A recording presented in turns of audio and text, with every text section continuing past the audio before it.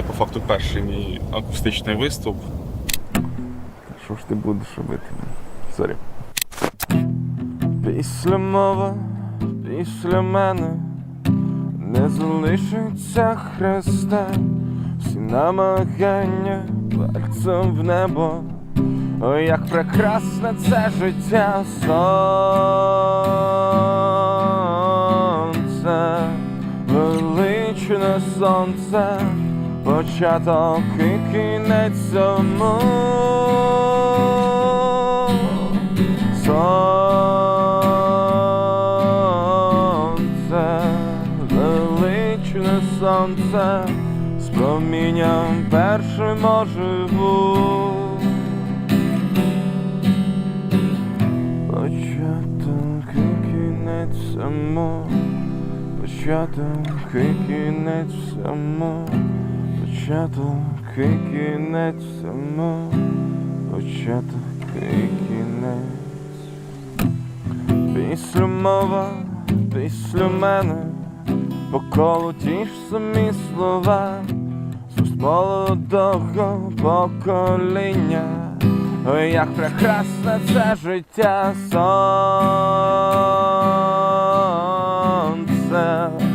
величне сонце, початок і кінець цьому.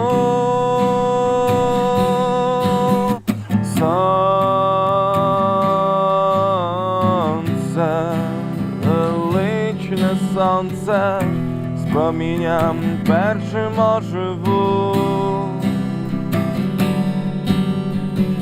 З промінням першим оживу, з промінням першим оживу, з промінням першим оживу.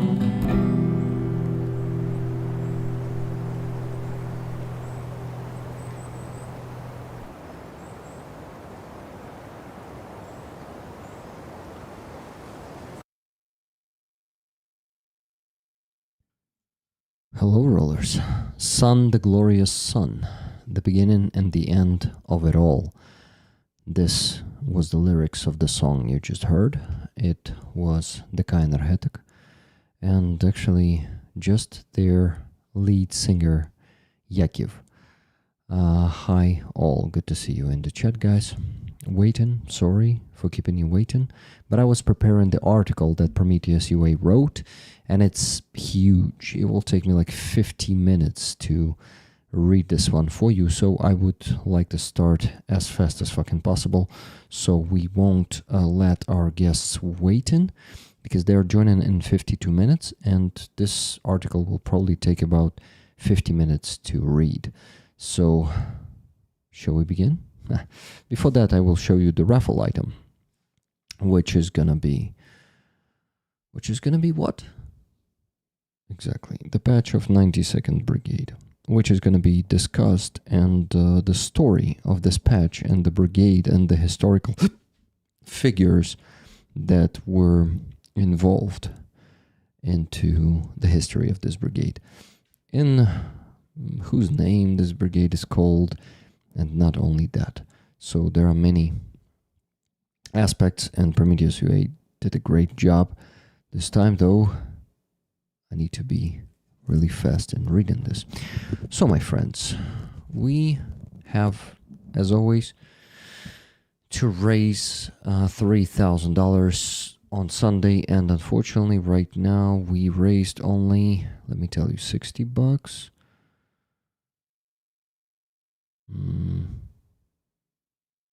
60 plus 20, that's 80, plus 45, that's 125, and plus,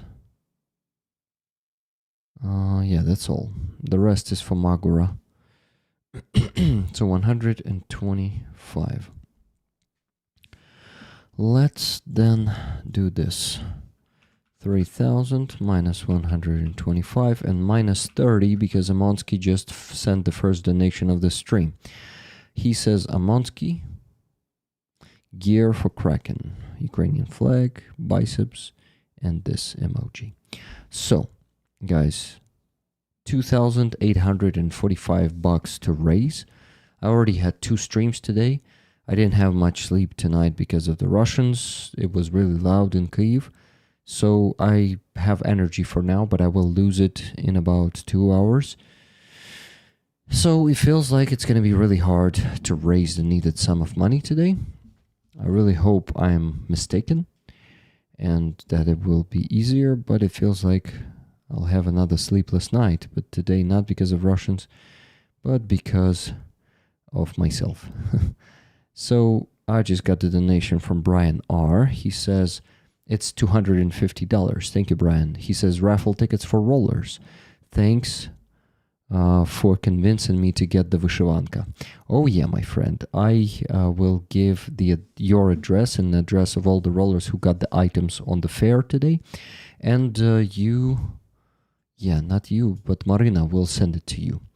Okay, so minus $250 by Brian, and just now $40 from Kathy S. Kathy, thank you very much. Minus 40, we still need to raise $2,555. Let's go, guys. I think it's totally possible, considering that we have 2 awesome paintings on the on the auction tonight. And we basically have the last 2.5 hours to get them. These are the 2 paintings of Aziza. Let me show them to you. These paintings. I need to make it bigger. The first one is called Russia is a Country of Killers by Aziza Iskender. And, there's actually a description to it. First of all, look at this. I think it shows Russian face pretty well. It's a bloody stench there, too. You could see it. And it says, every Russian is a horrible part of a great brutal murder. They are terribly sick, and only complete defeat can change them. I totally agree with this. So the current bid is $400 by Alex in Berlin. He placed the bid for this one. And next one is Death Camp, also by Aziza Iskender. Tabir Smerti. Death Camp, Ukrainian life, hands by thread, concentration camp. Yeah, it's done not only with paint, but with ropes. You can see the ropes, so this one is going to have some volume, or yeah, it's like a 3D painting. Really cool. The current bid is buy 9 lives, $300. If you want to place a bid and outbid these 2 gentlemen, please do. Please do place a bid. I just got one more donation. It's from Johanna. Johanna's Finlandia. Johanna from Finland. It says, it's $120. She says, Dear Rick, this donation is to Kraken. 6 tickets to me and 6 tickets to moderators, please. Rick, as always, I thank you so much for everything you do. Все буде Україна. Слава Україні, героям слава. Johanna з Finlandia. Johanna, thank you very much for this donation. And all of you who donated today already, thank you so much, guys. We still need to raise $2,435. And how many cents? Not a single cent. More. So, guys, what do we have? I have to work on the article, but remember that while I'm going to be reading this, you pay attention, but after I read this, you can donate. And we need to reach the goal as fast as fucking possible. This is why, please donate. Please donate probably until midnight. You have 3 hours for that. No, 3 hours, it's going to be already past midnight. So 2 hours and 45 minutes until midnight in Ukraine. Reaching the goal until then will be really hard, but who knows? Maybe I'm going to do a great job in reading the article, and you guys will just decide that's it. Rick will reach his goal already before the guests are invited. Yeah. Dreaming is not, it's not bad, right? Dreaming is aloud, so let me dream. Okay, so my friends, I'm getting ready to read you the article about the patch. The first picture from Prometheus UA will be actually this is the patch itself. You can see it here, and you can see it on the screen at the center of it now. So you guys keep buying tickets with your donations for this awesome patch that you see on both screens, meaning on the screen, like in browser, right? And through my camera. Dreaming is still legal, exactly. Who knows what happens? Okay, Смерть хробаки, хробачни, I think is the right version. Let me type it for you, Josh Earhart. Хробачни. Смерть хробачни. Because хробаки is not correct. Хробаки is not a Ukrainian word. Chrobak, chrobachni. Ah, you probably know that it's chrobachni. Okay, good. So, let me ask you to do next. Like the stream, and please donate and buy the tickets for the patch. Because, like, really, it might be hard for me to reach the goal today, so I need all of you, even those who will be just passing by. If you can donate, please do, because it's vital for Ukrainian army. Chrobachny, yes, damn, I autocorrect. Voice to text is tricky, you know, sneaky and tricky. So, let me start. Let me begin. The words that you're gonna hear from me. Speak an intro for the clip, please. Thank you, Rick. Okay, so guys, right now I'm gonna read the article of our dear fellow Ukrainian, Prometheus UA, about the patch that you see on the screen. This is the patch of the 92nd Brigade, and that's the last version of that patch. And they have a huge history and like history connected to this. So Prometheus UA wrote a beautiful article that I will start reading right now. But to be honest, before reading the article, there's going to be a hymn of the 92nd Brigade. I forgot that I also need to play this one for you. So let's listen to the hymn first. Let's go.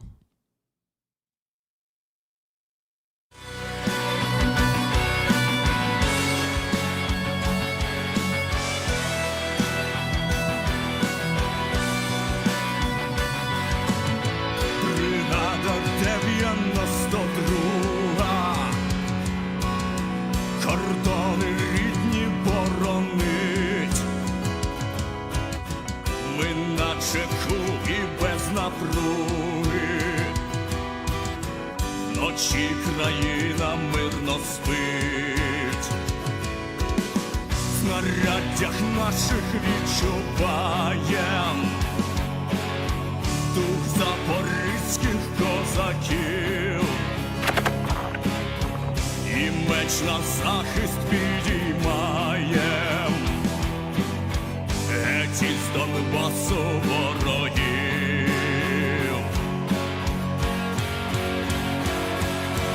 І Луганщини у нас серця, крок за кроком, та наш переможний шлях. За Донеччину на захист вам, не віддати наші землі ворогам. Ми бригада на ім'я Сірка, кошового нас тепер веде рука. Настрій мужній, хай загине брат, захистимо свій синьо-жовтий стяг. Славетна 92-га, і ті, хто нині є в строю, і ті, що вже життя віддали, за землю матінку свою. Ми захищати батьківщину, готові мужньо повсякчас. Ми духом сильні й єдині, нікому не здолати нас. І Луганщини у нас серця, крок за кроком, та наш переможний шлях. За Донеччину на захист вам, не віддати наші землі ворогам. Ми бригада на ім'я Сірка, кошового нас тепер веде рука. Настрій мужній, хай загине брат, захистимо свій синьо-жовтий стяг.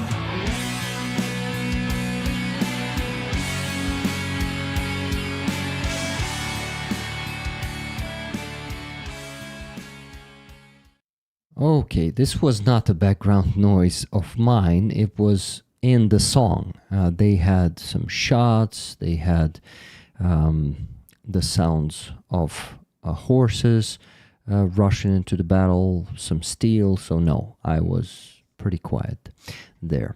So yeah, guys, this was the hymn of 92nd Brigade. And now let's go and read the article. I will read it for you. So give me a second. So there's a patch, right?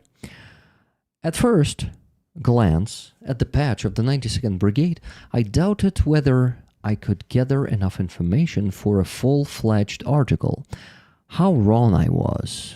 It turned out there was actually a huge amount of information, and I found it difficult to start writing precisely because of the challenge of choosing what to include and what to leave out. Let's begin with the history of the 92nd Brigade. This is one of Ukraine's so-called old brigades, a term usually applied to units that were created before the start of the Russian-Ukrainian War in 2014. In the spring and summer of 2014, the brigade defended Kharkiv from a potential Russian attack, but by the end of August, it had been redeployed to the Donbass. There, it took part in nearly all the largest battles and helped to halt the Russian advance.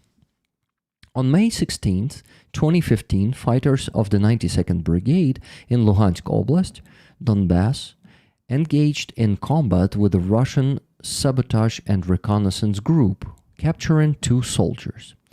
So you see these 2 soldiers of this sabotage group and reconnaissance.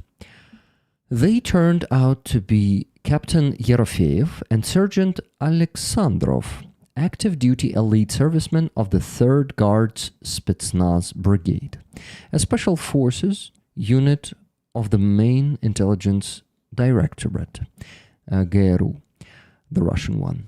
This incident was widely covered in Ukraine as yet another undeniable proof of Russia's direct involvement in the occupation of part of Ukraine.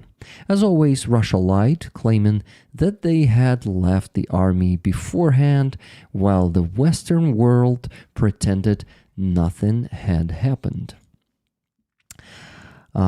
Continuing its attempts to seat Putin at the negotiation table and persuade Ukraine to compromise its interests. Doesn't that sound familiar today? Some people in that same 2015 began new economic ties with Russia, starting the physical construction of a gas pipeline from Russia and making their country even more energy dependent. And this, after the obvious and open occupation of Crimea. I remind you, Russia officially annexed Crimea and the hybrid occupation of part of the Donbass Do you know who was the last one to officially annex part of Ukraine into his country? It was Adolf Hitler. Imagine Ukrainians who had heard from representatives of Western countries about European values, freedom, democracy, the rights of women and minorities, and so on. Demagogues and demagogues and hypocrites with blood on their hands, because for years Ukrainians said that once that project was completed, the Russians would start a full-scale war. And we see some articles. You see, this one is Nord Stream 2 will bring corruption and war to Europe. Next one is dated by 23rd of July 2021. Nord Stream 2 deal stokes fears of Russian aggression. Next one is year 2018. Naftogaz CEO, Russia's Nord Stream 2 would threaten Ukraine, from Deutsche Welle. This one is full-scale military aggression, because transit makes full-scale military aggression against Ukraine a very costly exercise, he said. Who said that? Andriy Kobolev, the CEO of the Ukrainian state oil and gas company Naftogaz. We have another one, Merkel. Give me a second. Rick, можеш збільшити картинку? Яку саме? Okay, so this one is July 22, 2021. Merkel defends Russian gas pipeline deal without more US sanctions.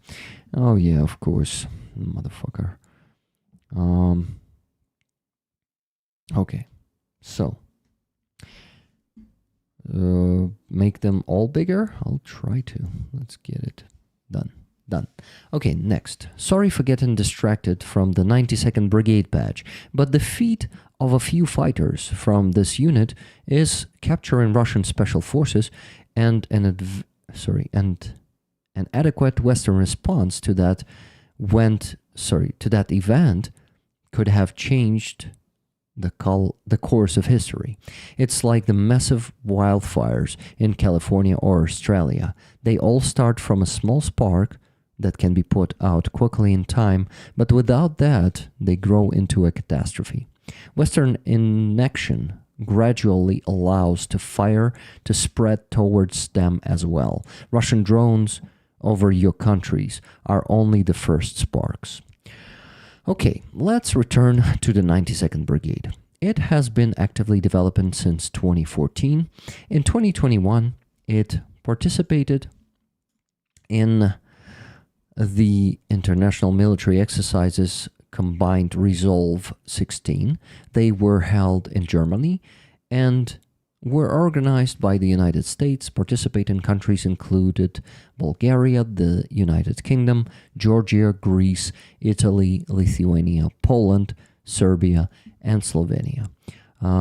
You see the picture from one of the, from those exercises, and the guy to the right is wearing the badge of the 92nd Brigade, and the guy to the left is the representative of the United States Army, wearing a multicam, that camouflage picture. And what's next?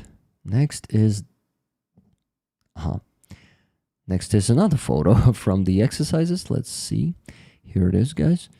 So I think these are the Ukrainian BTRs, and there's also a camouflaged sniper there.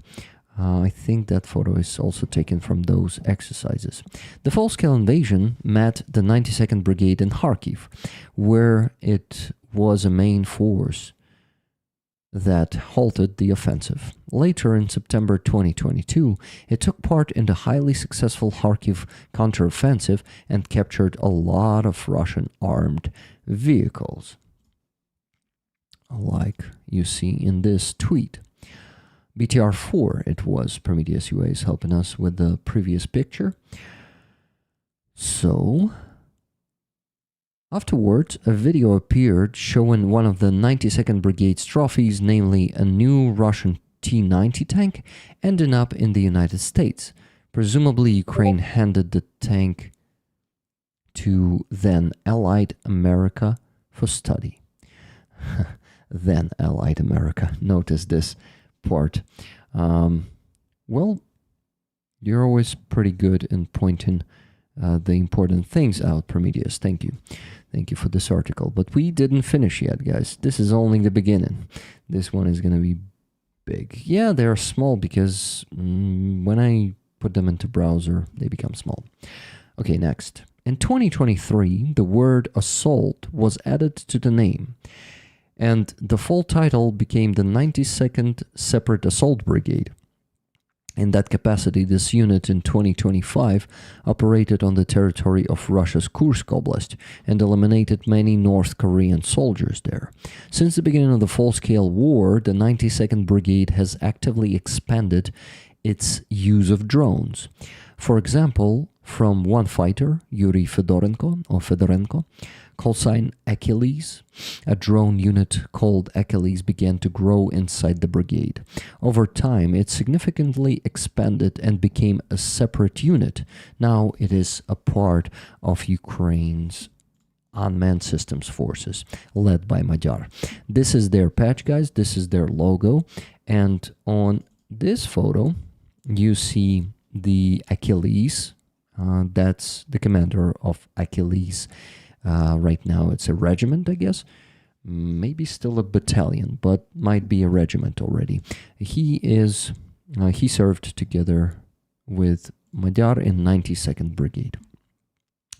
And the brigade has one of the most effective drone units, the Code 9.2 Battalion.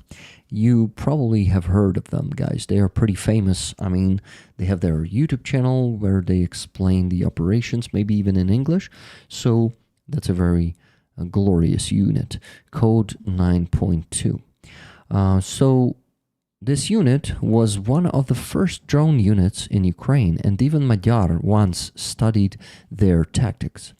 Yep, these guys developed some tactics that Magyar's birds also studied and are using them in their work. Now, finally, let's get to the patch. Until 2014, Ukrainian brigade patches were post-Soviet style. I don't like them. Usually, they have many different images. Let me show it to you. Usually they have many different images and inscriptions. Still, the 92nd Brigade's patch was far from the worst. Yeah, look at this. This is, I think, the first version of it. And shit, why does it name like some Russian name? Ropshinska. If it was Ropshinskaya, I would thought it's a Russian patch. But then it looked like this. The separate mechanized brigade, it says. Still the same, not the same, but similar, pretty similar style to what we have seen on the previous one, but not that Soviet anymore. You see? With reforms after about 2017, Ukraine began creating brigade patches in the Western style, more laconic. The first patch looked like this. Yep, you guys see it. And apparently, in April 2025, a rebranding took place, which is the subject of Rick's current Raffle. And now it looks like this. So this rebranding was made only 7 months ago, guys. That's what Serhiy from this unit that gave me this patch told me. He told me that it was changed only about 7 months ago. Roman numerals XCII, that's 92, were added. The brigade number, small marks of the Ukrainian trident. the brigade number and small marks of the Ukrainian trident, and changed green to black. At the bottom, you can see a palisade that symbolizes the defensive fortifications of the Zaporizhia siege, the capital, and the military base of Ukrainian Cossacks. You see, this one is super small too, Prometheus, but I cannot do anything about it. You know, maybe I can zoom it in. Give me a second. Is there any? No, there's no instrument in the browser to zoom it in. Sorry. I can only zoom it in on OBS, but it will mess up the next shot, so I better not do it. So guys, you can take a peek on the next photo how Zaporizhia siege looked like. So it was the capital and the military base of the Ukrainian Cossacks. Let me show you the next photo. I think this one is a bit bigger. So it was a fortress, usually a wooden fortress, that was not really fire resistant. So I think anything could happen. You know, Middle Ages, it was always like this. You also see crossed muskets. Yeah, on the patch, you can see them, guys. Let me get back. Here on the patch, you can see the crossed muskets. These are a Turkish type tüfek, an early Ottoman Empire firearm used from the mid-15th to the late 17th century. Ukrainian Cossacks sometimes used them as trophies and called them yanicharka. So that's how it looks. There's one photo of it. I think this one is big enough. Yanicharka, Ukrainian Cossacks called this one. So next photo, it also features the same gun, the closer look on it. So you can see those two guns on the patch crossed. The 92nd Brigade is named after Ivan Sirko. He is a man around whom the most myths circulate.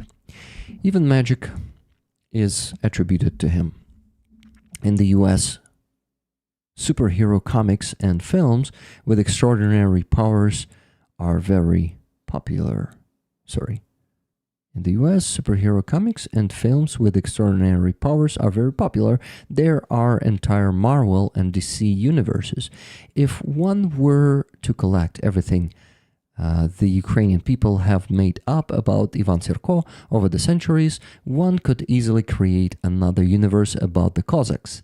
Wow, that's really cool. That's an idea for the comic books, you know, for the whole franchise. I really like it. Let's see. Maybe it will be created in the nearest future. Okay. It shows some creative thoughts.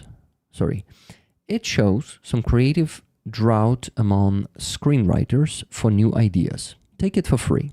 I give it to you.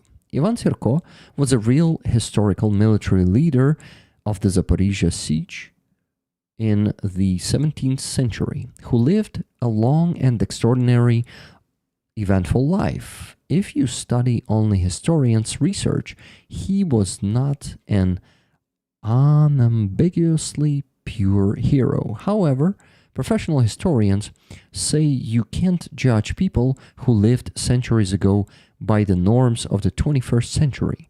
More stories about him will follow. Some will be true, some myths. Choose what you want to believe. In the 17th century, the Ottoman Empire, today's Turkey, was at its height and occupied vast territory from Asia to Africa and Europe. Look at this.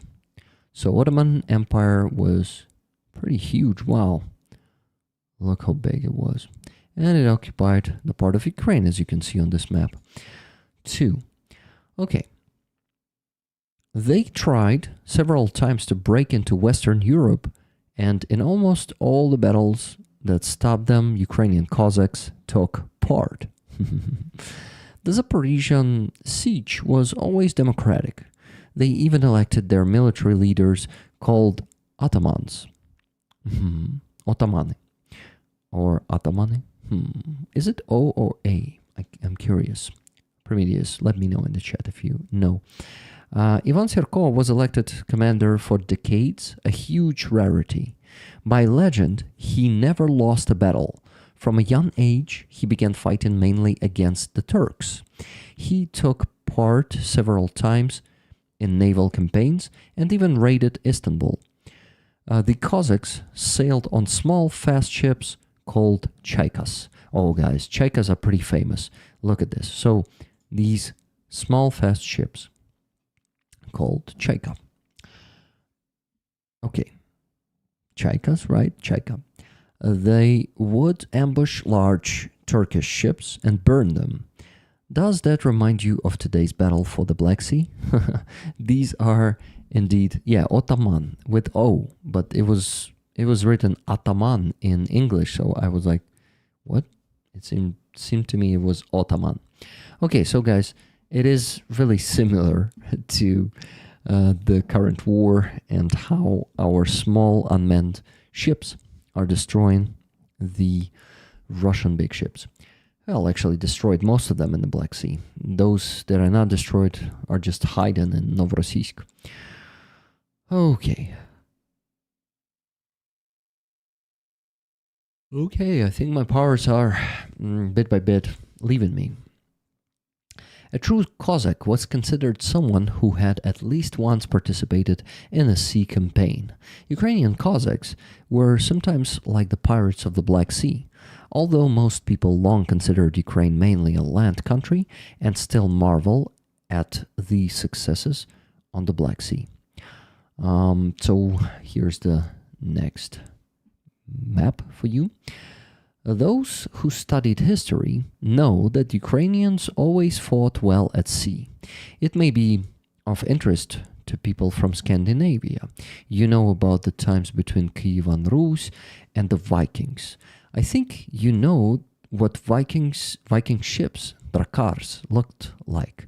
Now look at the Cossack ships, Chaikas. Notice any similarity? Yeah, it's indeed a pretty small ship. And it looks pretty similar to Drakkar. Look at another photo.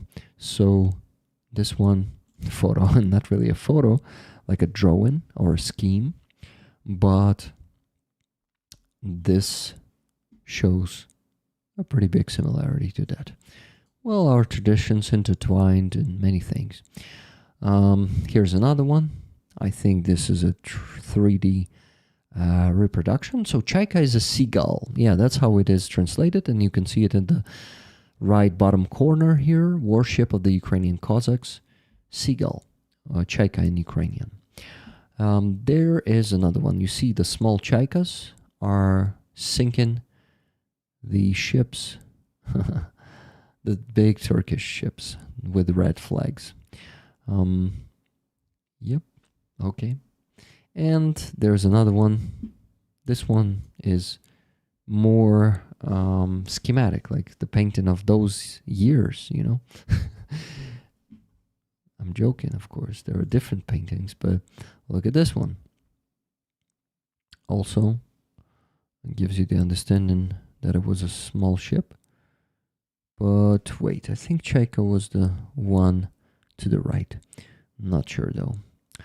Let's go and keep reading the text that Prometheus wrote. Of course, the vast majority of battles were on land. Some say that Ivan Sirko, together with the Cossacks, took part in the 30 Years' War, 1618 to 1648.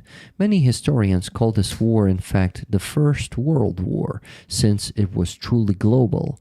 The Cossacks definitely fought in it, but as for the story that in 1646, Sirko and his Cossacks helped France win the siege of Dunkirk. Cough, cough. That's funny. But yeah, cough, cough was supposed to be... Historians don't exactly mention that, but who really knows how it was? As I wrote earlier, it's up to you to decide what to believe. Wink, wink. I winked when I said that. Ivan Sirko also had a personal reason to fight the Ottoman Empire.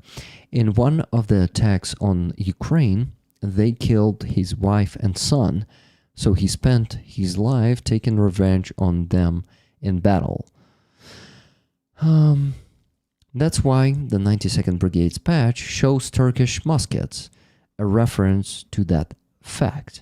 After his many victories, legends sprang up about Ivan Sirko even during his lifetime. His successes were explained by saying he was a charakternik. Okay, what is charakternik, guys? Let's rozberemos. Let's figure it out. According to Ukrainian legends, a charakternik is a Cossack with supernatural abilities, catching bullets in midair, becoming invisible, infiltrating an enemy camp, moving objects with the power of thought, like in that film inspired by mycolog Gogol's book. Look at this mysterious old Cossack and how he eats vareniki. Okay, let's see. I mean, let's watch this one. Should be funny. Oh, that's pretty loud. How can I make it less loud? Oh, here it is. Вишь, какое диво!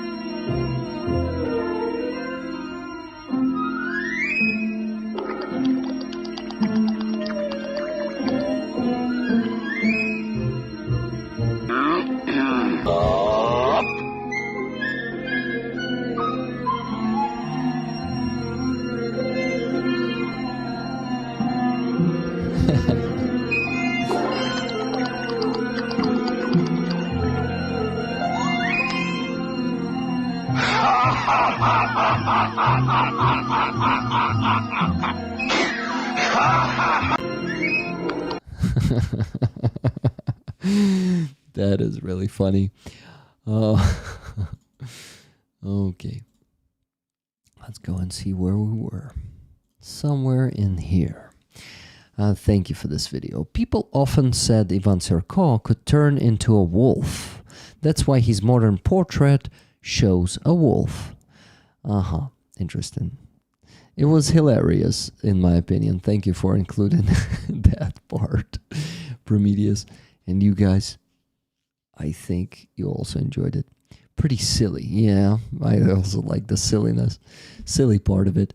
Okay, how can I make it bigger? Probably like this. Look at this. Ivan Sirko is painted with a wolf because the legend always said that he could turn into a wolf.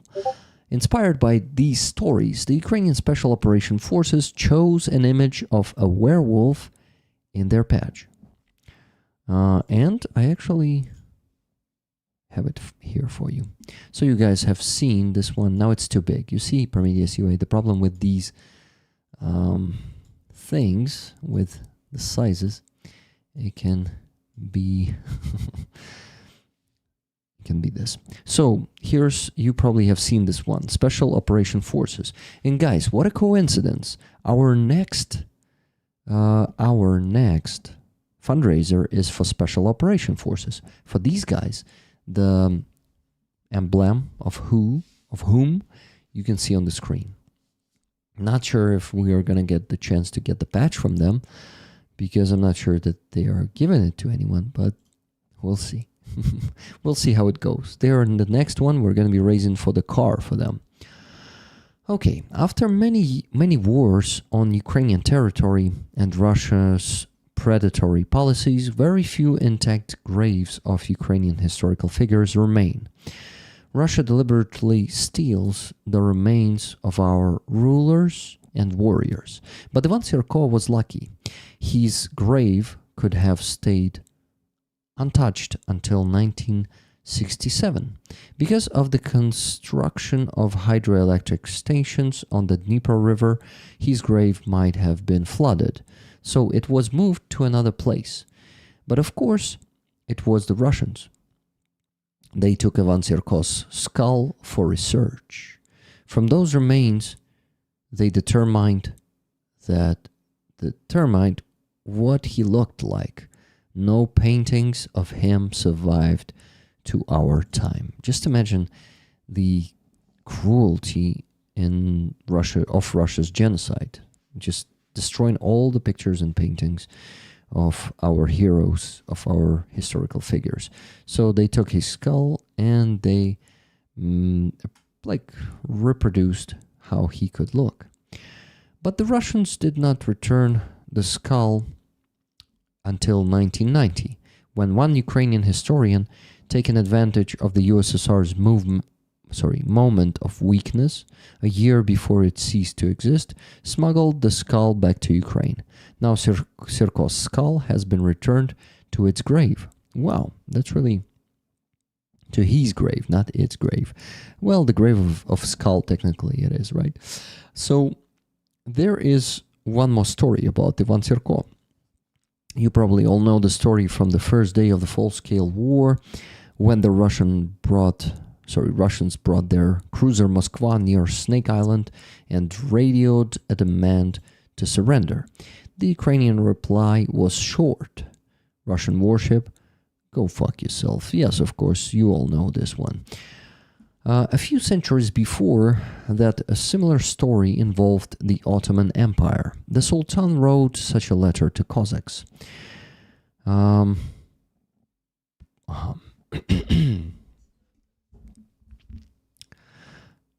Sultan Mehmed forced the Zaporizhian Cossacks.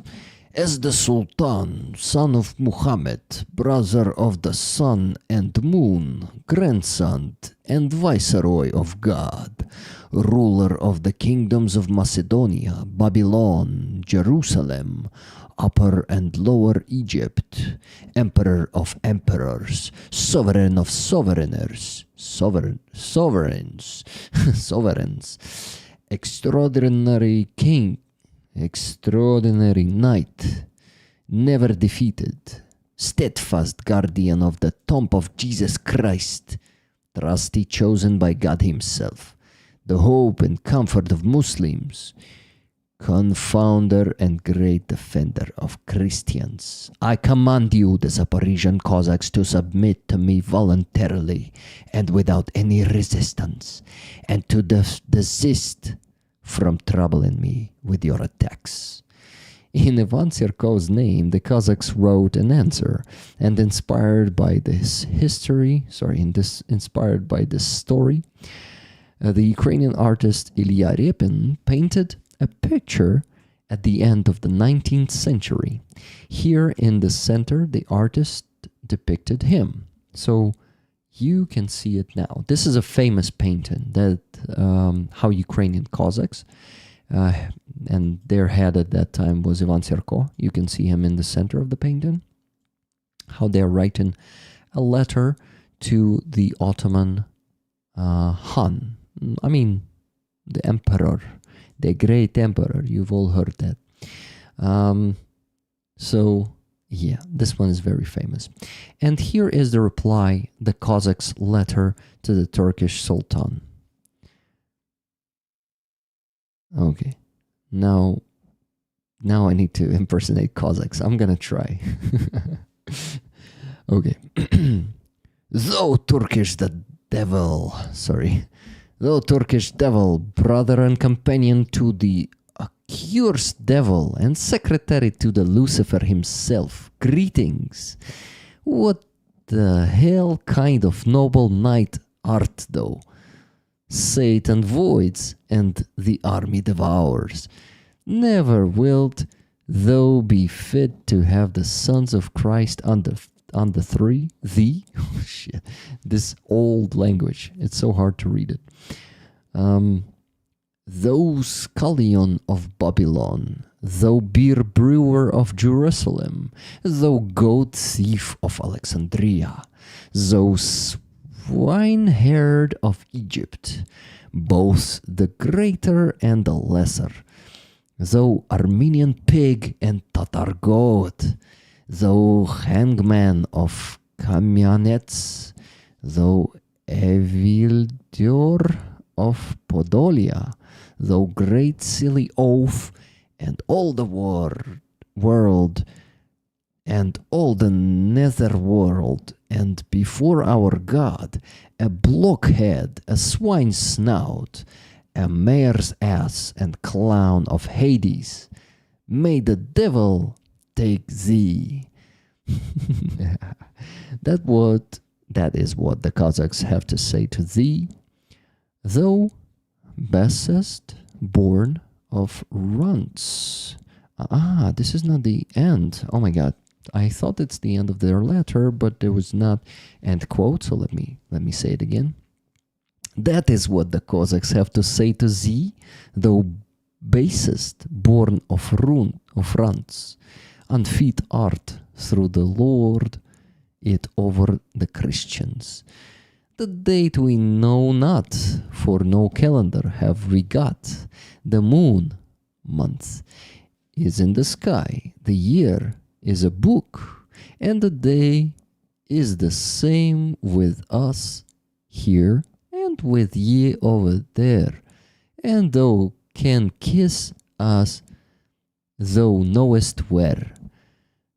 Koshovy ataman Sirko, Ivan Sirko, and all the Zaporozhian Cossack brotherhood. As I said earlier, choose for yourself what to believe and what not. No one will ever know for certain. Meanwhile, new myths appear.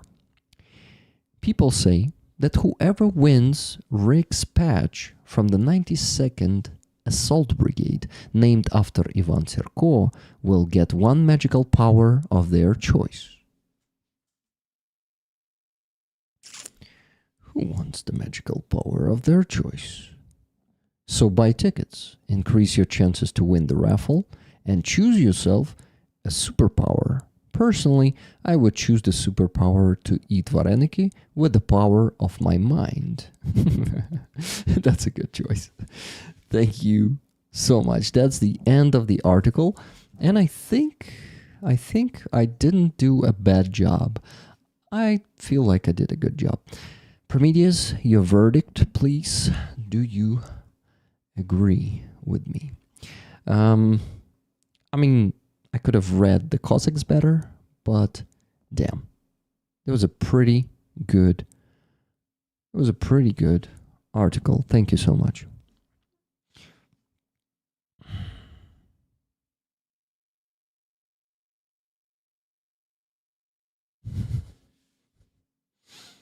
Guys, sorry, I'm distracted by Starski right now for some reason.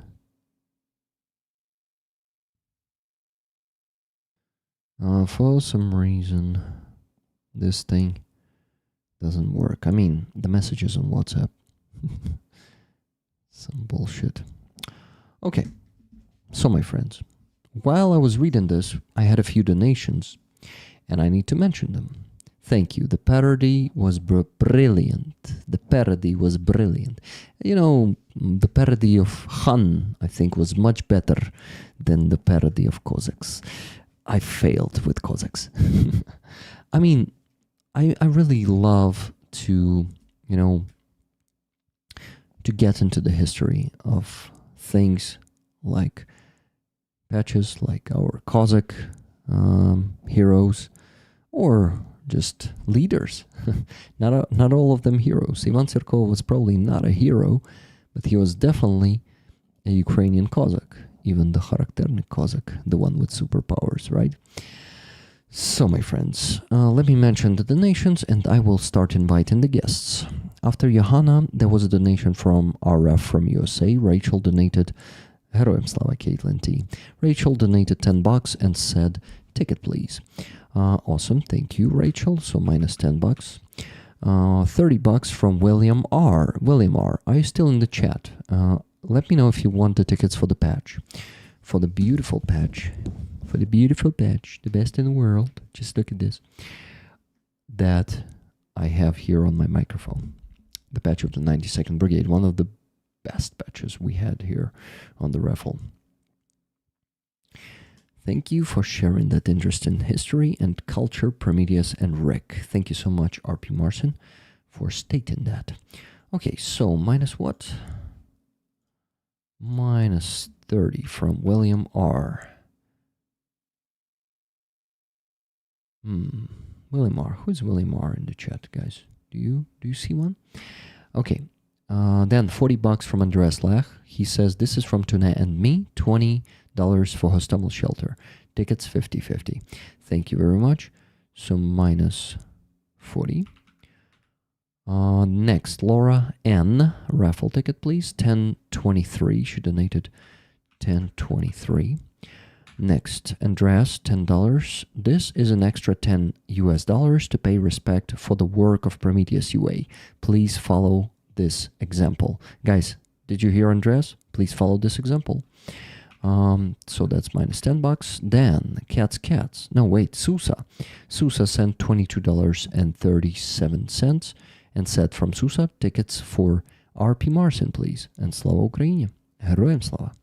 So 22.37 it was. And next donation is big. It's $335.55 from Sir and Mrs. Garrick. Thank you so much, Sir and Mrs. Garrick.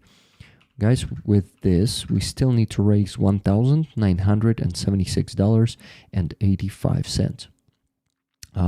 1/3 is done, 2/3 to go, so we still need a lot of donations, a lot of them, especially if they're going to be $10, $20 donations. We need a lot of them, but we can do it, guys. We can reach the goal today. Let me start inviting Starski, Dick Dawson, Fuzzy. I hope Fuzzy can join us, by the way. It depends on his availability. I mean, from the service, you know how it works. Okay, just got $50 donation from Paul Deberitz. He says, a little for the cats and dogs from me too. I donated to the soldiers before today. Tickets, please. Yeah, but not to my fundraisers. Paul Deberitz, you did it. Okay, whatever. I mean, I just don't like to, whatever. Whatever you decide. 50 additional bucks to a stolen shelter. That will make it 220 today. Okay, now let me just close all of these. Like this. Oh, shit. Fuck. Did you see what I just did? I closed the needed tabs, and I think it was even... yeah, whatever. But I remind you, there is an auction of paintings. Maybe someone want to outbid each other. Okie doke.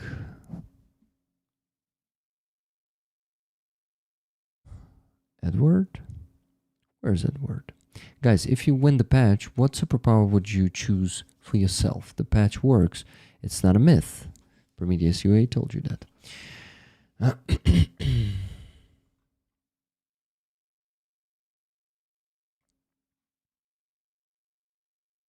Героям слава. Yep. Okay. Minus $50 from Paul Deberitz. Kathy S. donated $10. Following Andreas to thank Prometheus. Thank you so much. So that's minus 10. And $20 from Levy. After winning that awesome flag last week, I'll be donating my tickets to Rollers for a while. Slava Ukraini. Героям слава. Thank you. Minus 20. Okay. Rollers, I wanted to ask you to do something today. Before, while I'm inviting my guests, I wanted to tell you that I still lack $300 to reach the average income on YouTube, and today is the last chance to reach that for me, because yes, there's going to be a stream on Tuesday, but you definitely won't be able to support me then that much. So yeah, that's the last day of basically today is my last chance to earn something on YouTube. I want to thank everyone who bought the gifted memberships today. Rachel, Ara from USA, 5 gifted. Wella, 5 gifted. Thank you. Then Josh Earhart bought $10 and $10 super chat, and Johnny Nedregard 22 Norwegian krona super chat. Hello Rollers, Slava Ukraini. Героям слава. So guys, may I please set the goal of memberships today, and let's maybe reach the, I don't know, at least 200, because to get $300 of income, we would need to reach almost 400. But I don't know if it's possible, but I'm counting on you because, yeah, because you know how it works here. So if you can support me with some gifted, I will be really grateful. But let's hope it's not break. It's not going to break. So right now we have the additional 20 from Nikki. Thank you so much. And 50 from Robert Janasar. So that's 10. That's 80. Thank you, guys. If we can get to 300 would be fantastic. If we can't, then we'll get... Then I'll get what I get. Thank you very much, Alex, for 50 gifted memberships. And hello to you. Good to see you. I see you have seen my call. Thank you. So, 80 plus 50, that's 130. Wow, that's great.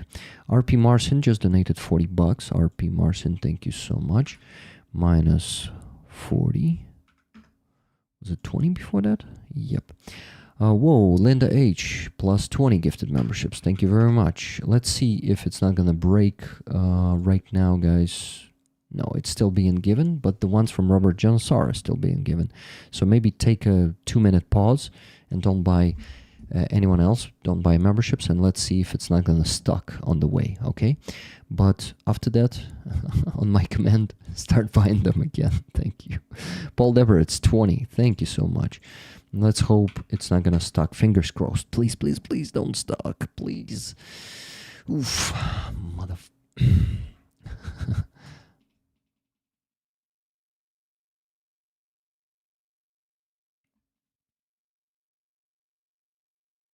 Okay, so Google Meet, that's what I need. And I need to start inviting my guests because Starski is already waiting for 7 minutes. 7 additional minutes. I'm being an asshole, but I needed to ask you to buy some memberships. I really needed to do this. You know why. You all know why. Because doing it together with Starski would not be really good, and I needed to do it before that. You know why? I Dick Dawson is going to be here in 15 minutes. I guess I'm sending him the link. Okay, now Fuzzy and Aziza left. Good. Fuzzy, come here. Come here. Sounds a bit not good, I would say. Okay. RP Marcin, thank you for that 40. And RP Marcin said 8 for Ukraine tickets to Rollers. Thanks, Rick. And just now, Keith and Melissa donated $40. Great streams today. Excited for our guests to arrive. 2 tickets for Prometheus, 2 tickets for Rollers. Oh, Prometheus, you have 2 tickets for the 92nd Brigade patch. That's pretty awesome. Congrats. If you win it, you gotta take it. $10 from Elvin Archer just now. He says, "Hi Rick, sorry I'm just lurking today. I have a bad cold, but I had to send money for a ticket after such an awesome collaboration with you and Prometheus. If I could have a superpower, it would be immunity from colds, flu, and COVID. Love to you, Rollers, and awesome guests." Oh yeah, that's a pretty awesome fucking superpower. I'm very sorry to hear that you have a pretty tough cold, but this is the way. Sorry. This is not the way. I'm just sorry. That's all. Okay, the gifted memberships are still being given, so it's not stuck yet. Wow. It's really awesome. That's 170 of them. Thank you, guys. Maybe we can even reach, who knows, almost 400 today. Not easy, but still, I think, possible. Okay, the Robert John SARS ones are being given together with Alex in Berlin, like mixed up right now, but I think there are still Paul Deberitz's to be given, but some of them were given already. Linda H, yeah, they're now all mixed up. It just I don't know. It became a mess. Okay, I sent a link to everyone, but no one is joining yet. Starski has read his link though. Read the message with the link, so he should be joining very shortly. I apologize that it took me so long to invite you, Starski, if you're listening to this. If not, then it is Destined. Okay, guys. So, Paul D, thank you for 10 more gifted memberships. And they still work. Oh my God. Guys, keep going. Thank you. So, plus 10, that's 180. Wow. Wow, YouTube, thank you for this. Today, you're actually being kind to me. It seems. But it seems it's stuck now. 4, 5, 6, 7, 8. Yep. Well, that's still pretty impressive. 180 of them. Andres, I think yours are not going to be given anymore. Yeah. The ones from Paul D are stuck. Guys, don't buy gifted memberships anymore. They are stuck. You're going to be refunded. So super chats instead, but only, of course, if you can. Buy them. If you cannot, well, we cannot do anything then. We cannot do anything anymore. Yeah, they're stuck. Fuck. But at least, 180, no, actually 178 is already a pretty good result. So I'll just be happy with that, But you can buy the rest with the super chats, because I still gotta get the additional, 151. No, more. It's more, because they take 30%. Okay, guys, you know what to do, but it's around 200 left. It's the equivalent of 200 memberships. That's a lot. Shit. Sorry to put you into such position, but when you help me reach my goal based on Donatello Patreon subscriptions, I will stop asking you to buy gifted memberships or super chats. You will just do it naturally whenever you want. That's all. So please help me reach that goal. Subscribe to my base, Donatello or Patreon. Base is the priority. Donatello is the second priority. And the third priority is, you all know what? Patreon. Patreon is the last priority. Okay, I think it should be Starski. He was supposed to be the fastest one. The fastest. Yeah, that's him. Hello, Starski. Good to see you. Yo, how are you? I'm pretty good. As you can see, I have energy today. Oh, that's nice. That's nice. Also have energy. I was joining the stream, and there's like this big button saying ask to join, and I was like asking like Aziza, join me to your stream. Yeah, and finally I'm here. I was, thinking for about 15 minutes, as you can see, to either let you in or not, but I finally decided I should. Okay. I want to thank Alex in Berlin for 100 euro super chat. Happy Sunday stream. Thank you so much. That's a very huge boost. So, guys, it's almost done, because Martin Bissek, with his 10 Swiss dollars super chat, proudly co-sponsoring the Rick/Starski stream. Thank you very much for that. Wow. So yeah, Starski, it's I'm pretty, as you know, pretty open and transparent person, and I'm actually telling my community how much I earn from YouTube. And I'm also trying to reach the average income there, because lately, because of YouTube's bugs, it is getting hard to earn the same amount of money. So we had the goal for the stream, and to be honest, we almost reached it. Thank you, guys. It's really, really very, very appreciated. And I know that you value my work, and you also prove that with your generous salary. That's how we call it here. They just pay me salary for my work. I provide them content. I provide them the stories of amazing Ukrainians. And damn, the active Ukrainians who I meet on Free Azov rallies and in other activities I have here, they are all very good people. Like, good, active, real citizens of Ukraine, not just a population, just like some people. And they are also inspiring. So thank you so much for, keeping this transparent contract with me, guys. It's Yeah, it is something that that I like to do. I like to be open, I like to be honest, and if I need some help, I ask for it.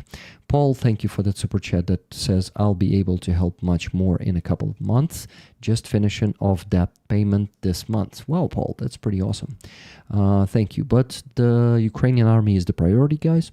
So please stop buying the super chats for me and start donating again, because we still need to raise, let me tell you, minus $40, minus 10, minus 20. We still need to raise $1,786.85. It is a pretty big sum of money, but we're gonna make it today. Never gonna let you down. Roughly tickets for Never gonna rollers. run around and desert you. It was 12,000 hryvnias donation from Robert Jonosar to Ukrainian army. Wow, that's like $300, right? Approximately, a bit less than that. Wow, yeah, thank you. Thank you so much, Robert. So, getting even closer to our goal, but not count that one into the PayPal donations because that one was on the base. Let's try to reach the needed sum on PayPal first. If it's going to be really hard in the end, I will include that sum and make the goal smaller. Also, I want to thank Levy for $10, a super chat with the salute and Ukrainian flag there. Thank you. And Anna Holmgren, 65 Swedish kronas. Lots of love to all, and Ukrainian hearts, yellow and blue. And the sunflower in the end. Thank you, Anna, for that. So, Starski, I just wanted to finish with that because rollers piled me up with all this super chats and gifted memberships, and I wanted to just thank everyone before we start talking with you properly. Okay, so sorry for this delay. This is why I also was inviting you later than I promised.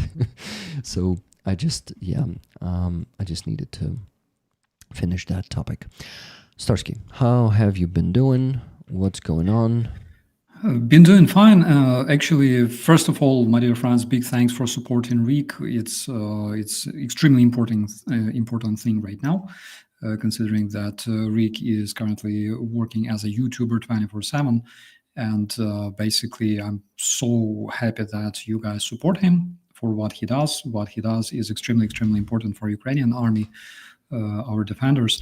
And also, I was actually very happy to see you this morning when I had morning coffee stream reviewing the news, because the strike that took place in Kiev today was absolutely terrifying. And I'm been watching those videos of Russian like precision strikes on the kindergartens. There was a kindergarten in Darnetsky district completely obliterated by Russian attack. And I was really happy to hear that you were fine. And generally, were you talking already about the strike today? Mm-hmm. Well, thank you, Starski, for a great stream today. I actually came there when you were like 17 or 20 minutes live already, and I stayed until the very end. Yes, it was shorter than usually, but damn, it was pretty interesting conversation. I always like how you bring the news. You do it very professionally, and you know your super chill manner.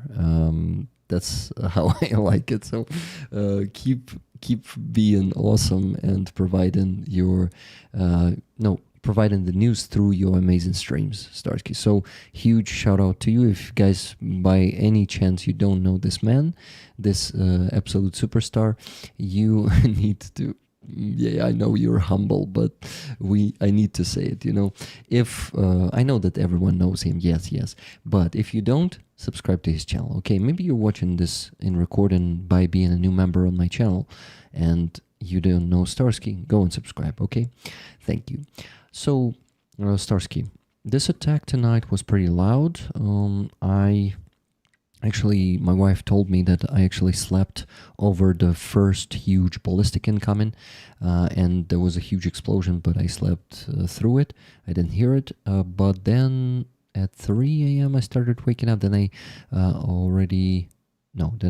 later started falling asleep again. Then at 6 a.m. It was impossible to sleep because Shahid drones were heard, and they were shut down. A lot of them, you know, The good thing is, considering how many drones and missiles Russians are sending, like a lot of them are being shut down. The air defense is pretty strong, at least in Kyiv right now. So I can I can say that it could be much worse if not our interceptors. That's the first thing, because this program that is mostly implemented initially by our amazing volunteers, like Sternenko and his fund, Sternenko's community, like Poverny Živim, like Partula Foundation. Those are sponsoring and actually developing the technologies for the drone interceptors. So intercepting Shahed drones with FPV drones. This one I think is contributing a lot, because tonight, I heard, like, in such massive attacks on Kyiv, I usually hear at least 20 Shahed drones flying one after another. Tonight, I heard only like 3 maximum. So that means that a lot of them were eliminated before they reached Kyiv. And that's pretty good. So, but of course, we need to thank our partners for providing us with air defense, because we can, talk a lot about the indecisiveness of Europe, but we need to really give them a huge thank you and credit for providing us with good air defense. What do you think about this? Yes, absolutely. And now we can see another problem that might emerge in Europe, because I actually heard this thought from Ryan Macbeth, who actually discussed on his channel this recent problem of Russia sending its reconnaissance drones over European countries. And one of the reasons why they might be doing that, well, of course, it's obvious that they're conducting reconnaissance of the European air defense. They are conducting reconnaissance on how the forces on the ground react to this. They conduct reconnaissance, gathering intelligence regarding their rules of engagement, regarding their standard operational procedures and things like that. Like, we all understand that. And we all also understand that they also do that in order to disrupt the air connectivity between the European countries. Again, it's very obvious. Mm-hmm. But what is less obvious is that at this very moment, what we have in Europe, generally we have a lot of countries pushing their anti-air missiles and air defense productions to the biggest possible limit, right? Mm-hmm. Because nowadays all the countries in Europe are concentrated on producing air defense measures to help Ukraine and also to stockpile for themselves. And what those Russian drone incursion can actually result into is that European countries will understand that they will need more air defenses for themselves, because the amount of missiles that each country has stockpiled is finite. It's not that big, actually, and it's made with estimation to calculate some specific amount of Russian drones and missiles. And believe me, the number that they can intercept according to the NATO standards is very, very small, comparing to the number of drones that Russia has at this moment. It's very small and unreasonable, because Russian drones cost only a fraction of the missiles that Europeans produce. And what this may result into, it may result into European countries concentrating more on stockpiling those missiles for themselves and stockpiling the air defenses for themselves in order to protect the NATO countries, which will result in less air support, less defense support, and less air defenses for Ukraine. Mm-hmm. So that might be, in the long run, that might be one of the results. And the problem is currently at this very point, it's very, very hard to increase the amount of production of both launchers, radar stations, the tracking stations, and missiles in Europe as much as we want this. And I believe that the only solution that can be implemented here is basically implementing Ukrainian experience, implementing all sorts of tiny and cheap interceptor drones that Ukrainians are using, and implementing different sorts of installed immovable anti-air cannons that we have together with the sensors and the guiding systems that are installed on them. And basically this might help. So if they cover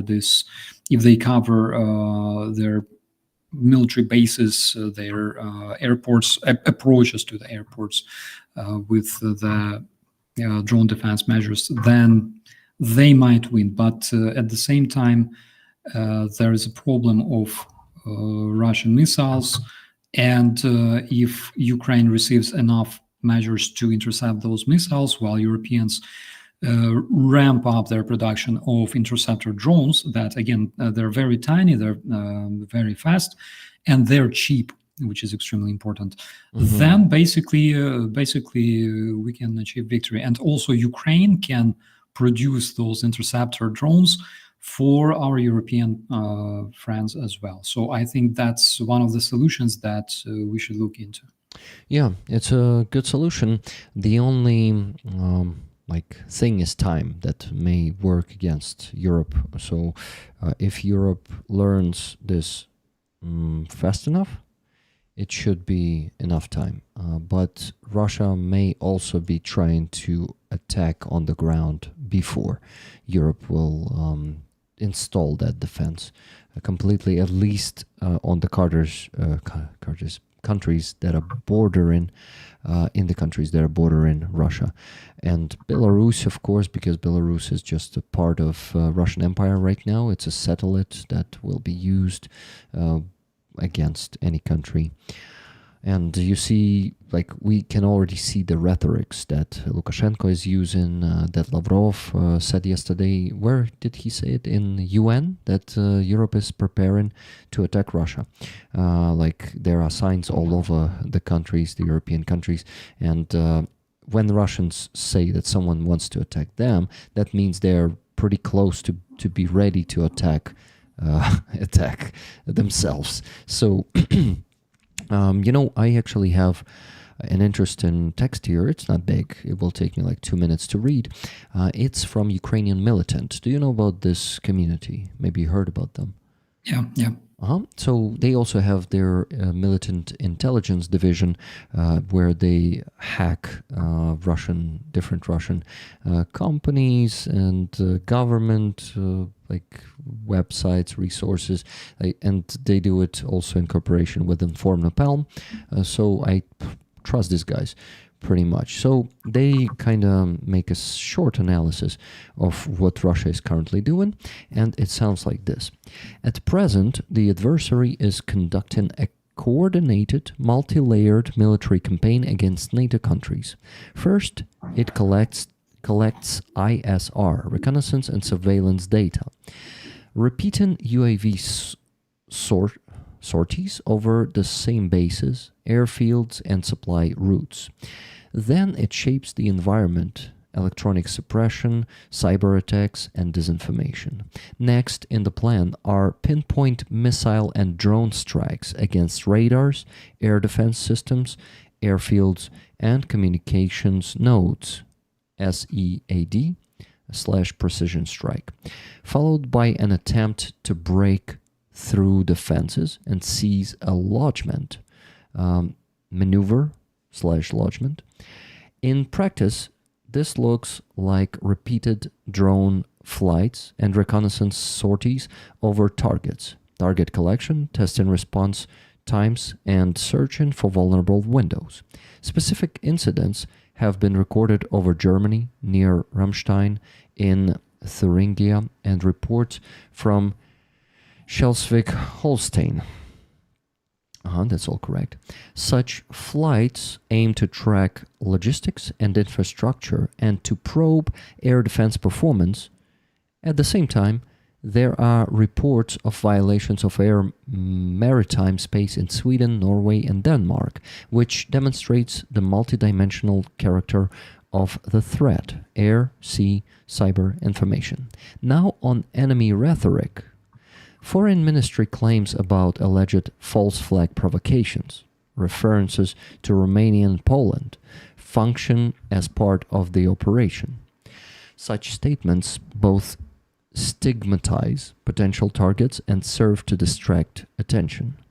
What's important to understand is that this is a multi-stage campaign. Temporary disruptions to aviation and port operations, risks of cyber attacks on critical infrastructure, and intensified information pressure are possible. The hot phase is still ahead, but it's inevitable. So I kind of agree right now that hot phase is inevitable.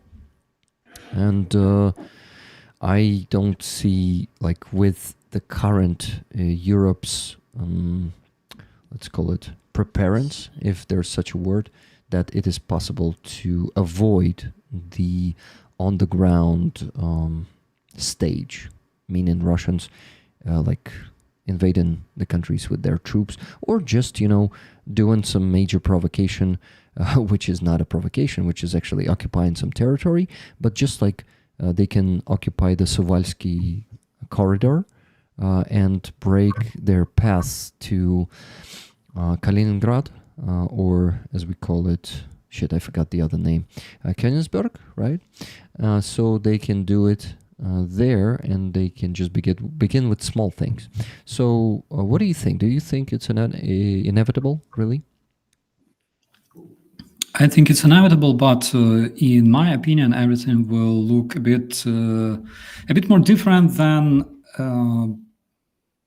genuine Russian troops attacking a European country. Because, for example, if we're talking about Estonia, if we're talking about Narva, there's plenty of Russian population. Recently, Russian spy was arrested there who was transferring sensitive information regarding the Estonian defenses and Estonian law enforcement since 2017. That is like literally 3 years after the beginning of the Russian hybrid invasion of Ukraine, and maybe even earlier, who knows. And there are such communities everywhere. There are communities of, for example, separatists in Spain. There are different municipalities and regions in basically any country that have, let's say, right-wing inclination, all right? And those can be basically provoked, or not even provoked, but pushed to different separatist actions on the territories of, I don't know, Poland or Slovakia or Czechia. And this way there will emerge different native local people only wearing like Russian camouflage and armed with modern Russian weapons and Russian drones. And they will be fighting for independence from, the mainland. And in my personal opinion, this is something that may happen in Estonia 100%. This will be the scenario. And I would give 99%, not 100, of course, because at this point, for example, we are not really sure if United States will, step up in case there is an attack on a European NATO member, if they will go, protecting the European NATO members. So we're not really sure. So may happen like that if, for example, Trump increases his rhetorics about like, I will encourage Putin to attack European countries, like he did basically, right, several times. And we will see Putin invading rapidly smaller Baltic countries like Estonia, without any response from United States, for example, then it will be bad. But 99% that we will see a lot of hybrid warfare, a lot of warfare involving separatist movements, involving terrorist attacks, involving a lot of informational warfare, involving a lot of disinformation, a lot of things that we've seen starting in Ukraine, starting like 2013, 2014, in Donbass, in Crimea, and all the way to 2025. For example, in Moldova, in Hungary, and we will see a lot of hybrid warfare. So hybrid warfare can eventually evolve into the classic warfare when, for example, a country, according to the NATO doctrine, a country with internal conflict cannot really ask NATO for help. It cannot join NATO, it cannot ask NATO for help. You got to deal with your internal problems yourself. And if you have such internal problem as raising separatist movement that literally takes control over your state establishments or your police departments all over your country, and then you have a lot of classic, like genuine Russian paratroopers literally landing in your country, and basically NATO will not do anything to help you. And those paratroopers will be saying that we are just supporting, the Czech-speaking people of Czechia that were repressed by their Czech government, and we only want to liberate Czechia from Czechs. We already seen this happening 1 million times already, and I have absolutely no doubt that something similar, maybe not 100% the same, but something similar will happen in countries, in smaller European countries like Lithuania, Latvia, or Estonia. So that is my biggest concern. The classic warfare involving like genuine regular Russian troops, right? Of course, it may happen, but there must, like when you put pieces of Swiss cheese over and over and over again on top of each other, and eventually there is like you end up having like one single hole going all the way through all those layers. So Russia requires a lot of such layers, all right? And it's like basically in aviation, this law of Swiss cheese. So in case a lot of such layers interlap and there will be like enough holes to make it possible, meaning complete self-isolation of United States, for example, things like that, then we will see. Trump recently talked a lot with Novrotsky. He said a lot of absolutely beautiful and amazing things about Ukraine. But to me personally, what he said sounded rather like basically he admitted that his administration, in terms of solving the war in Ukraine, is absolutely impotent, and he admitted that the war will continue for many, many years. So to me, he didn't say anything new. Like he said what we all know. Yeah, and to people who actually celebrate this and they say that, oh my God, this is so cool that Trump finally admitted that Russia loses so many men and Ukrainians are fighting bravely. Guys, there's already a countdown until the day he says that it's a war of President Zelensky one more time. And that, for example, Ukraine could just, give up Crimea and stuff like that.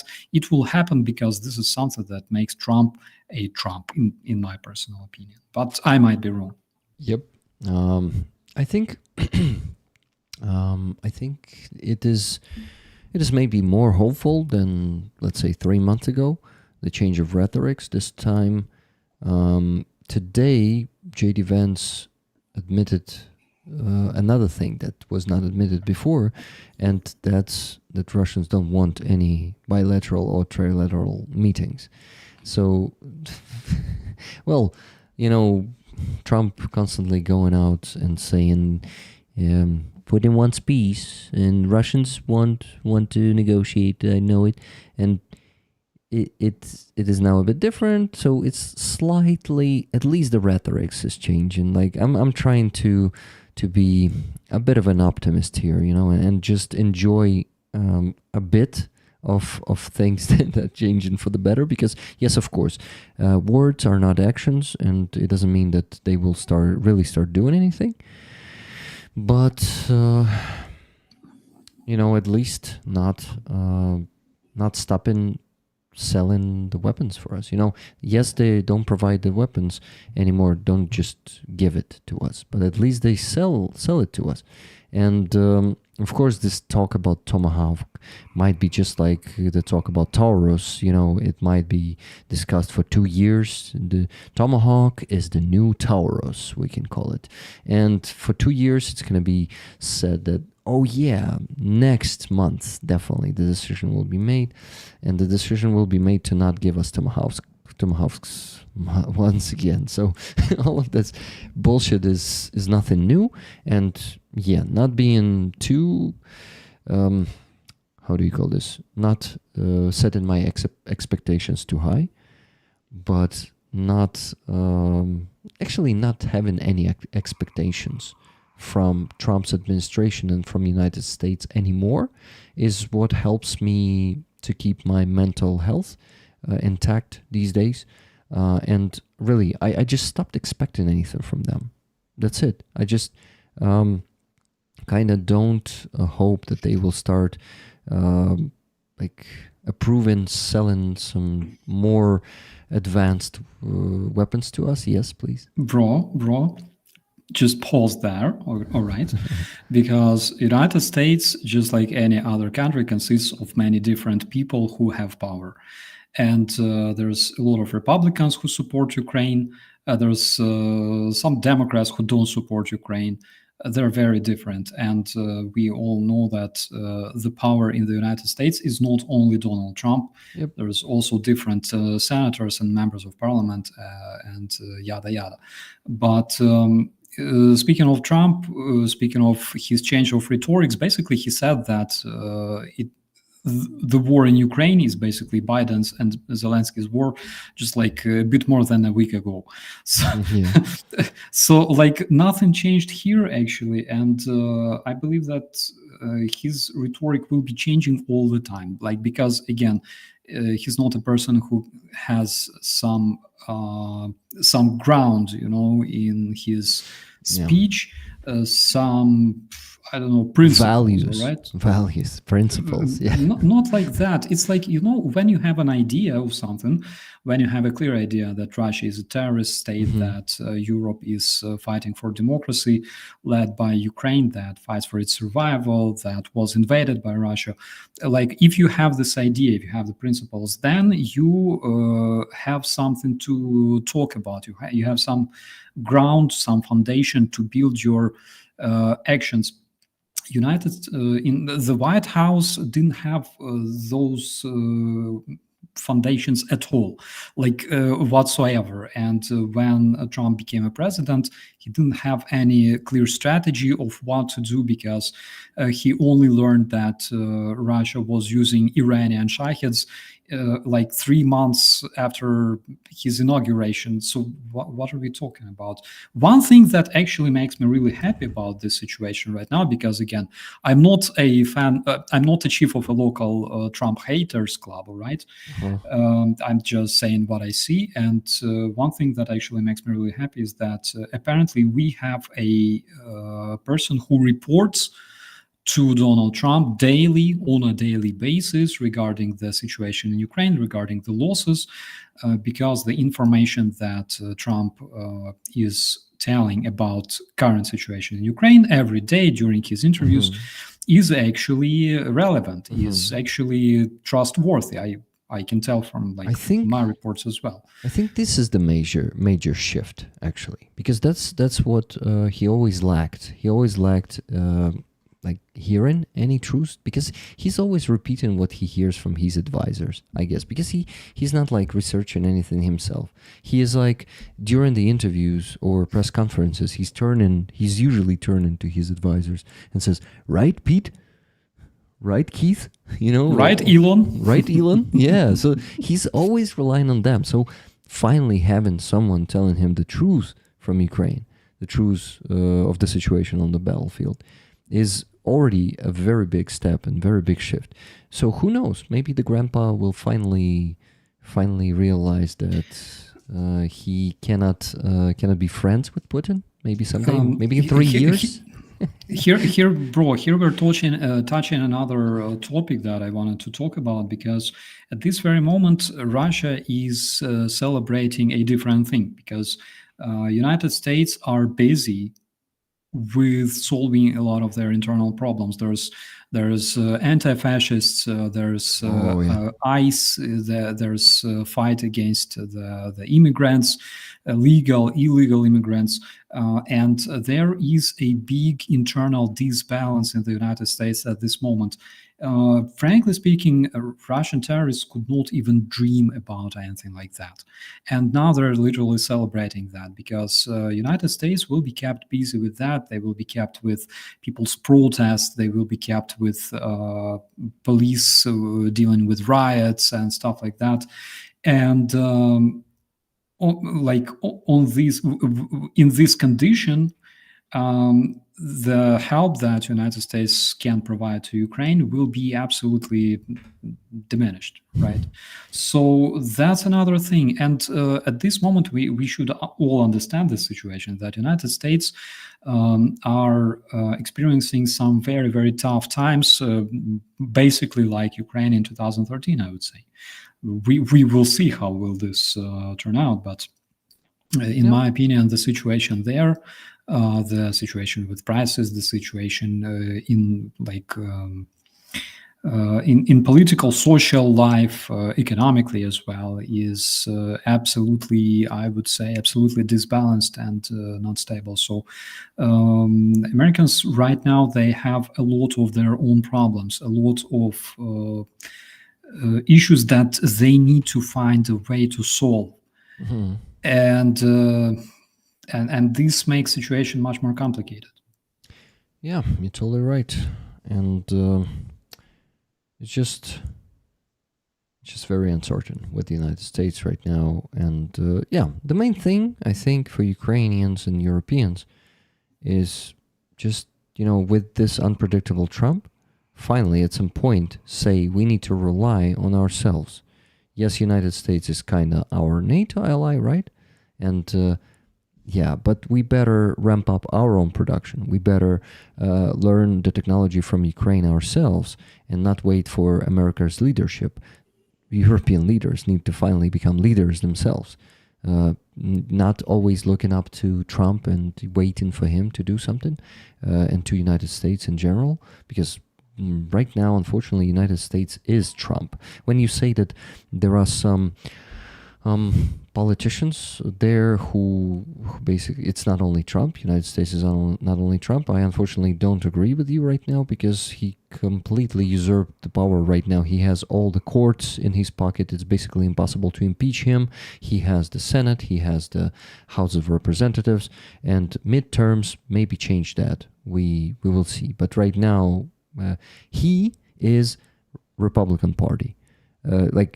Republican Party is not a subject right now. It totally bends the knee to Donald Trump, and the Republican Party is controlling everything there. So I see some rollers agree with me. This is why, America, looking up to America is looking up only to Donald Trump, and with his unpredictability, it's pretty hard to really think that United States will come to save the day.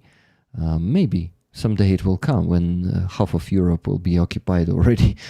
Maybe United States sends some troops, finally realizing, just like it was during the World War II. Because someone said that Americans will definitely make the right decision after trying all the other decisions, right? So who knows when America really steps in. But I think it's still possible even with Donald Trump. This man is unpredictable, and he's a populist, right? So he will try to use any popular narrative, and that narrative may change. In time it may change. So let's keep a bit of an optimism here. Of course, it comes with huge challenges for the whole Europe, but still, in the very end, no matter what awaits us, we can win. There is a chance to win. There is always a chance to win. There's a different thing, though, because you mentioned one very important thing, that European leaders must finally become leaders. And this is something that we actually talked about early when this year started, when Trump was inaugurated, when Ukraine was deprived temporarily of its defense aid, of its intelligence support, and things like that. Such things were already spoken by different opinion makers, different experts, that yes, finally Europe should start, be like taking control, right? And countries like Germany, countries like United Kingdom, they should start taking control, taking the matter in their own hands. One thing we should always remember is that whenever we start talking about separation, about finally taking control and forget about everybody else, even though we're not talking specifically about this, but those narratives are again very dangerous, because when you look at for example the pro-Russian party currently receiving majority votes, unfortunately, in Moldova, when you take a look at other countries, at Orban's country in Hungary, you can understand that such steps, let's say, let's forget about our friends and do something better, right? They are actually dangerous. And even despite the fact that, yes, currently this is the situation, we should admit that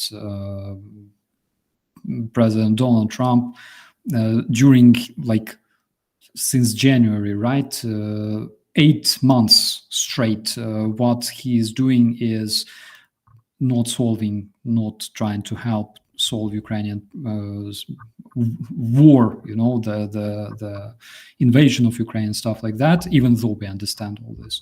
But we should still find ways to somehow cooperate and find bridges with other representatives of Republican Party, etc., who still support Ukraine, because it's crucial. When this anti-Western separatism starts evolving, those thoughts are very, very dangerous, because one of the carriers of those thoughts are generally Donald Trump himself, though. We must understand this. He was always saying that America first. Yep. And those thoughts are dangerous for us, for our collective security. So we should always try to find some kind of way to cooperate and to keep what we have together in one piece, because otherwise we're done. Yep, totally right. And I want to take a quick pause here and mention some donations that we received already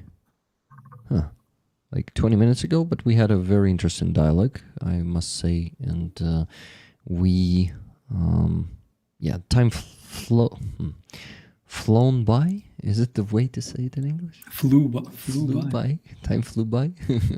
Okay, time flew by, and I found ourselves raising actually the second 1,000 of 3,000. So the last 1,000 left, guys.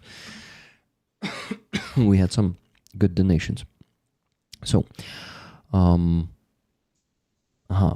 this one, I guess. Paul Deberitz, $30. No, wait, I didn't mention Nikki Hill's $20. She says tickets to rollers. Thank you, Nikki. Then Paul Deberitz, $30. He says for our soldiers. Thank you, Paul. $500 from Alex in Berlin. Alex, thank you for that.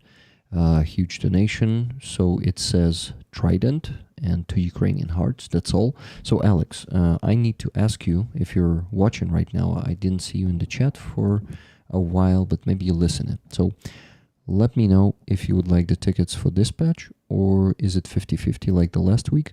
Starski, do you recognize this one? I recognize that this is basically symbol of infantry, but I cannot really tell you what sorts of unit is that. That's the new version of 92nd Brigade. So you see the coat of arms, the small coat of arms there, embroidered into yellow. It looks pretty awesome. And the previous one looked green and yellow and blue, green, yellow, and blue. This one looks like, wow. I mean, the upgrade seems much better. They didn't have this Roman numerals 92. So it's a pretty interesting way to put it for people to not understand it's 92 when they're looking at the patch, and make them guess what kind of brigade is that. But I read the history of both the patch and the brigade, and it is named after Ivan Sirko. So it was a huge article about Ivan Sirko, the history of the brigade, the history of the symbols on the patch, and also some interesting stuff connected to that. We even touched the Special Operation Forces in that article. Well, I was just reading it, and our dear Prometheus Iway, the fellow Ukrainian, he's writing these articles with the history of the patches and the Cossack times, which these patches are usually connected to. And I mean, these brigades' names are connected to. So he wrote this awesome article, and I was reading it before I invited you.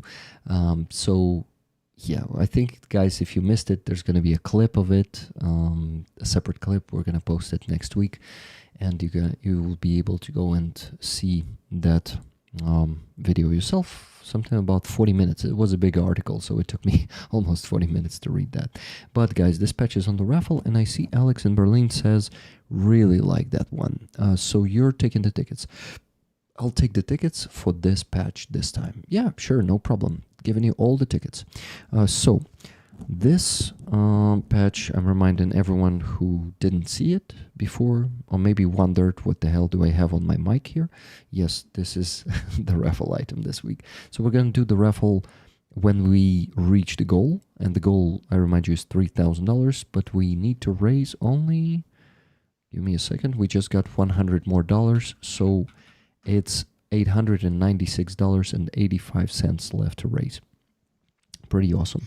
So, guys, the last $800 and we're done. I just got. Rick, I'm sorry to interrupt you. So currently, more than 50% of bulletins were processed in Moldova, and according to the Central Voting Committee, 42.5% are gained by the Sandus party, by the pro-European party. On the second place, there is pro-Russian party, so-called Patriotic Bloc of Igor Dodon, that has almost 30% votes. Oh, shit. So currently, 30% votes after the pro-Russian bloc, and 42.5% has the current party of the current president. Yeah, so cool. Oh my God.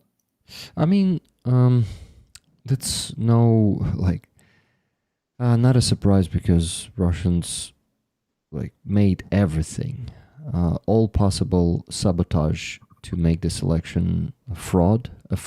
This election was a fraud, So this one is a fraud, and only from the side of pro-Russian elements. Of course, I'm sure they brainwashed not half, but some percentage of population of Moldova.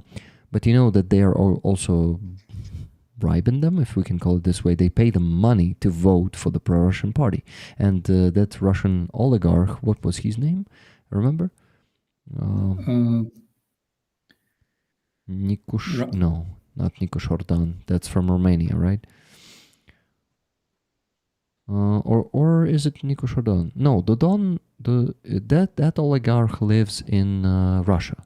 The one who is sponsoring this pro-Russian party. So it's not Dodon. Dodon, he is in Moldova right now.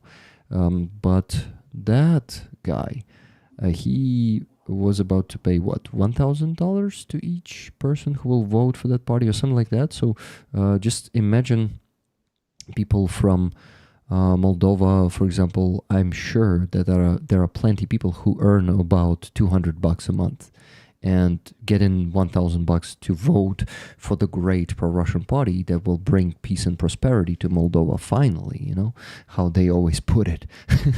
It's just so obvious that those people will choose money right now. So we had it in our country too. So unfortunately, we know how it works, and unfortunately, Russian money have the ability to buy people, and in this case, they're also Russian money, and party, all of this shit. Okay, so I actually stopped mentioning the donations. I didn't mention all of them. So $50 from Linda H. For fundraiser tickets to Rollers. Thank you, Linda. $200 from Laura S. Tickets 50/50. Thank you, Rick. Thank you very much, Laura. $10 from Giancarlo. Thank you, Giancarlo. And $100 from Yola Swaggins. Yola, thank you also for 10 gifted memberships, but as you can see, they don't work anymore. They are stuck, so you'll be refunded. You know what to do. And $100 just 5 minutes ago from Yola Swaggins. I mentioned it. It says for Ukraine from Yola Swaggins. Yola, you're getting the tickets. I remember you liked this patch, so you told it to me 2-3 days ago. So you're getting 10 more tickets.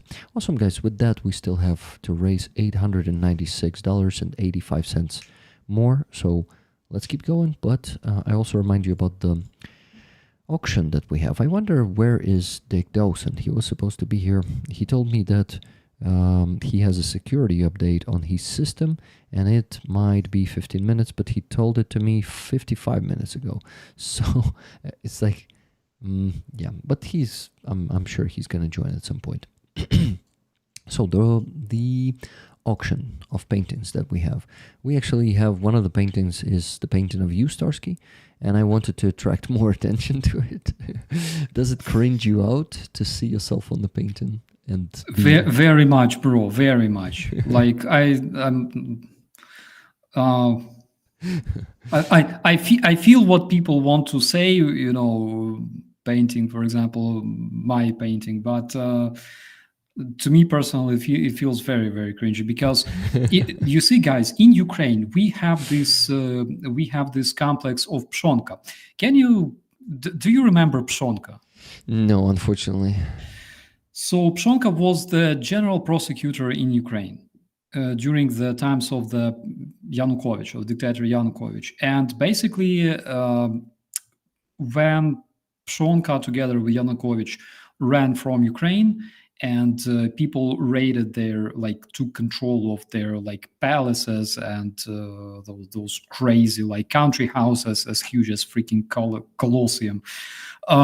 So they discovered that inside of those apartments, so to say, everything was fucking golden. There were paintings of I don't know, Pshonka and Yanukovych wearing medieval noble costumes together with their Emperor Putin and shit like that. And guys, we in Ukraine we try to be as humble as possible, after that, because when you look at those fucking golden tables and golden basically today's Trump in White House is Pshonka style. That's what in Ukraine we call Pshonka style, because it's so screamingly rich, so it's basically shameful, I would say, and that is why I understand when people have feelings and they want to draw portraits of Ukrainian heroes, opinion makers. I'm not a hero. I'm not an opinion maker. I'm literally former military reporter who sits in Germany. I'm guys. So that is why I feel very, very cringy because of that. Seriously. And they keep showing it full screen, and you're looking at it. Oh my now, god, right? I don't see it. Thank you. I only see him on the screen. Okay, good. That's good that you don't see it. This is why you won't be cringing out, and I can show it more later, just sneakily, without saying guys. There's an auction of this painting.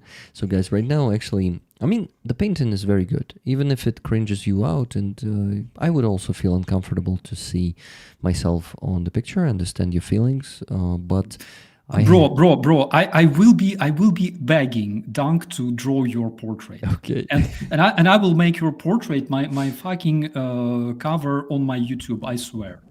No problem. At least for like 3 months. No problem. But I didn't do it for you. I do it for Ukrainian army, you know? We auctioned this off by request of the Shills, and I just granted my platform to be, you know, how you call it? The auction platform for this painting too. So it's not on me, okay? You can draw Dunk, a beautiful Yoda, and put him there and avenge him. But I'm just helping out, and you know, the current bid is only $100. It's by 9 Lives. Mr. 9 Lives. What? He's winning a lot of Aziza's paintings.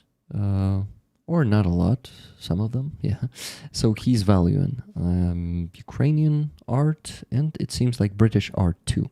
But it's a British-Ukrainian art because it is showing a famous Ukrainian, who is not a hero, yes, I will agree here, but a pretty good and funny fella. So I would actually probably also, what? Yoloswagen says, we need a Starski statue. Are you serious? Bro. Only if this will be, you know, like statue of David, only like realistic, you know, with beer belly. David actually has like, you know, a lot to show off. You know, this one must be like a real statue of a like beer-bellied guy with like big car, you know, because you know what they say about big cars. Yeah. Big guy with big belly guy with a big car. Yeah. Buy the biggest car possible. Let them all know. Okay, that's funny.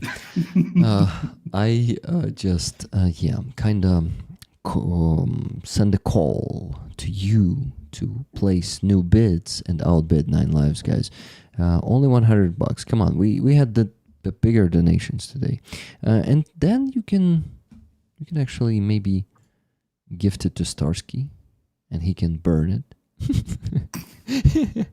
I mean, he won't burn it because he, I think, may agree, Starski, even if you don't like to look at yourself, you gotta agree that it is very well drawn and looks alike. And actually, not just looks alike, it is kind of transferring your character.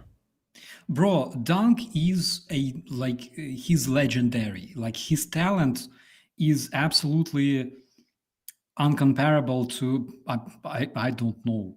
I don't know what even to compare to. Like he's really good, all right, and the way he drew this picture, this painting is absolutely amazing. Like the painting looks alive. Like I look at it and I can recognize myself. The only thing that I don't really accept is that I deserve to be on this painting. I think that you deserve to be on that painting, or you know, our soldiers, people that we know, Roman Trochimets. Yeah. So that.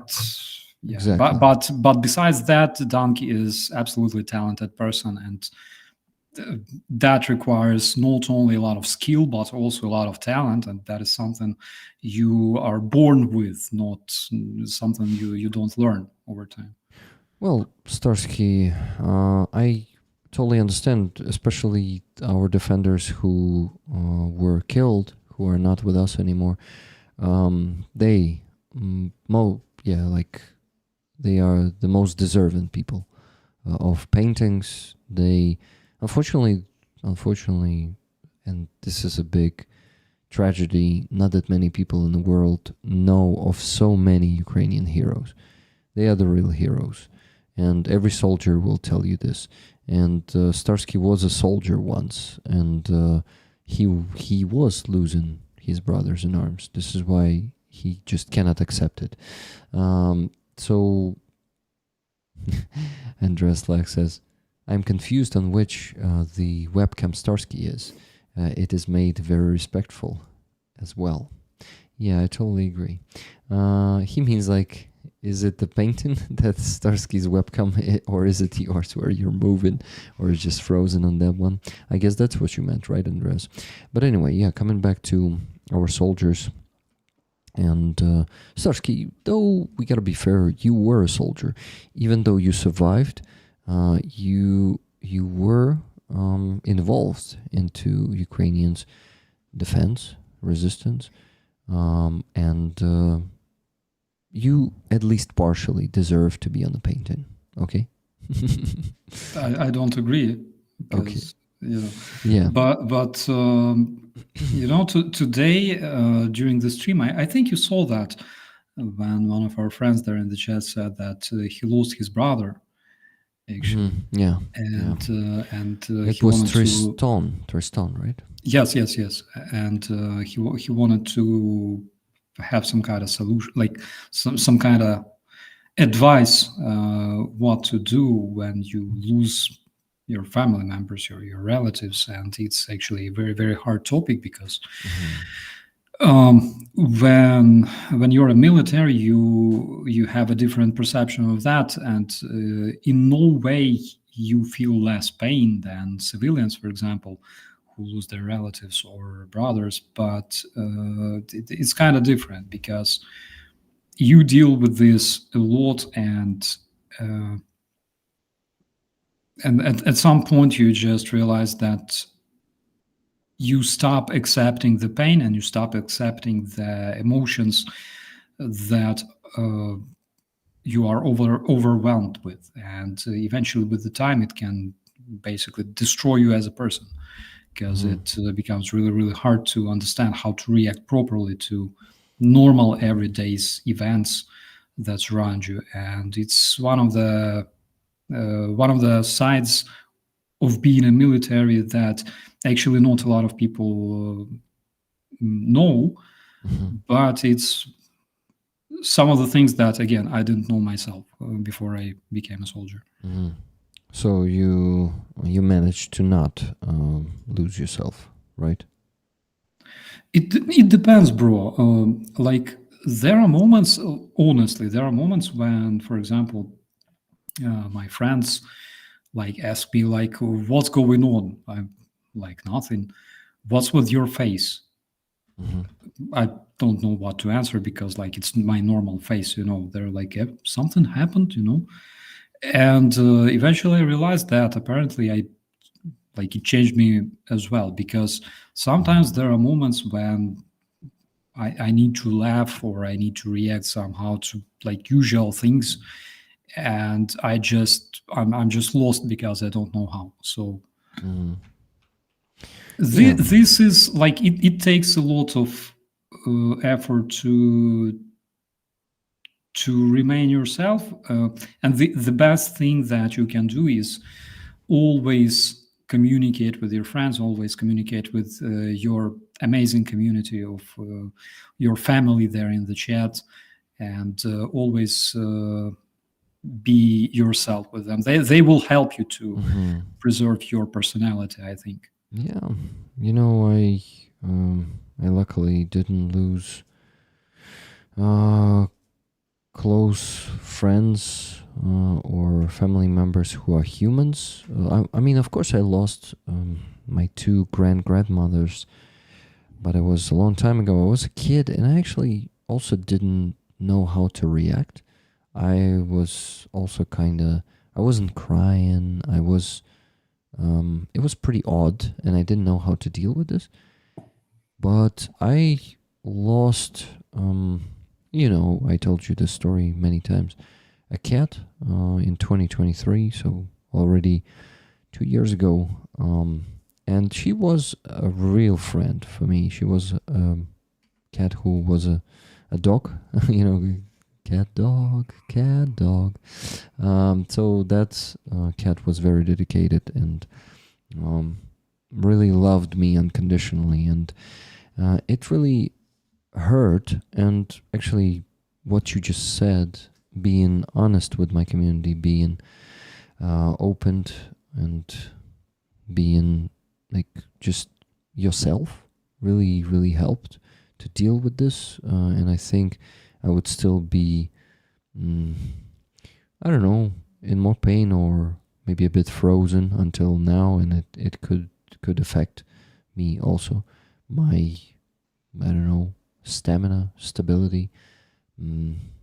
So I'm happy to have you guys, my dear community. Thank you for being here for me, with me, and with our soldiers. What is the most important thing, because the work we do here all together, raising funds for Ukrainian army, at least 4 days a week, sometimes 5 days a week, it is very important, and it's contributing to saving their lives. And you know, maybe the car or night vision device, you never know. We usually don't know about them being crucial at some point of time for their survival. Maybe it will really not make some of their friends and family in pain, and they won't change too, because they won't just have their loved ones or friends being killed because of Russians, or by Russians, not just because, by Russians. Feel the same as Rick, him and you all keep me sane. Rachel says that. Thank you, Rachel, and everyone who is grateful for this time shared with you all. That's what BT Clan said. Loki is Helena's cat. Yeah, mine was Floki, and I constantly call Helena's cat Floki. He's Loki, and I just cannot call him with his name. But they are so similar, such similar names. So I feel much less pain in 2 years. Almost doesn't appear to me. I think last time it was like half a year ago. I have the portrait of her on my table here right now. They're watching. Actually, I can show it to you. She's actually lying on the table at which I am sitting right now on this photo. So here's my my streaming table, and she was lying on this table. It was just a few weeks before she died. She felt bad, and she wanted to hide from us because we were giving her shots, infusions, and a lot of pills, and she escaped here, and we let her sleep here whatever time she needed and didn't disturb her. So she still lives on this table as this photo. And there's also an awesome photo that was transformed into... Oh shit, it's gonna fall on the... No, it's not. Okay, here it is. It was like kind of printed as a painting. So she was peeking from under the blanket on one of the photos on our sofa. What you see here is sofa. Mm-hmm. And yeah, one of the rollers, one of the friends, her name is Annie.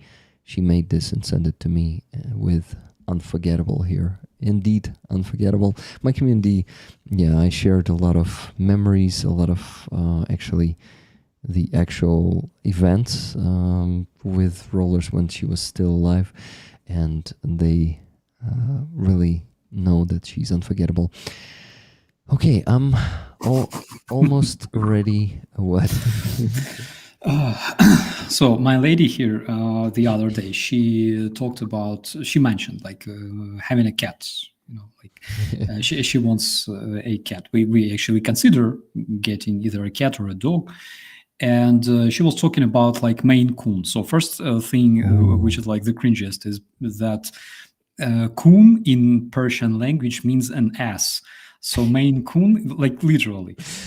But the other thing is that I actually offered, instead of Maine Coon, which is basically big fluffy cat, usually like calm, you know, very calm big breed. Yeah. Instead of that, what you want to have is, especially considering current conditions, right? Current environment. What you really want to have is a Persian cat, because Persian cat, like you know, Grumpy Slavs, right? So not a single Grumpy Slav ever compares to a fucking Persian cat. They look like this. You know, like it's their normal, usual face. Yeah. And I remember, like our neighbors, every time, for example, I park a car and go to our apartment, I see like this Persian cat, this fucking muzzle, you know, looking in the window, like, you know. And I realized that actually this is what you need to have to make your life better. Because imagine you wake up, you streamed all night, you are like exhausted, you know, and you wake up completely broken, and first thing you see in the morning is that fucking, you know, this face looking at you, and you realize that actually your life is not that bad. Like Yeah. if this is something that greets you in the morning, you know, like with that grumpiness, that overwhelming, you know, when you see that in the morning, you realize that actually your life is fine. Like everything's okay. So I'm all for like Persian cats now, because I think they're adorable. My God, I cannot call them adorable, but I think they're fine. You know, like they work motivationally. They work like your very own sergeant in the morning. When you see this beautiful, amazing face of somebody who looks at you like you're like a big lump of shit, that works so motivationally and so inspirationally in any, you know, condition. I actually had a Persian cat. You won't believe it. So I totally know what you're talking about.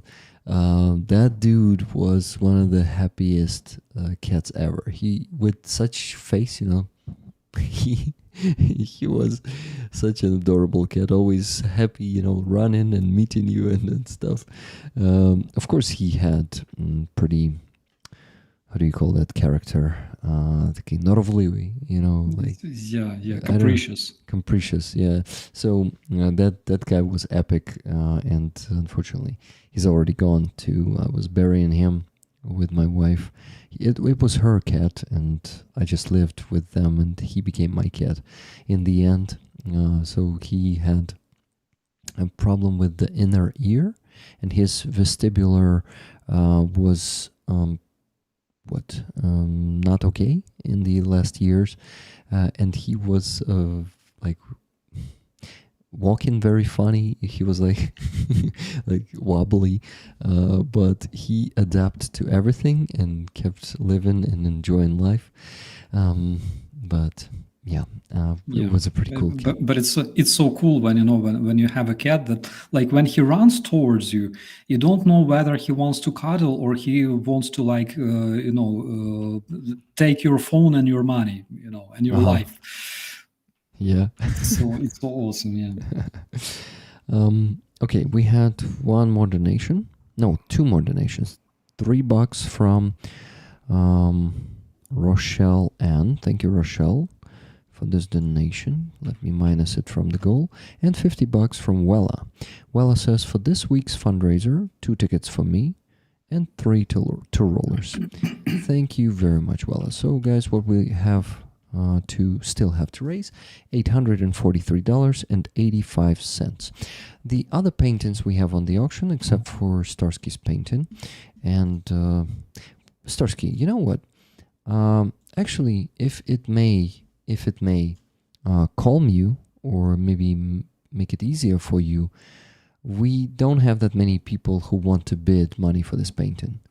So maybe they share your feelings. Thank you so much. Thank you so much. So it was like, the price was $200 and it was on the auction for like 3 weeks. And I lowered it to $100. And then we got a bid. So Starski, I don't know, maybe it's a bit cruel to tell you this, but considering what you said, I think it's totally fine to tell you that it's not in demand. So maybe people also share your feelings. Absolutely. You will be lucky if somebody buys it for like $100. I will be impressed because like if it was like Jason Statham, I would understand, but like it's just Who the fuck Jason Statham is comparing to you, man? Really? it's vice versa, bro. The problem is, yeah, he's famous actor, but acting is not the same that being on the edge of resistance and informational warfare. Because yes, you were a press officer in the last years. I totally understand what you feel like. You're actually saying this yourself. You say the guys who really shed blood there on the battlefield, who are being in the trenches under the glide bombs, under all the FPV drones, they deserve all the support, all the respect, everything. But I don't know what but I wanted to say. Just this. I kind of understand you. I kind of, though, can say that. I started with Jason Statham. He's a silly boy comparing to you. You're a Ukrainian. He's just some American actor, So. He's British, bro. Oh shit, he's British. Sorry, fuck. Fuck, mate. Oh, mate, I just fucked up. So what I wanted to say, okay, so this Brit, he's just a British actor, just a famous British actor who was never on the front line, even though you were not on the front line of, you were actually there. You told us you were taking trips to the front line, and you were in Hostomel. Shit, I'm laughing because rollers are laughing in the chat from my braid fuck up, and Brits are laughing, of course, in particular. So I just want to say that he has never been to Ukrainian frontline, even though it was 2015 for you. It still is something that he didn't experience. He had no experience of that, and that makes him a lesser man for me than you, okay? So please accept at least one compliment that you're better than Jason Statham, okay? Come on, guys. The historical moment, will he accept the compliment? Bro, how can I be better than Jason Statham? Let's be real. We're talking about real life heroes, not the movie heroes. It's different. Come on. Bro, how many people are inspired by Jason Statham? How many people are raised by his movies? How many people adopt his training programs and become better than they are? It's something that you should actually consider, because Jason Statham, for example, from his early roles, all right, early movies, he evolved into a tough motherfucker. And actually, there's a lot of magazine stories, a lot of videos made on, for example, how he's training himself. I try to adopt actually some of that. He's the one. So you know that a lot of people who do like bodybuilding and like workout generally, a lot of people consider, for example, consuming chicken, because chicken is like the most diet type of meat that you can have, on a daily basis to grow your muscles and stuff. The dude eats pork. The dude prefers pork. And this already makes him so much closer to us, to our Ukrainian kind, because pork is, pig is generally Ukrainian totem creature. Just about 2 hours ago, Angelika Bayer, my good friend from Germany, a lot of people in the chat, I think, know Angelika. You saw Angelika as well when we were, She was a guest on my stream, basically. Yeah. And just 2 hours ago, Angelika straight from Bavaria, brought me. So you know Angelica, right? A woman who the other day brought me like 5 kilograms of meat. Oh yeah. Today it was 10 kilograms of meat. She brought me like this big package of all sorts of pork, smoked pork sausage, pork lard, like salo, like the real one. And I'm still trying to fit it in my fridge because she's gonna spoil me. I don't know. And actually, I calculated how much time will it take to eat all that meat, and I think it will take me approximately 12 days. So, Ooh. What? Wait. I wanted to ask you. What about your lady? Does she like pork? she's a Muslim, bro. She doesn't eat that. So No. how is she's probably not really okay with the pork in your fridge. She's fine, as long as she doesn't eat it, she's okay.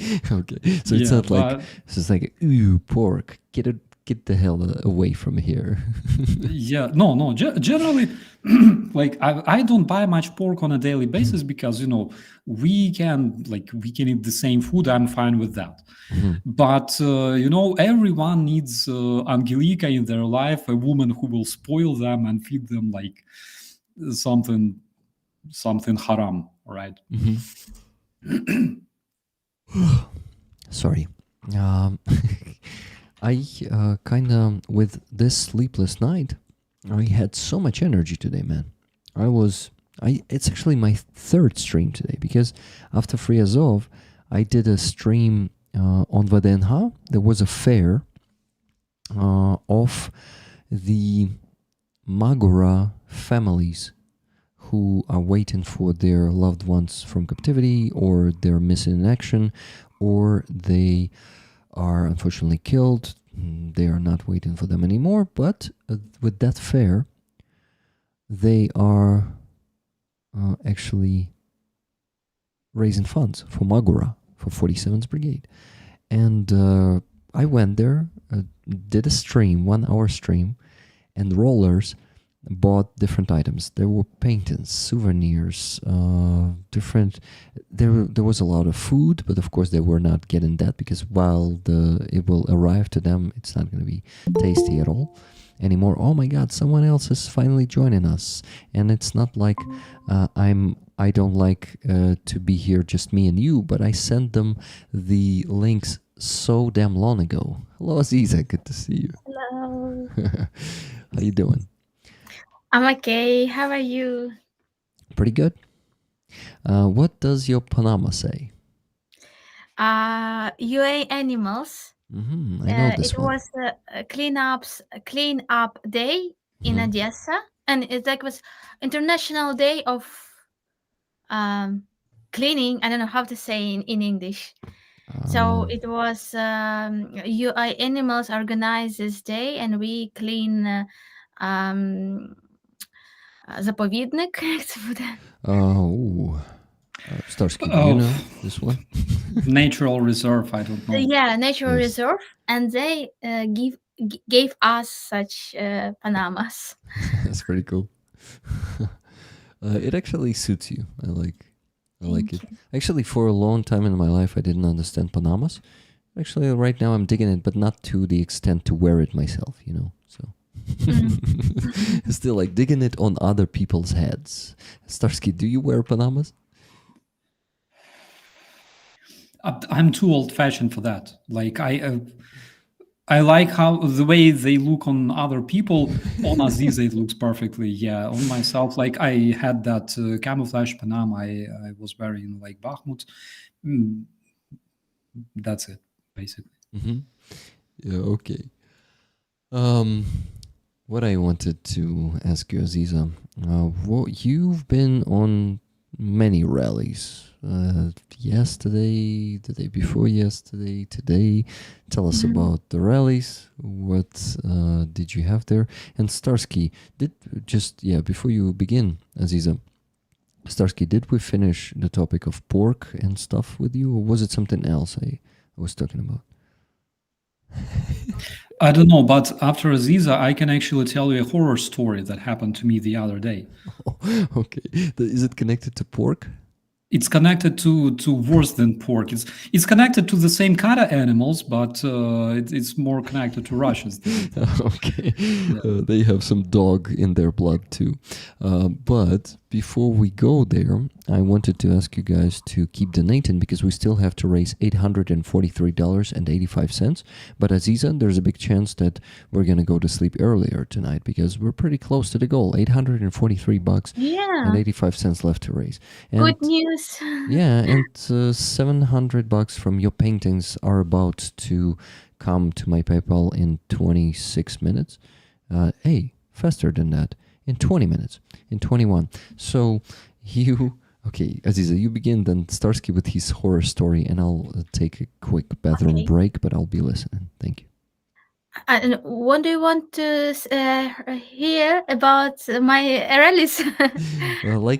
Just tell people... the most interesting rally, how to say, it was like different from another rallies because I like a rally, this minute of silence that we have every week on Wednesday and Saturday. And it's a great people. I like these people so much. They're so great friends and great patriots.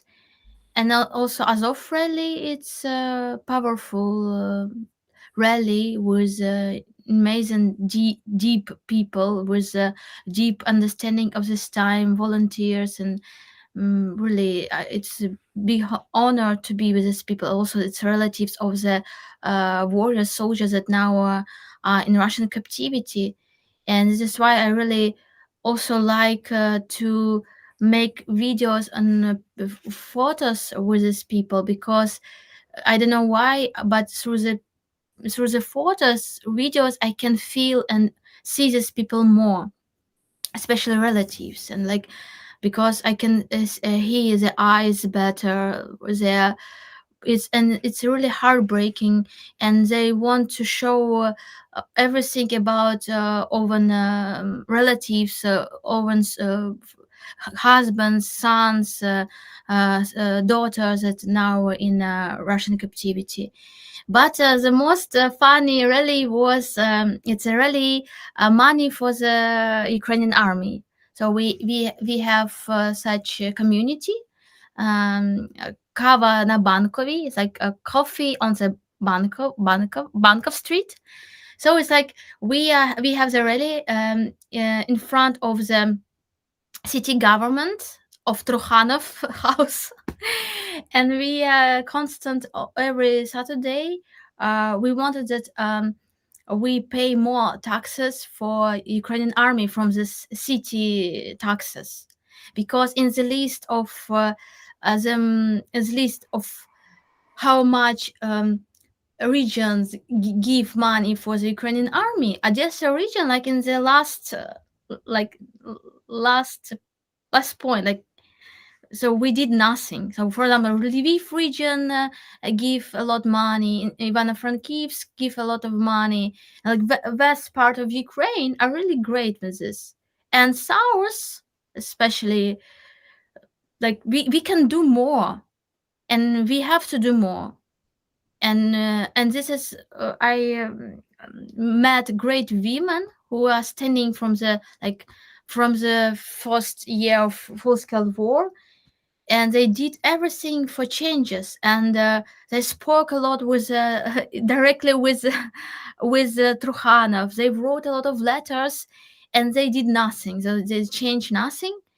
And this time we are standing in front of this building, and to us came the people from this government. It's like we understood it's a new person who worked with Trukhanov, and he worked exactly with military stuff and military topic.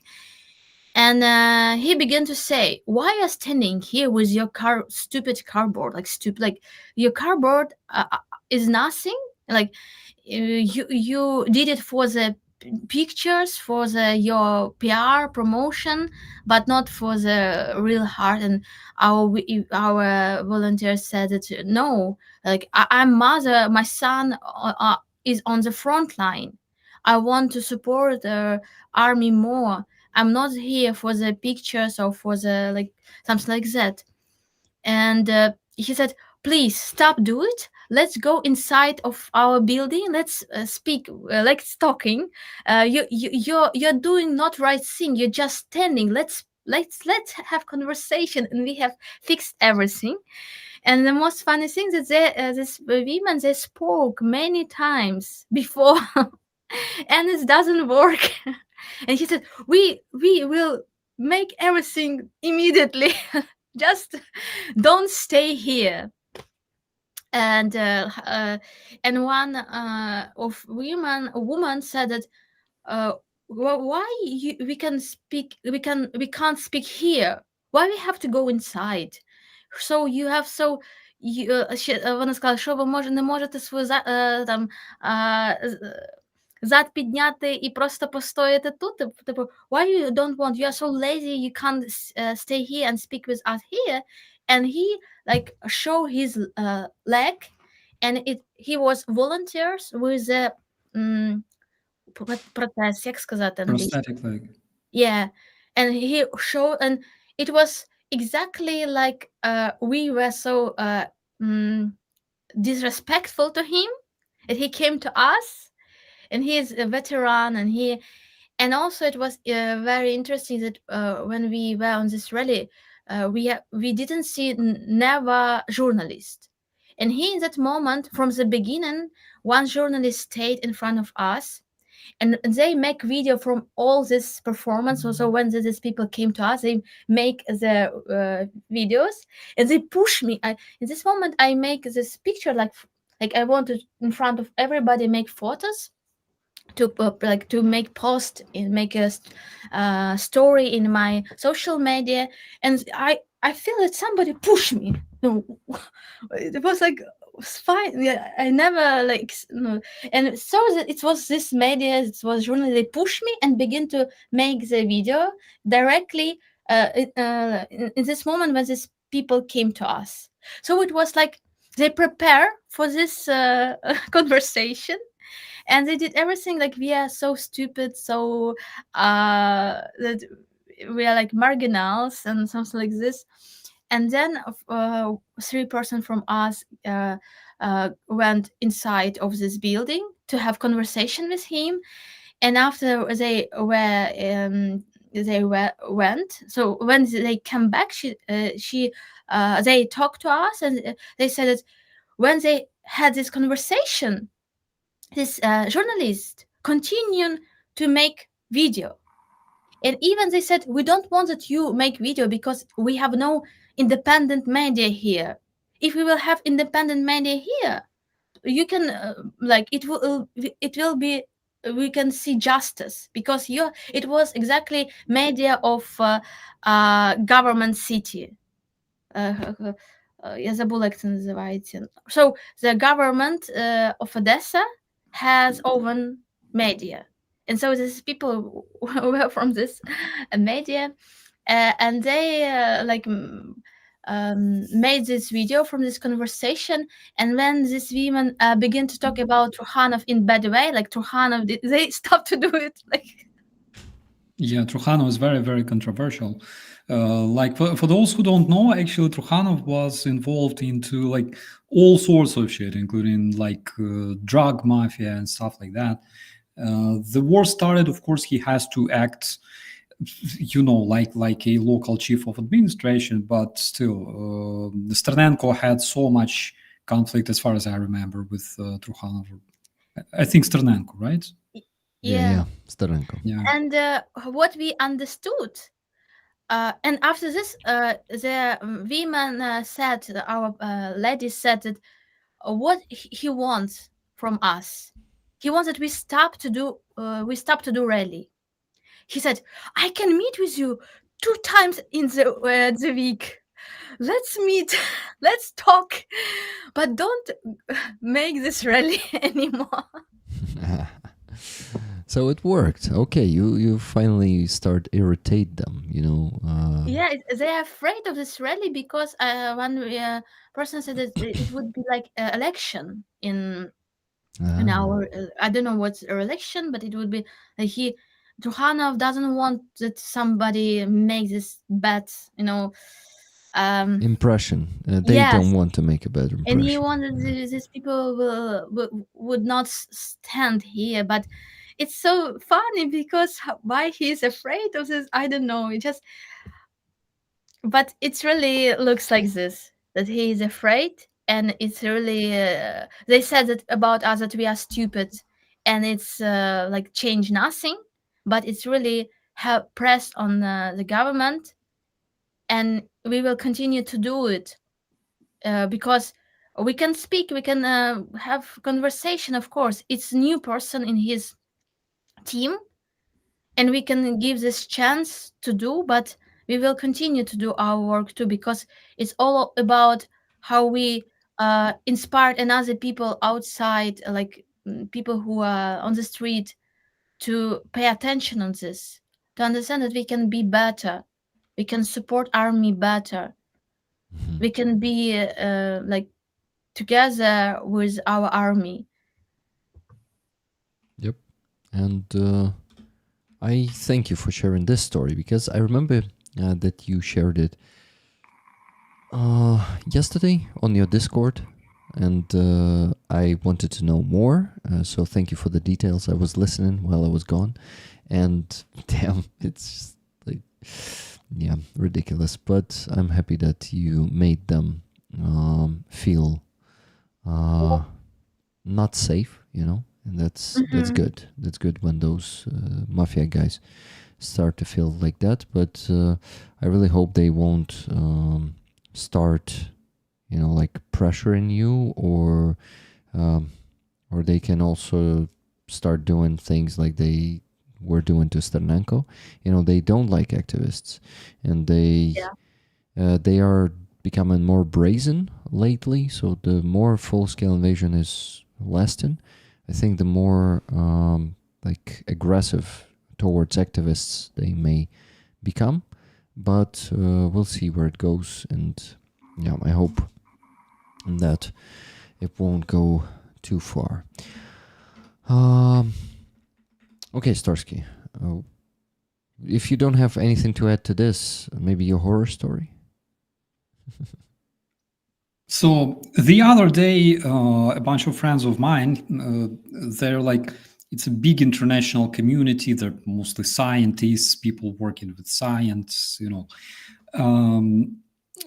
people from like Germany, Brazil, Italy, decided to go to Eastern European restaurant and invite me. And because I respect them so much, I decided to go together with them.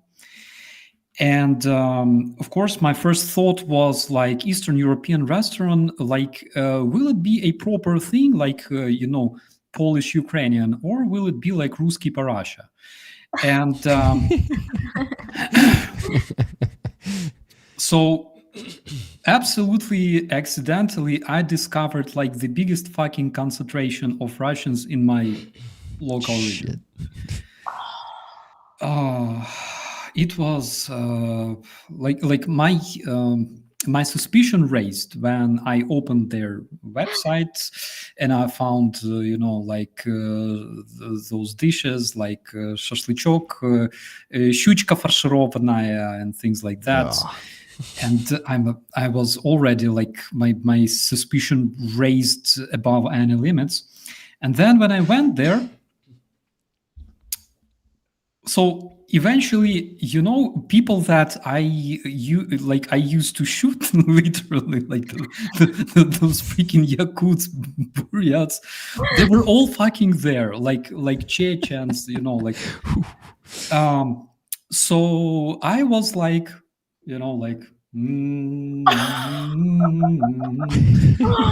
and everything was more or less fine. I was like literally studying those fucking grumpy muzzles surrounding me.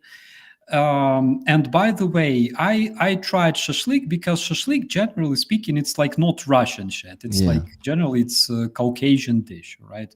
But even though I think most probably because it was prepared there, I almost died from allergy. I shit you not. My gums almost exploded after that. And I was like literally studying them, like all the stereotypes you know about Russians, like all those stereotypes. Oh. They were all there in concentrated form. And then they started like playing music. Oh my god. Was Kalinka Malinka in the list? No, not Kalinka Malinka, but Griby. Even though Griby is basically like Ukrainian band, like from Kiev, but same shit. They sang in Russian, and you know, Russian Griby, culture. like there were some shitty Russian songs, like modern ones. I think there was even something army related. Not necessarily, you know, like glorifying like Russian invasion, but something army related, you know. And I was like sitting there meditating, you know, while sitting there, I remembered all my courses in the police. In the police, we actually passed through psychological training, because generally when you work in the police, you encounter all sorts of people who hate you. They will call you pig, they will call you fascist, you know, all that shit, especially if you go to like Donbass. And we passed some very, very specific training, and it was made in order to help us like control ourselves, not to get provoked. Because if you get provoked easily, if you lose control, you're a bad policeman, generally speaking. And I was there, I'm like literally remembering all that shit, and I realized that literally between the muzzles we see, for example, like those captured, you know, Russian prisoners, and these individuals, there is zero difference at all. Like the culture, the behavior, everything is literally fucking the same. So I was more or less fine until they started playing music. And that's when I realized that I got it like GTFO from there very, very quick. And my friends generally, like, again, I respect them very much. They know that I'm from Ukraine, but like I'm not, you know, the one who will be like bragging like I fought 10 years and shit. So they probably don't know my story like on that level, that I was literally like shooting their relatives in Ukraine, you know, like all those people. And they don't know much. So when they were asking like, you want to go dance? I'm like, no. Not today, thank you. Yeah, but after that, I felt like, guys, I have this bad dream, all right? I have a bad dream, seriously, and it's like recurring dream, where I see myself in some freaking Rostovsky marshrutka wearing Ukrainian uniform. And I have like my patches all over me, like Ukrainian patches. And this marshrutka or bus in my dream, it's usually like a bus or like, you know, or tiny marshrutka or a big bus full of Ruskies. And I realized that I will be fucked. And of course, I cannot like remove my patches because it goes, you know, it attracts attention. And I felt like that, seriously. I was there, feeling like that, like, fuck. So after that, I had to rehabilitate myself for 3 days straight with Ukrainian music, with like Irina, with Kvitka Tsisik, with the Hard Kiss, you know, things like that. I had to restore because I literally felt like I was a bit mentally fucked. Yeah, but then I just realized that probably we should talk a bit more about that, because I think my biggest problem was that I didn't educate my friends well, and you know, because like they come from different backgrounds. They are mostly like into science. They do all sorts of inventions and stuff like that. I think probably I should like do more work, you know, install proper things in their minds. Yeah, so that was my story, and my friends. I never imagined myself in such place, but it was a good reminder why we as Ukrainians, as civilized people, why we don't like them. because it was horrible, my friends. Like I went to take a leak in the toilet, and through the closed doors, I can hear them like talking, and it's 95% like curses, like like they, because this is the way they talk, they just freaking swear, and 5% some horrible shit. So it was my horror story for the night. I accept all propositions about my psychological rehabilitation because I will need it. Oh, it's a horrible story.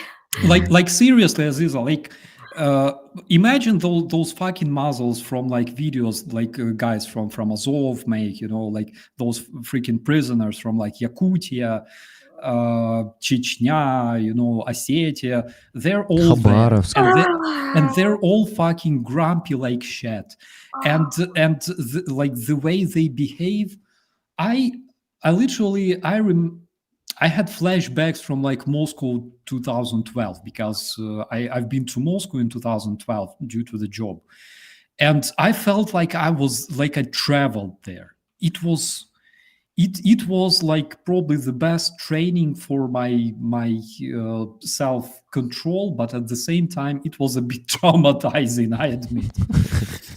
Oh my god, it's really like a horror dream, like what you can imagine the worst place, and yeah, but then I realized that next time I will take them to Dortmund. In Dortmund, we have absolutely amazing restaurant called Babusa something. So it's like the best Ukrainian restaurant in like our whole location, and I checked it several times, and it's just so good. They have borscht, they have shashlik, of course, but like proper shashlik, borscht with pampushkas. They have Kyiv chicken cutlet, like huge one, and I will just take them there, de-brainwash them a bit, and make them realize what the true cuisine looks like. Starski, how did you meet those scientists? It's a long story. Like they're like local community, and okay. I know them for more than a year.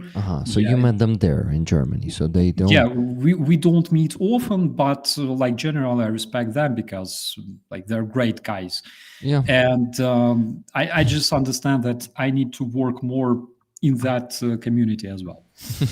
Yeah, because maybe you kind of hang them to subscribe to your channel someday and listen to one of your streams. And they will. Yeah, that'd be great. That'd be great. They will never bring you to a Russian restaurant ever again. Yeah. Like if they knew my story, like my complete story, of course they would probably think twice before inviting me. But again, still 4th year of Russian invasion in Ukraine, and generally speaking, there's quite a lot of people around Europe who don't really understand like what is Russian culture, what is Eastern European culture, which is completely nothing in common with Russian culture, and specifically Russian cuisine. I wanted to say that the auction of Aziza's paintings just ended, and we have winners. So Alex in Berlin, $400 for the painting called Russia is a Country of Killers. Congratulations, Alex. And 9 Lives. Mr. 9 Lives won the painting that is called Death Camp. Wow, Aziza is shaking everyone's hands. Good deal, good deal, good deal. The best ever deal. Not peace deal, not peace deal. Not peace deal, yeah. So, okay, I'll shut up. No more Trump today. Alex is celebrating his victory, and that's $400. So, Alex, 9 Lives, dear friends, please send your donations, and with that, we're gonna get super close to our goal. So, when you send, right now we still need to raise $843.85. Accordingly, but when you send 700, we will need to raise only $143.85 more cents. So let's do it. Russian and cuisine sounds wrong together somehow, Paul Deverett says. You're totally right. You got them right. So it's a Russian restaurant in Germany. Yeah, Linda H., you won't believe us how many of them are there. Unfortunately, Russian so-called culture is, I think it flooded Germany. I tell you this. So generally, a lot of places that were calling themselves Russian restaurants, especially in Germany, they renamed themselves after 2022. They renamed themselves into Eastern cuisine, Eastern European restaurants.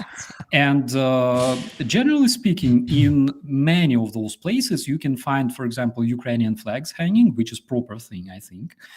Because if there's like this Russian fucking aqua fresh, that's that place deserves to be burnt and forgotten. But and they understand this. They hang Ukrainian flags, which is a proper thing because like if you position yourself as a Russian restaurant, please show that you don't support fucking terror Russia, that you don't support Russian terrorism. I accept this. So there's also a bunch of restaurants that actually turned from Russian restaurants all of a sudden to Ukrainian restaurants, because before 2022 they were calling themselves Russian restaurants because it was popular. Who knows about Ukraine and who knows about Russia? And they were mostly ran by Ukrainians. So when the invasion started, they realized fuck this shit, and they became all of a sudden Ukrainian restaurants. You see Ukrainian flags and everything else. So again, it's a proper thing. And generally, a lot of Germans and people from other countries, they go to those restaurants. So Russian restaurants are mostly visited by Russians themselves because for obvious reasons, because щучка фаршированная, because of all that crap. And it was so interesting because one of the Russian fucks actually approached one of my friends, and he's like, "Why do you speak English?" And the dude explained that we are here, we're Germans, Italians, people from Ghana, from different countries. And he's like, "Oh, it's very interesting because I didn't see much people speaking English in this place, and I realized that actually this is where they hang out for real." So it looks like this. And I remember I've been to several Ukrainian places here, and I can see a lot of different people because Ukrainians, of course, they miss. I'm speaking about Ukrainian cuisine. I start drooling because, of course, they miss things like borscht. If they don't cook it at home, they cook it. They buy it in a restaurant. Yeah, but Russians generally hang out in Russian restaurants, and I bet that at least I don't know, there were 100 people, at least 15 of them work for FSB 100%. I guarantee. Yeah, and he's not joking, guys, when he's saying this. The problem with Russia is FSBs everywhere, and it's not exaggeration. They really have their agents among civilians always, they snatch on each other all the time, and all that shit is, unfortunately, in Germany is pretty widespread. So Alex in Berlin says, it's true, in Berlin is the same. So you have to look up info about the restaurant or business, and you can usually find out. Pretending they took over East Europe and dodging accountability at the same time sounds very Russian. Yeah, I'm thinking how they are appropriating the term Eastern cuisine, they captured all Eastern Europe. Yeah, in your dreams, fucking Russians, you will choke on that, and it will. Yeah, Aziza. It's Potap, our Potap. He began to make reels music and called this reels music East European content. So he could not use Russian but he used Russian language and they call it like East Europe and make this like image like this stupid Russian, like who steal, who like stupid image and like East European image, such person with such accent, with this energy. It's really make me nervous. I don't want that Ukrainian will be part of this at all, of this anti-culture, anti-style, anti-brain. I don't know. If like I have a good actually I have a good proposal, for those who want to like do parodies for Russian style or like whatever they call it. Very good parodies, for example, for those who want to show like how Russians behave. Make parodies like about Russian troops raping toddlers in Bucha. Why not? It's so funny. It's so cool. Make Russian parodies about Russians, like, I don't know, shooting civilians in the basements, because this is what they do. Yeah, and shout Slava России. That's like so fun and so cool. Yeah, you're absolutely right. Yeah, like they on a YouTube, actually there's a lot of channels with those funny guys in shapkas ushankas, drinking vodka and doing different funny jokes about being Russian, stealing shit, drinking a lot. I don't see a lot of jokes about, I don't know, like raping people, beheading like people like Russians do, stealing toilets, stealing conditioners. Why they don't do that? Because that shit is real. Like, not Russian gopnik with 2 bottles of beer doesn't even look like funny or realistic nowadays. Nowadays, the most realistic Russian gopnik is wearing fucking Zetka, the chevron, I don't know, decapitating somebody or being blown up into pieces by Ukrainian drone. That is life. And I think that they should think about doing that kind of content probably. But apparently they won't do that for obvious reasons. Oof, talking about Russians and their so-called culture make me a bit disgusted. And I'm sitting here like, yeah, same here. And Oh. yeah, wanting to throw up is the first thing that comes to your gut. Guys, I have fantastic news about donations, and they are next. Alex sent $400 for the painting. Alex, thank you very much. But then Alex sent 500 more bucks in addition to that 400 and to 500 he sent before, and he says more for the fundraiser.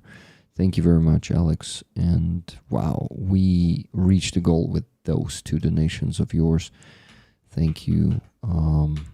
Just like the last week, you donated over $1,000 right now, so it's actually $1,400.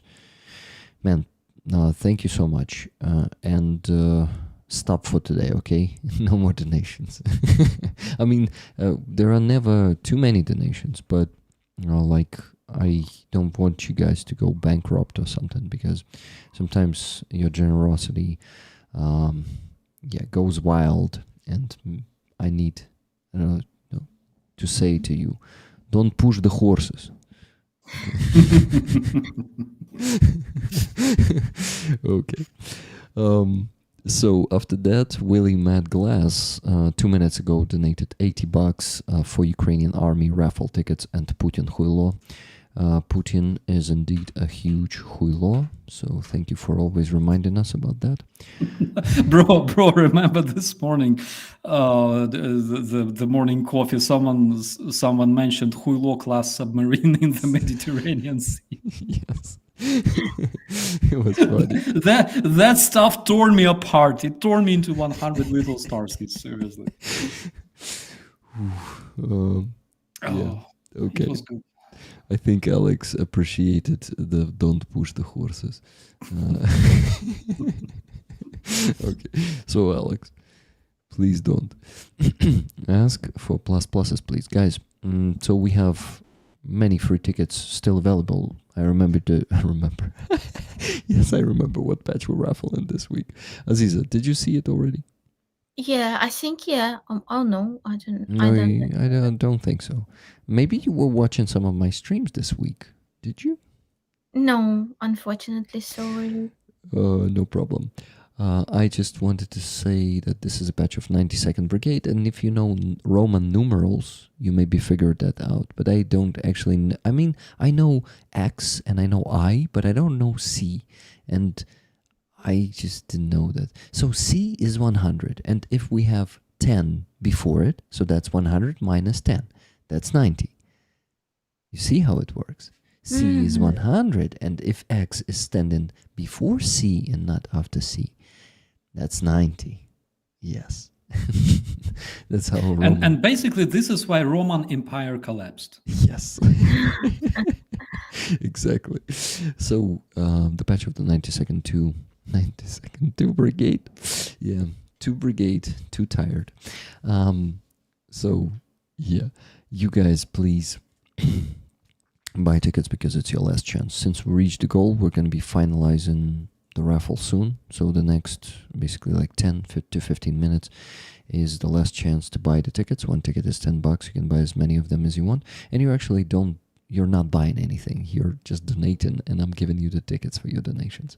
That's all. All the money that we're raising today on my PayPal will be donated to the ongoing fundraiser and the next in line. So the one that is ongoing is Gear for Kraken. We're buying them a ground station, so it is everything. Like in that ground station's receiver, transceiver for both analog and digital signals.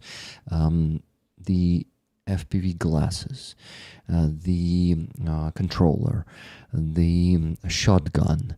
Have you ever thought that the shotgun will be a part of the digital station? They needed to actually get rid of the enemy drones on the way to positions. So 330,000 hryvnias. Why do you see 93,000 hryvnias right now? Because we already raised 246, and they withdrawn to 206,000 and then 31 more thousand. So they withdrawn 237,000 from the jar. Now there's 6,500 left, but the goal was decreased by 237,000. Hence, instead of 330, now we have only 93 left to raise. So basically, the initial sum of money minus the money that were withdrawn. I hope your brains were not exploding right now while I was explaining that, because I know that you, Aziza, don't like these numbers and number talks, you know. Yeah, especially in English. Yes. And I'm doing it pretty fast, like so it could be confusing. But yeah, so the next fundraiser is for the Special Operation Forces. I got contacted by Ames. You remember her, a British volunteer, and she asked me to help a guy who is actually... Shit, I don't think I can share anything about him since he's in Special Operation Forces. He asked me not to even to say the name of their unit. He told me in person. I was like, come on, let's at least say the name of a unit. He says, no, we're in SSO. You shouldn't do it. And I'm like, okay. So, yeah, that guy needed an outhaul drone before, but he joined SSO just now. He was in another unit before that, in a brigade, and now he's the part of one of the SSO centers. So he needs to do what? He now needs to do the conspiracy. You know, we cannot talk much about him and his unit, but the need has changed and they need a car. They need a truck, so I actually have a new jar here, I guess. I'm going to show it to you. Car for SOF. As you can see, they already thrown in 4,000 hryvnias of their own money into the jar, so 4,000 hryvnias less is needed to be raised. So after this Gear for Kraken, we're going to close it on Tuesday with the money we raised today and throughout this week. We're going to first close the jar for gear for Kraken. Plus, there's another fundraiser that popped up. I had an urgent request for a car repair. Hey, Robert Johnson closed it. Come on, Robert Johnson. It was an empty jar yesterday. Robert, I know it's you. There couldn't be anyone else. So he thrown in the whole 24,000 hryvnias that we needed for this unit.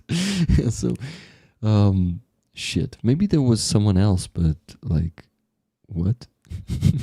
Damn, man, thank you. He does this sometimes. Usually he throws in like 5,000-6,000 hryvnias a day directly to the jar. He's one of the few foreigners who can donate directly to the monobank jar. Most of them can't. It just doesn't work. And he makes these surprises. So Robert, if you're in the chat, please tell me it's you, okay? If not, Aziza also knows Robert Johnson. He's very supportive of her work, and yeah, so Robert, you're a legend. And you know, Starski, do you know what he does also? So we have this initiative, Rollers Fund Rollers. So basically, rollers send money to my PayPal, so we then for that money, when they pile up, we buy them patches on the NAFO truck campaigns. So basically, we donate that money in their name and getting them the patches for 100 euros each patch. So what he does, he's donating constantly, like almost every day, 100, 200 euros to that campaign himself, come into that chat where we sort those things out and says, I just got 5 more patches. Come on, who needs the patches? And he's just filling the forms. So he's basically funding that initiative himself in the last campaign. For 3 months, he was funding that and providing so many rollers with patches. So an absolute legend of this community, and yeah, a great friend of Ukraine and so many people around the world. Thank you, Robert. Thank you all the other legends, because he's just one of many such people who constantly share with others and donate a lot of money. Does Starski have a current fundraiser we can try to boost? Exactly, Nikki. I was about to ask this. Believe it or not, of course, I'm mostly talking about my fundraisers here. But Starski, is it the same fundraiser for the drones for Rubish that you had? Yes, absolutely. So currently there is a fundraiser that is ran by Harmata volunteers. So the co-founder of this fund is Dmitro from Haidamaki. You know Haidamaki, and he's actually like a very, very cool metal player as well. And he's fundraising for Rubish because currently he serves in Rubish himself. Mm-hmm. And we are fundraising for drones and for vehicles. And also recently, Serhiy Sumleny informed me that they already delivered 200 drones to Rubish, to our guys. We're Awesome. talking specifically about FPV drones. I want to announce that separately on my channel, but you will know it firsthand. So, wow. Yeah, 200 out of 1,000 are already there. Awesome, man. So it is going. It is really like getting through. I'm really happy to hear it. So I can find all the needed. I think you don't have just one link there, right? It's like, let me see. I'm going to go to your channel and find it myself. I think under your streams, there's always those credentials, right, Starski? Just a second. I will send it straight to you in just a while. Mm-hmm. Please do, but give me a second. I think I just want to check if you have it there. Yeah, Harmata volunteers, support legendary Hostamel Brigade. You have this. Yeah. So Harmata Fund. Basically, you need to donate there. Yeah. Mm-hmm. No separate link for that fundraiser for 1,000 drones anymore. It's currently everything that they receive right now. They push to support that fundraiser. Mm-hmm. Okay, good. So armatafund.org. Awesome. Sending it to the chat, pinning the link. So guys, from now on, of course, if you don't want the tickets, more tickets for the patch, you can still donate. But we reached the goal. Okay, can we just put all the other extra funds into Starski's fundraiser, and we should have done it actually before, but yeah, I kind of am a bit of an asshole. I'm not only a good guy, okay? So, what? Yes, please. Here's the link. I pinned it in the chat. So, Harmata, let me show it on the screen, that page, and actually figure it out. You know, I actually donated to that on one of the Starski streams. Was it a long time ago or not? Starski, I don't remember, but remember... I remember that. Yeah. I mentioned that. So, you know what? Thank you, bro. What I want to do, I want to actually go and make a donation of my own there right now. Once again. Just with my own money, guys, not taking any money from the ones that you donated. I also, since you also support me pretty well, I have the means to support fundraisers, mostly Sternenko's Rusaries. I'm focusing on that one, but time to time, I'm totally fine and even happy. Not just, fine by the means, so I have money for some extra donations, so I want to do one now. So where do we go here? Here's a donation button at the top. Do you see it, guys? No, I'm hiding it from you. Here it is. At the top right corner, donation button. Let me press it. And what do we have here? Yuan? Oh, yeah, Monobank jar. That's perfect. So I am going to donate to the Monobank jar. Narubish, Dmitro.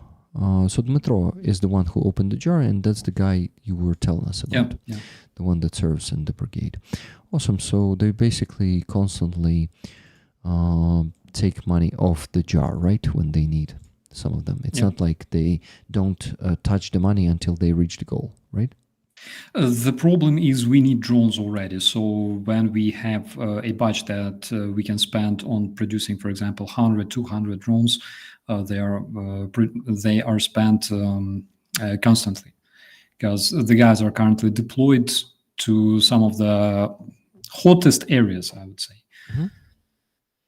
Okay, 1,000 hryvnias from Rick with love. Thank you so much, bro. My pleasure, my friend. I'm sorry that I'm not doing it that often. I also need to think of probably sometimes unfocusing from just Rusaries, because Strenenko is anyway the biggest fun. But to be honest, last month in August they did a record, but this month they're really suffering from the not enough donations, and almost every day Strenenko is saying we have problems with the current Rusaries, only through 30% raised during the day, and that's not okay. We need to keep up. And lately, the daily minimum for them is 300 drones a day, and they reach 250 mostly every day. So they don't even reach the daily minimum, and because of that, they need to actually minimize and cut some shippings to soldiers to put them on pause until they reach the better days. So Strenenko is actually struggling right now. He's fund comparing to August. So this is why I'm trying to, every time he says that, I sometimes go, sometimes not, sometimes I go do an extra donation and say in Batya я стараюсь. I'm doubling my donations, and it's not enough because it's not just me. It should be millions of people, or at least thousands and hundreds of thousands. Okay, I actually told you, but I didn't donate yet, and now I donated. Awesome. Thank you, bro. Okay, so guys, please follow my lead and. Shit, sorry. I think someone just donated directly to the jar around 20,000. That might be Robert Janasar again. It was 1,000 there. I donated 1,000. No, it was 1,500. I donated 1,000. And now it's there 22,000 in the jar. 22,152. So it was crazy. Damn it. Who? Donated to the mono jar as well. It was Alex in Berlin. He donated around $500 there just now. That's fucking awesome. Thank you, Alex. Oh my God. Thank you. So Alex, even though I told you don't push the horses, thank you for pushing them this time, because it's another fundraising initiative that we needed to support. Yeah, so I hope it didn't sound like a Russian accent. I tried to make it more Ukrainian. No, bro. Actually, it sounded like genuine, like Makiivka area. Like that place. Like genuinely, seriously, I cannot even make this accent myself. Well, любимый город может спать спокойно. Не останавливайтесь. Oh yeah. It's instead of остановитесь. Yeah. Ooh, guys, we're talking about Yanukovych days, and not only them. Мы тут с представителями шахтерских коллективов. Oh, you're actually doing it pretty well. The only problem is you cannot use this letter "he" in English. How do you? You can say like Fuzzy says, "Bro, it's hey,"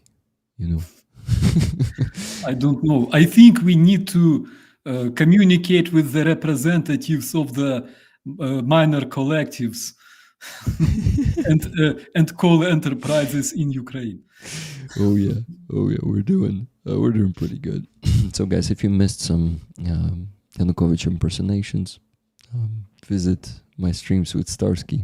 I think we will try to provide more in the future. Starski, in the future we can actually start doing that for donations. We can guys, Yanukovych impersonation 1 minute for $100 donation. Easy.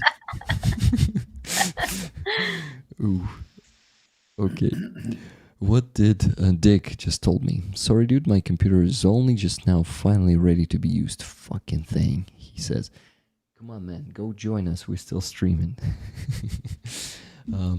There is a gap in the spreadsheet from 305, Rick. I know that. That's because I actually created that gap to put in 12,000 tickets. No, 12,000 hryvnias from Robert Jonas are there in the sheet because I forgot to put it. So I found the gap. So let me do it. Don't do anything with the spreadsheet in the next 2 minutes. I will work on that. Hey, Stefan Bear is in the chat. Starski, show us your new portrait painting. Okay. The one that he made. Starski, are you painting portraits? No. I think he mentioned another portrait, but I'm very, very happy to have you here in this chat, Stefan. It was an enormous pleasure, by the way, to have interview with you and your bro. And by the way, those who didn't see it can see it in the UATV, in the Bravehearts. It's actually very, very much worth watching. Dear moderators, can you please send a link to that interview into the chat?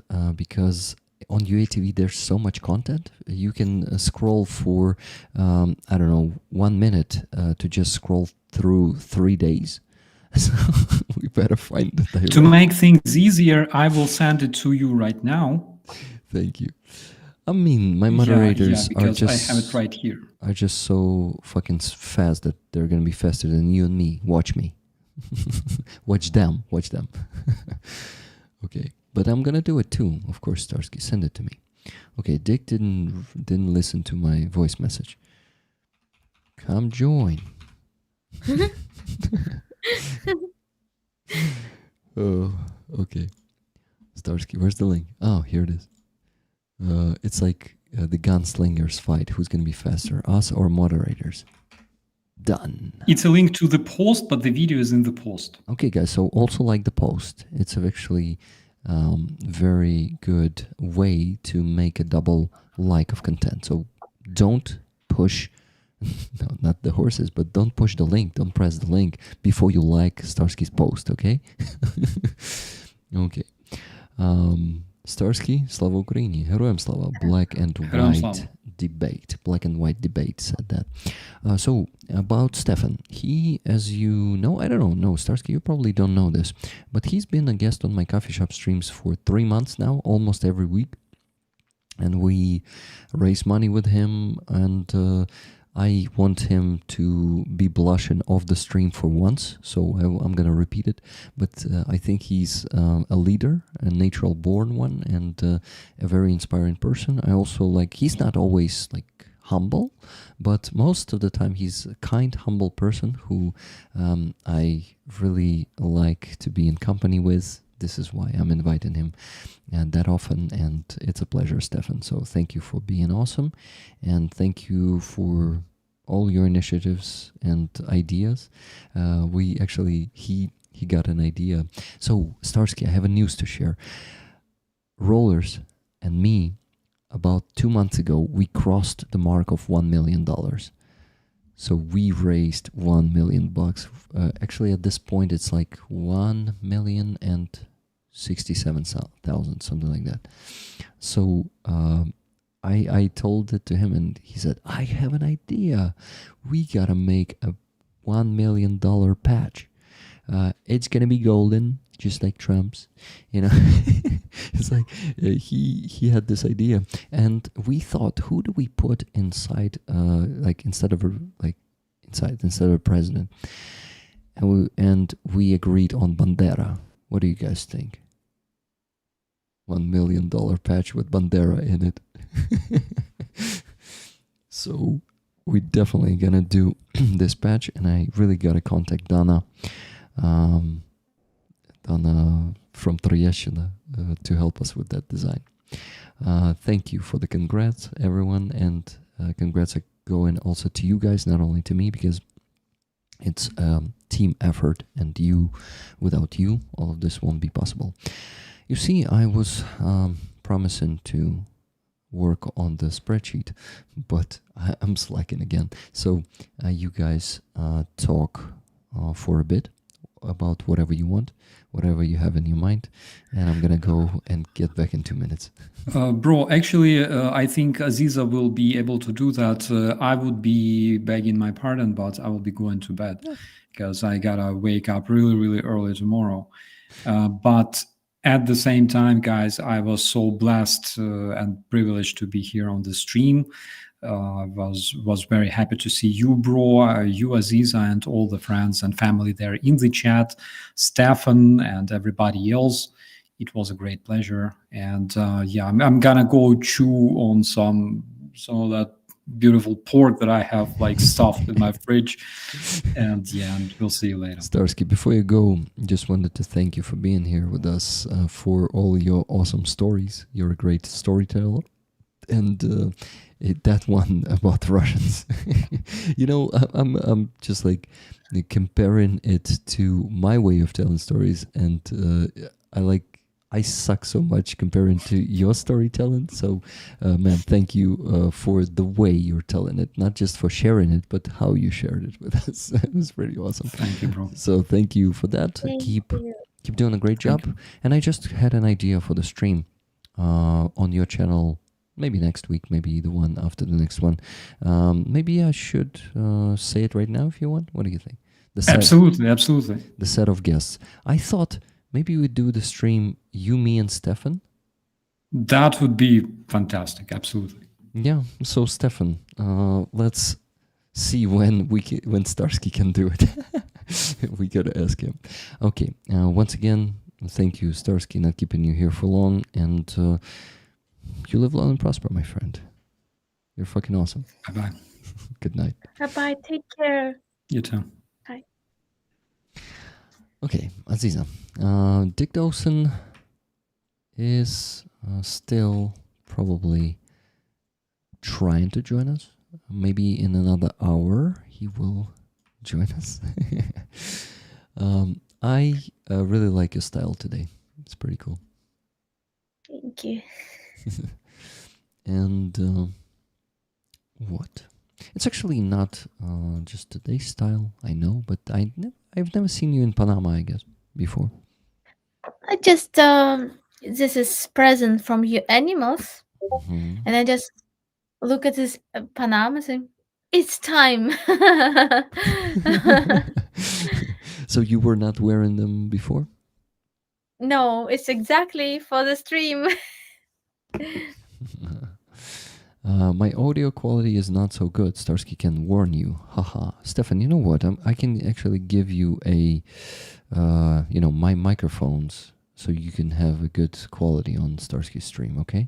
I actually have another one, the old DJI mics that only one of them works. So you just will figure out which one and use that one. But it works perfectly. Oh my, okay. Okay, Aziza.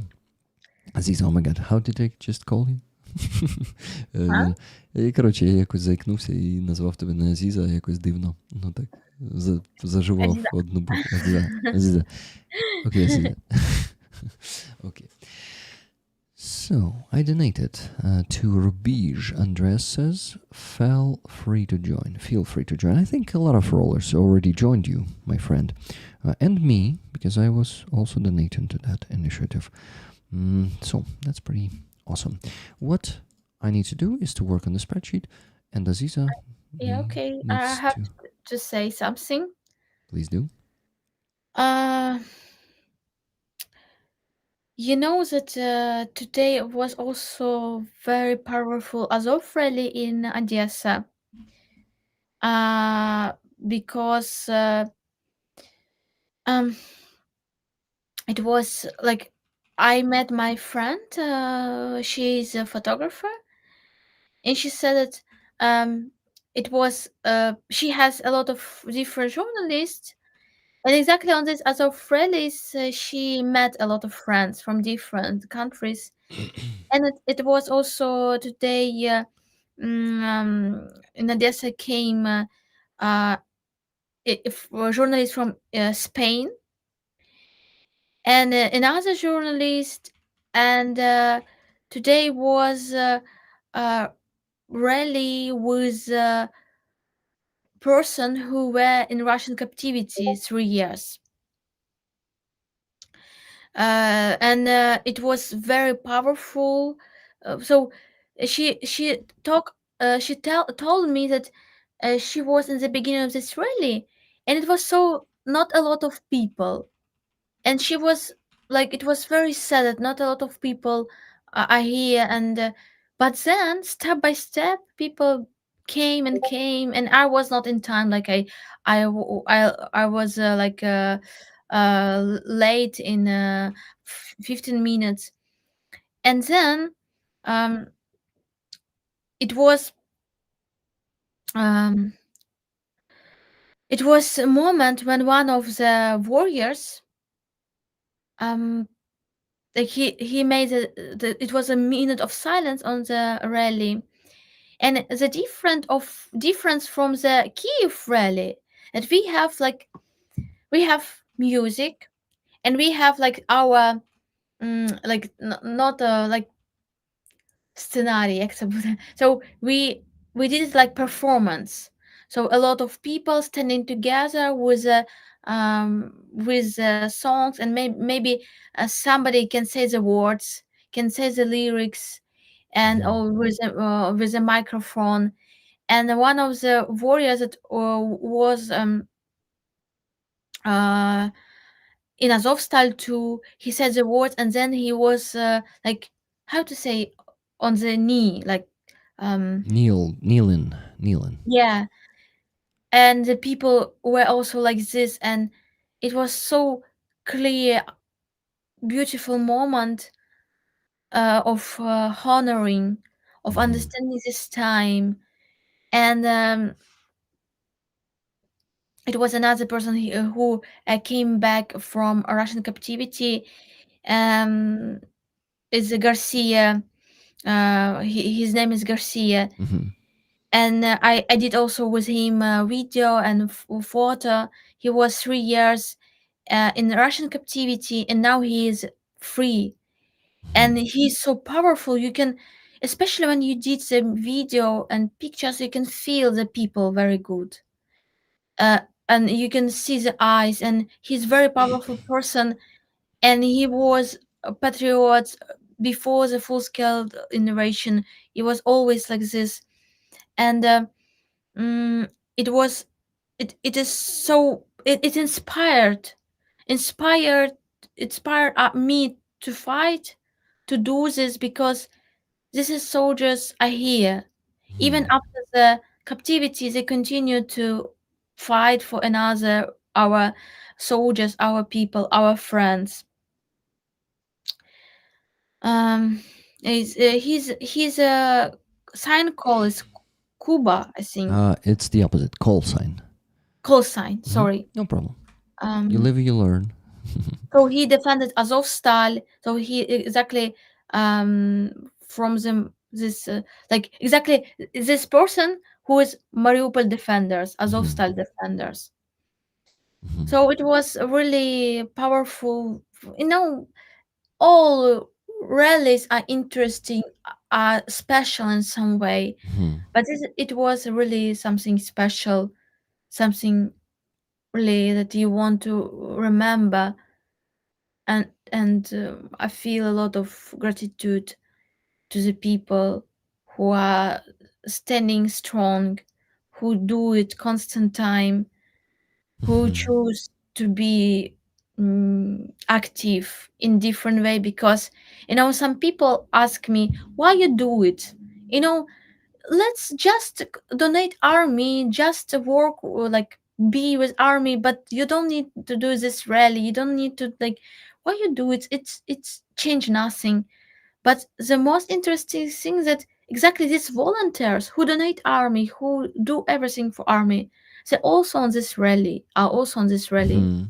So it's same people. So it's not like you are do nothing for the army and you are activists with a cardboard with this. You just It's the same cannot. people. Yeah. Yes, the same people that donate, same people they are all constant in the topic of our country, of for supporting the changes of our country, our state. Same people who join to the army, same people who donate to the army, same people who clean the um, parks and nature. It's same people. Yeah. Yeah. And you can understand that it's right way to do it, because these people in general, most of these people are very smart, educated. Yeah. And They're not stupid. not stupid and not indifferent.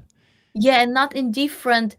And they also not do something like just do it. They overthinking about everything. They're thinking about every step, because they know the like price of everything. Like we discussed with my Natalie, photographer, very great person, about how we can use these pictures. So, for example, we discussed with the community of Azov families in Odessa if we can use, for example, details of the personality, if we can use it or not, or if we discuss this topic, because we really want to help to save these people, in like do everything for helping, for making better situation, better condition for these people.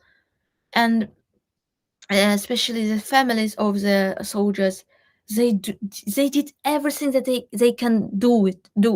So they met pop, they met all this organization, like they like it's amazing. Like if we compare with Russian families, like Rick, did you see this video when the Russian call, when he like they exchange Ukrainian and like and this is video from Russian side, like he's in the bus and he called to his wife and said, Привет, I'm free. I'm soon I will be home. And she said, when you will be home? Oh, sorry, Sergey. We will not be at home tomorrow. We are going to the Crimea for the.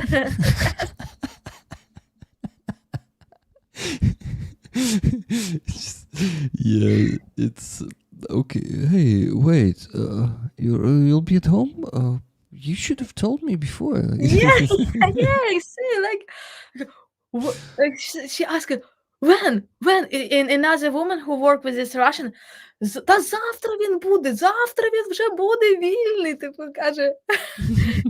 like another woman who worked with this Russian soldiers screamed to this, like she's not in with this, but she screamed, he will be tomorrow at home tomorrow, and she said, oh, I'm so sorry, we will not at home tomorrow. Oh my god. We have to go tomorrow, like she is they're at home now, so they are not go, like they're still at home, but they have in plan to go to Crimea. Yeah, it speaks a lot about priorities. Yeah. And then you can see the video from Ukrainian side, how relatives, families, wives, and mothers, fathers are waiting for Ukrainian soldier with a lot of pictures. They ask, they're waiting of over people, and they ask ask our soldiers who are free now, do you see this person? Maybe you see somewhere. Maybe they want to know if he's alive, or he's like, they won't even know that he's alive, and it is a happiness for them. So it's like it's absolutely different world, and you can imagine how to be with these people who don't care about own husbands, don't care about own sons, don't care. It's like dying is like best solution. I have money from this death, and I have millions for this death, so let it be. So they don't care. Yeah. So it's absolutely don't change them if it's not good. It's not good end for these people. I think not giving a fuck, or not caring, you can call it anyway, is one of the biggest characteristics of Russians. Yeah. It is the description of their nation. One of the descriptions. Yes, savage, brutal, uneducated, but indifferent. Not giving a fuck, even about their closest family members. This is how you know you're talking about the Russians. When you see them. And they proud of this. Yeah. Yeah, we're so angry, crazy. Yeah, we're so, yeah, nobody can be compared with us. We are so special soul. We are crazy. We can do it. We can just kill our people, and for the goal to do it, for the goal to occupy Bakhmut, we will kill thousands of the people, and it's our like best side. Like we are great. Yep. They enjoy all of this. That's the problem with them. So, guys, I need to mention the donations that we received in the last, half an hour. Wow. $300 from 9 Lives, or 09 Lives. He said Death Camp by Aziza Iskender. That's all. Thank you very much. 9 Lives, I hope you're watching this, and I'm grateful. Then, $130 from Average Ogre. He says, Average Ogre, there are never too many donations. Lots of love to all the rollers. Salute to Starski. Hugs to Aziza. Slava Ukraini. Tickets, please. Героям слава. And hugs to you too. And Michael Russo for Starski. Slava Ukraini. Героям слава. Donated by Michael Russo. So, about this $10 donation for Starski, let me see if there's a PayPal option there, because if it's not, it's just $10, so I can actually maybe compensate it with my own money. It's going to be an extra from me. But I just wanted to, ask you guys to donate directly. There, where the hell is this website? Here it is. Let's see. What are the options? It's also will make my report less complicated. So, Michael Russo, if you guys are okay if I take this $10 for our fundraising and donate either my own, or you guys donate the other 10 directly to Starski's initiative, it's gonna be more organized for me. Let's see. Press donation. There is Ukrainian way. USD, company name, Bank Swift, correspondent banks, charitable, in euro, yes. PayPal, here it is, armatavolunteers@gmail.com. Michael Russo, there's another idea. I can actually, refund you this $10 and you send it to Starski's if you don't have another spare $10 for this. So let me know how to do with this, guys. We can actually do the raffle in a few minutes. I just need to put this last donation there, this last ticket. So by the way, guys, now I I forgot that people who are getting the painting here, they are not getting the tickets for the raffle. So I took back, you've probably seen it on the screen, took back 400. I didn't take back, I kind of excluded it from the tickets. $400 for the painting from Alex, and I put it in Aziza's paintings column there. So sorry, Alex, but at first I've given you 40 more tickets than I was supposed to, but now you still have, oh my god, how many tickets you still have? 900. Not 900. Oh my god, there's $1,000, so that's 100 tickets. You still have 100 of all the 500. Sorry, of all the 500 tickets out there. So, yes. By the way, Michael Russo, are you still there? Give me a solution, please. New camera, Aziza. You are much clearer today. Yeah, indeed. I also see you clearer. Якимось чином дійсно сьогодні краще зображення, ніж зазвичай. Може, тому що я тут, а не там? Не в іншій кімнаті? Yeah, maybe because Aziza is in this room. А ти з чого, з ноута зараз? З ноута.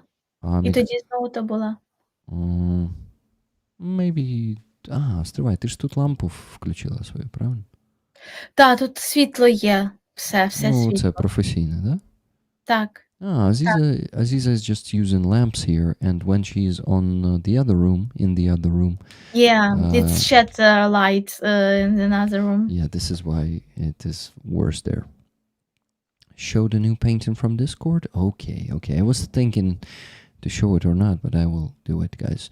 Behold, this painting is called Starski's Revenge.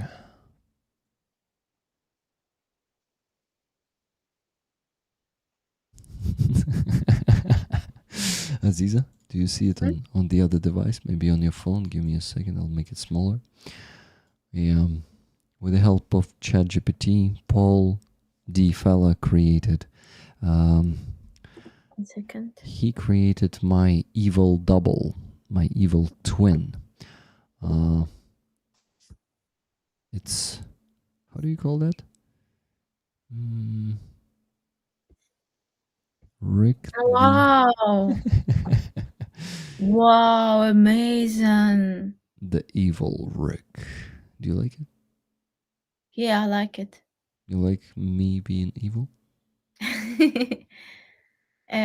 Crippled somehow. It's not crippled. Still Rick, Still Rick.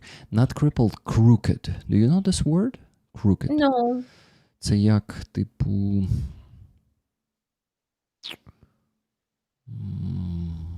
Про поганих людей так кажуть. Типу, знаєш, як... Типу, як... Всередині... Не гнилий, а от щось типу цього, знаєш, такий прям... Rick's face when we can't finish the donation. Yeah. Dana Kyiv said that. Yeah. I was going to ask who is it? Who it is. The hair looks like you, but never seen that face. That is the face you save for Russians. Yeah, probably. But it's not a disgust. It's like... It feels like I am really... not a kind person. Like Mm. I am. It feels like I am дріб'язковий. Do you know, like щось And I таке. have another feeling. Hmm. It's like when you are very tired. You know, when you are very tired and you saw everything in your life, and one person like want to like um share you with you some new idea, or like propose to you something, and you're very like you don't believe in it at all, like you Mhm. like what, like okay, like you don't believe that it will have a good end, like this is feeling of this image, you know, like you saw everything, Mhm. and Mhm. so you don't believe that it will work, you know, something like this. I actually know what it reminds me and why I feel what I feel. It feels like this man has no life in him anymore. It is like he is so tired and he doesn't believe in people or in this life anymore. It feels Yeah, like these dead eyes, you know, like my eyes, they usually are full of life, right? I'm yeah, passionate.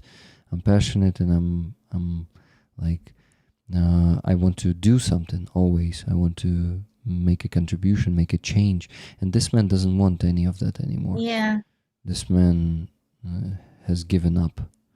You know, it's like uh sometimes I can feel such person inside of me for a moment, you know, for some like I could feel myself like this. So for example, I see this face, and sometimes I feel myself like this, like very very tired person that did everything and just want to die, like like everything is oh, you know, like it's not a long period, but it could be like moment, and then Mhm. you continue to fight because you have a lot of great friends that uh, don't have such luxury um, opportunity to be like this, you know. Yeah. And what do you mean you don't want the raffle face? Donna says, you don't want the raffle face? No, I don't get it, Donna. Sorry. Ah, okay, got it. It's like she says, like, it's my face when I say, "What do you mean you don't want the raffle?" But but no, guys, it's this one is definitely not me, and it's not my face. And Andreas says 100% Rick, but this is not you. Yeah, this is not me. This is a dead Rick. I hope to never see such Rick in the mirror, and I think I will never see such Rick in the mirror. I think it's really hard to get the life out of me. But who knows? Anything can happen. Look what I have here. Carlo gave it to me on Friazo. He's from the Netherlands. Wow. He got this from a famous man on Chrещатик who is selling Wow. selling stuff. This and also this Wow. shell of Wow. Putin PNH, which is Putin, go fuck yourself. And you see he's there's something sticking through his head. Yeah, some knife in his head. You know, guys, I am a very peaceful person and I don't like violence, but after tonight's attack, I was sitting in the morning drinking coffee and thinking how much I would love to kill Putin personally with my own hands. How I would like to stick a knife through his face like this. And you know, I'm not a cruel person. You know me. I'm a kind guy, and I really would love to see the world of love and peace and all of this. But these creatures like him, it's not even gonna be a killing. You know, it is gonna be an act of mercy to all the world, if not more. So Yeah, I can understand you absolutely, because I was very peaceful person. Sorry that it was like before the full-scale war, but mhm. after the full-scale war, I began to be not peaceful person at all, Yeah, and I'm also can feel same feeling like you, yeah, but even in a different situation, even not only with Putin, yeah, because Putin is just one person, but this monster has so many faces.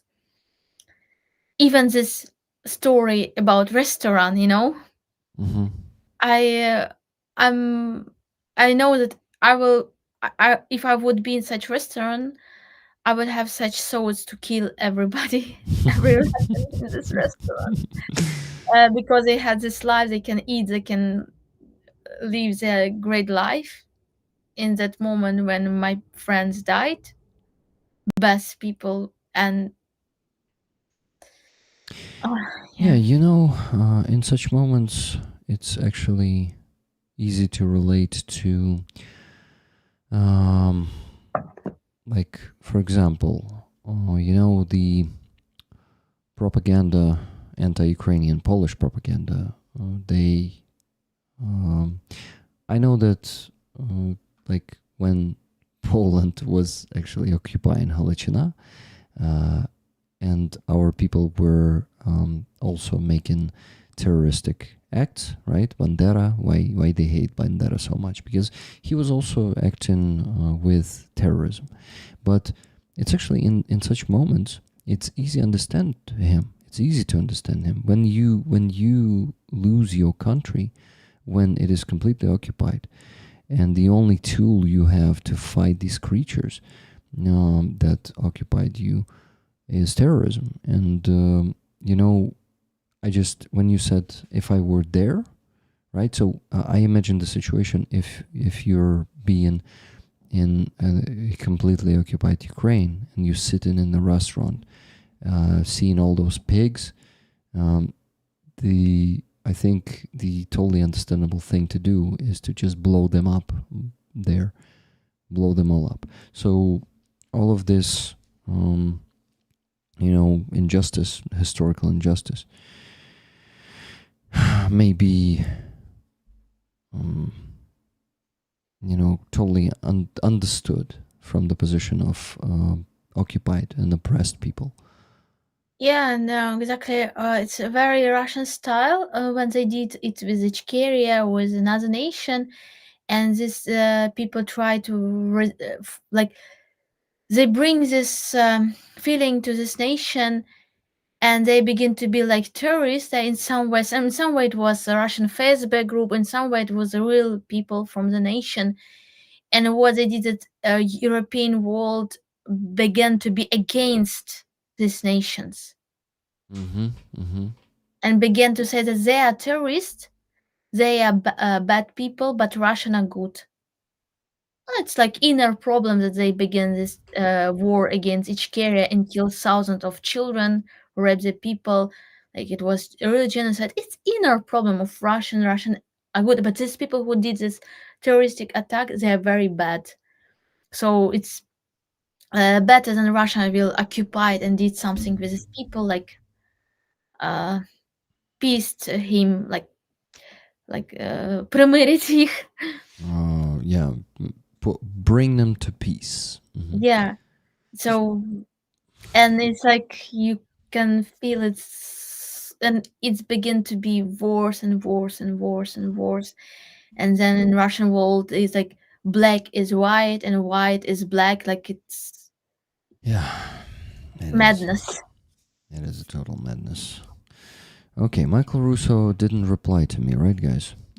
I'll give him a ticket and just use this for our fundraiser. And what? And I'll donate more to Starski myself. 10 more bucks. I can do it. Okay, so guys, let's do the raffle. It's 1 a.m. Aziza, we have a chance to finish the stream before 2 a.m. We probably do it. Yeah, we'll probably do it in half an hour because to be realistic, it will take that much time. Because there's always some interesting topics we discuss in the very late time. You know, the later it is, the more interesting the conversation, our conversations become. Dana is asking, what was the restaurant? I missed the story. Starski told us the story how he went with his German friends who don't watch his channel. And they took him to the Russian restaurant where all the ugly, typical Russians were hanging out, and they were the only table who was speaking English, and everyone around them were speaking the ugly Russian. He says, what they were talking about, how they were talking about, swearing after every word in their sentences, and then they started putting Russian music up. And then Starski couldn't hold it anymore, and he just left. But he told it so great. So please watch the recording of the stream where he's telling that story. It was, I think, hour number 3 approximately. Yeah, and they call this restaurant East European restaurant. So Starsky saw that it's maybe it could be Ukrainian, Polish cuisine or something like this, but it was not like this. Oh yeah. So he's a good storyteller. He told it in his style, and it was just fantastic. I mean, nothing fantastic. We felt ugly. We wanted to puke after that story. Yeah, and he wanted to start killing there. But he also told us about his dream there, so I'm not going to be telling you what he told us. Just go and watch the recording. Ooh, okay. So guys, let me check if we have, if I've put everyone into the spreadsheet. For that, I will have to calculate how much money we have on PayPal.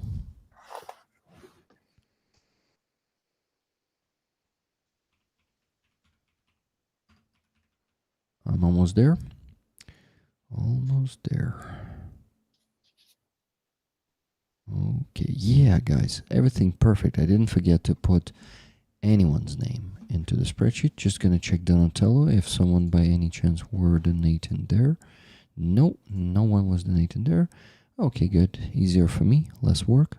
So, this beautiful patch will be raffled right now. Enough. We're not accepting more tickets, but what? But I think we already had. Guys, by the way, I didn't tell you how much we went over the goal. How much more we raised than the goal. So minus 300, minus 130, minus 10. Oh my God, guys. We went over the goal by $576.15 today. Thank you so much, everyone who donated today. Aziza, if not your paintings, we won't go that far. It's thanks to you. Oh. Thank you so much. I mean, I'm honest, at the last moment, so, okay. You witnessed everything what Alex did, but without them, it won't be that much, because then 9 Lives wouldn't send that $300 donation and didn't go that far. So thank you, Aziza, very much for providing this art for the auctions on my channel, and I really appreciate these donations of your art. This is very important for me and for rollers too. Thank you, friends, that you support my way of supporting Rick, and thank you, Rick, for this opportunity to help Army. It's make me feel better, much better. Thank you so much. You gotta know, today you brought $700 to Ukrainian Army. Do you want me to tell you the price in hryvnias? Easy. Give me a second. 28,840 гривень. 28,840 hryvnias. Feels much more, right, than Yeah. $700. Yeah, so it's a big sum of money. Thank you, Aziza. You see, you're also raising funds for Ukrainian army. So please don't underestimate your abilities, okay? And it will be more and bigger, believe me. So, okay, guys, I think it really was Robert Johnsar who closed that car repair for Wolf jar. I didn't. Okay, should I? Yeah, I should include it into the report, guys. So I'm just gonna mention that Robert Johnsar donated directly to that jar. Wow, we have someone in the chat praising China, probably. Or you're not praising China. Maybe you're just from China, David Swenson. Where are you from? China, and the Chinese communist flag is there. We don't like this red stuff here, so please explain yourself. Guys, don't ban the guy yet. Maybe he has some reasons, good reasons to post that flag there. Hey, who did that? Just Jimmy. Undelete his message. Yeah, it's interesting. Yeah, because I'm cute. Well, at least he's not blocked yet, so... Okay, just Jimmy, I know you cannot undelete his message, but let's just not block him for now. Let's see what he has to say. Okay, so I made a screenshot of the filled jar, and tomorrow they will be able to already use the money. Thank you so much, Robert. If it was you, if it was... Wait, Alex in Berlin, it could be you. I know that you send money directly to the jars too. Was it you who closed this one?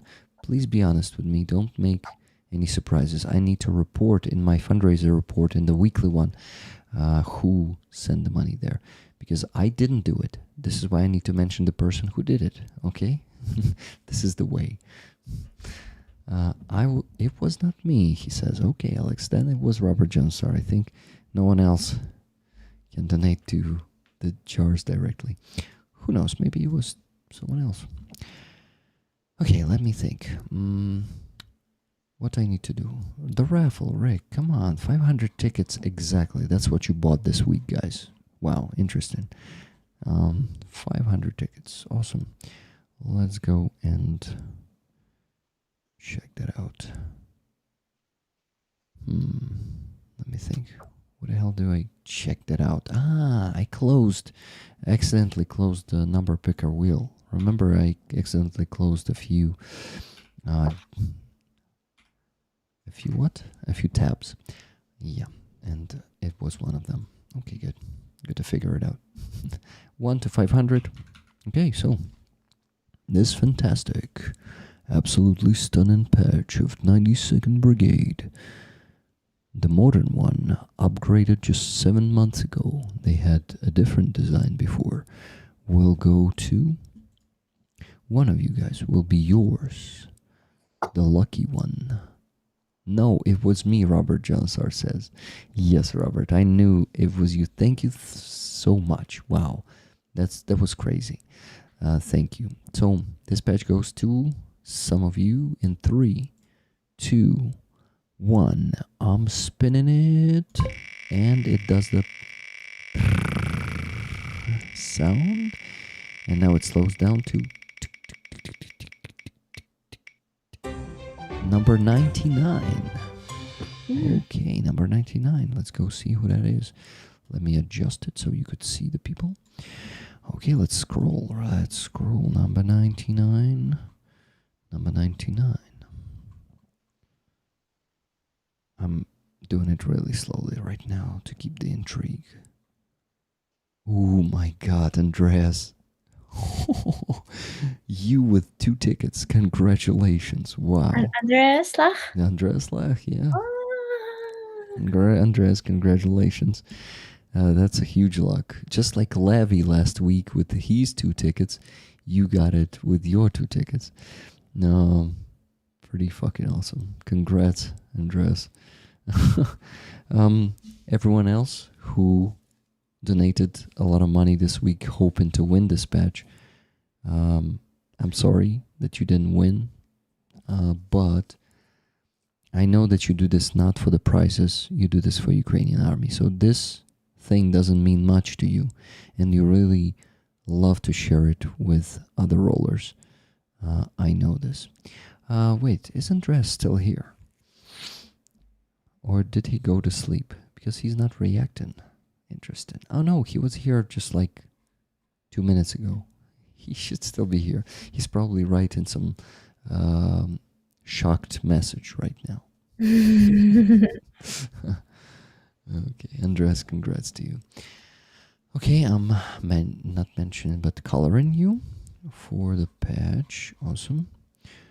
What patch? What is it? 92nd Brigade. Awesome. Oh, guys, I have something for you, I guess. Something cool for the next week's raffle. Yeah, it's gonna be a flag, and it's gonna be a flag. They're all cool, of course.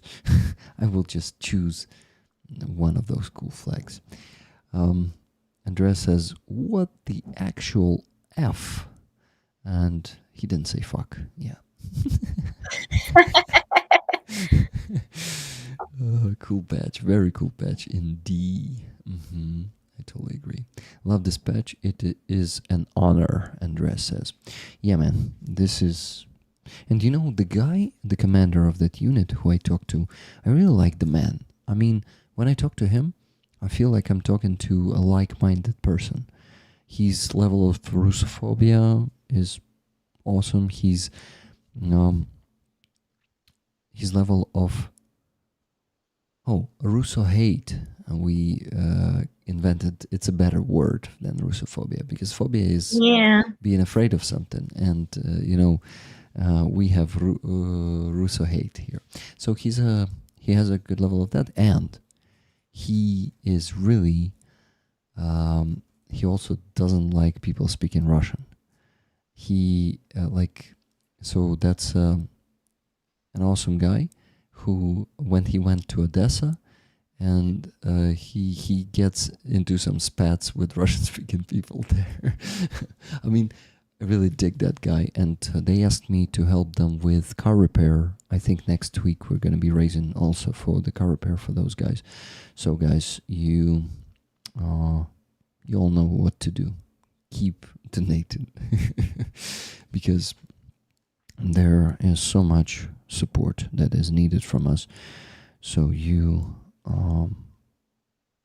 oh shit, I actually did this sneaky thing right now, because 09 Lives, when he donated $300, he told me all tickets for me, but in the email, not in the PayPal. And I just read an email, so all tickets for me, but I was not given tickets for the paintings money today. This is why he couldn't get the tickets. Sorry for that. 09 Lives, if you're watching right now, but I thought it's going to be more fair that we don't get you guys the chance to get the double price. Sorry. Sometimes I gotta be an asshole to make these decisions. That's the burden of a leader, heavy burden of a leader. Making some decisions that won't be appreciated by everyone. Okay, what the hell do we have here? We have the last 13 minutes to actually donate and go to sleep. Aziza, it feels like I didn't get you enough time to speak today because you joined late, and we're finishing early today, and it's like, shit, Aziza was here just like for an hour. And I'm like, okay, I'm letting you speak, Aziza. We're streaming for the next 2 hours. Let's go. You're tired today. No, I no, for good goals, I am ready. Well, if you need, I will be with you. If you say, Aziza, I don't want to go, I need to talk, and I will be with you. Okay, Aziza, got it. But today we're really gonna go to sleep earlier. And I really hope you're gonna go to sleep. Look into my eyes. I have one idea to do. I just have one idea What do that you I want to have to do? do. What do you want to do? You know, I saw today on the rally, my friend, she's very great person, artist, Vera. And one information about her, she is half Tatar person. So her father is from somewhere like Tatarstan or somewhere like this. Mm-hmm. And she's very unique, great, and we have a lot of in common. She felt a lot of things like me. She amazing artist. Mm-hmm. So she always makes banner very artistic. So she has a clothes in the colors, and this banner also this is also in style of her clothes. So she looks like painting. Mm-hmm. And she used such words on her banner, how to say, Боже не літості, лютості, Боже не ласки, а мсти. The lyrics from Stu's, Stools, yeah. Mm-hmm. and I have song exactly with its lyrics, Yeah. and I want to make the post. So I make picture with her, and I want to make a post with her picture and with this with audio from my stream. Боже не літості, лютості. Make such post and send to her, because I think it will be powerful. It's about it's this words perfect for this time. Mm-hmm. Like Боже не літості, лютості. God give us not kind feeling, like, but give us hates, like, how to say, lutest, Lutost is rage. rage to fight till the end. Don't be kind to our enemies. Yeah. Mm-hmm. Yeah. You have to be strong. No mercy. There should be no mercy. But Ukrainian is very hard. Very hard. They are very, very kind people, really. Yeah, we guys were given mercy to Russians so many fucking times that we end up in this situation again and again, because we always fucking forgive them, and we shouldn't. And so sad for us is please fight till the end. Mm-hmm. Don't be kind. Yeah. Don't forget, because if you will not do it, our children, our grandchildren, great-grandchildren will have to do it. In any case, just we like spend the time, like lose the time. Yeah, I really hope we will learn after this war and not let them in again, and break our security. While you were telling us this, I actually made 2 donations. Yay. And they are next. They are 220 ducks. Oh my god. Guys. It's like Butterfield. Ducks, Butterfield. Ducks are in the Butterfield. But you know that we had battle geese, right? Бойові гуси. Yeah. So guys, there were also ducks on the Butterfield.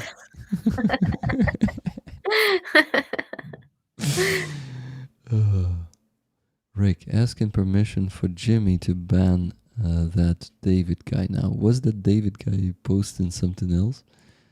Or was it just China with a flag? Or what the fuck? Let me see. Maybe it was mistake. Like, sometimes you can press not right. Something. Maybe he wanted to choose a Soviet Union flag and chose the Chinese. Maybe he was slapped on this keyboard, like. Yeah, and it typed China. And the flag. This is good. This is good. But you didn't appreciate my joke about the Soviet Union flag. Like maybe he wanted to put in the Soviet Union flag, but put the China instead. Maybe. Ooh, what an excuse, right? Це просто абсурдність ситуації була в тому, що типу, наче це виправдання. Одне лайно на інше поміняти. Ну да, це не дуже. Okie doke. I want to show you the screenshot of the donations. Give me a second. Hey, it is sent to the wrong place. Give me a second. Now it is here. So guys, 2 minutes ago and 3 minutes ago, actually 3 and 4 minutes ago already, I donated $220 to Hostomel Shelter, Paul Deberts, and Tune. These 220 are thanks to you, and not 150 as always. And 500 to Anton Kerstopin, the husband of Helena. And autocorrect on Chinese phone. That's also a funny one. Зрозуміла прикол? Типу цензура. Китайський перетворив цей. Він, можливо, писав там America, і автокорект виправив на China. Please help. I'm so sorry, it's not good, maybe joke. It's good joke. You know, I'm watching. I saw today news that Chinese people work hard for this new iPhones. Like it was like they work 15 hours per day and have like 15,000 hryvnia so it was like they are really like slaves work on this company. For iPhone factory? Last iPhone. Shit, I thought iPhone quit. It was in Guardian. The they Chinese. make this. So I have channel that they search a lot of such economical news. Mm-hmm.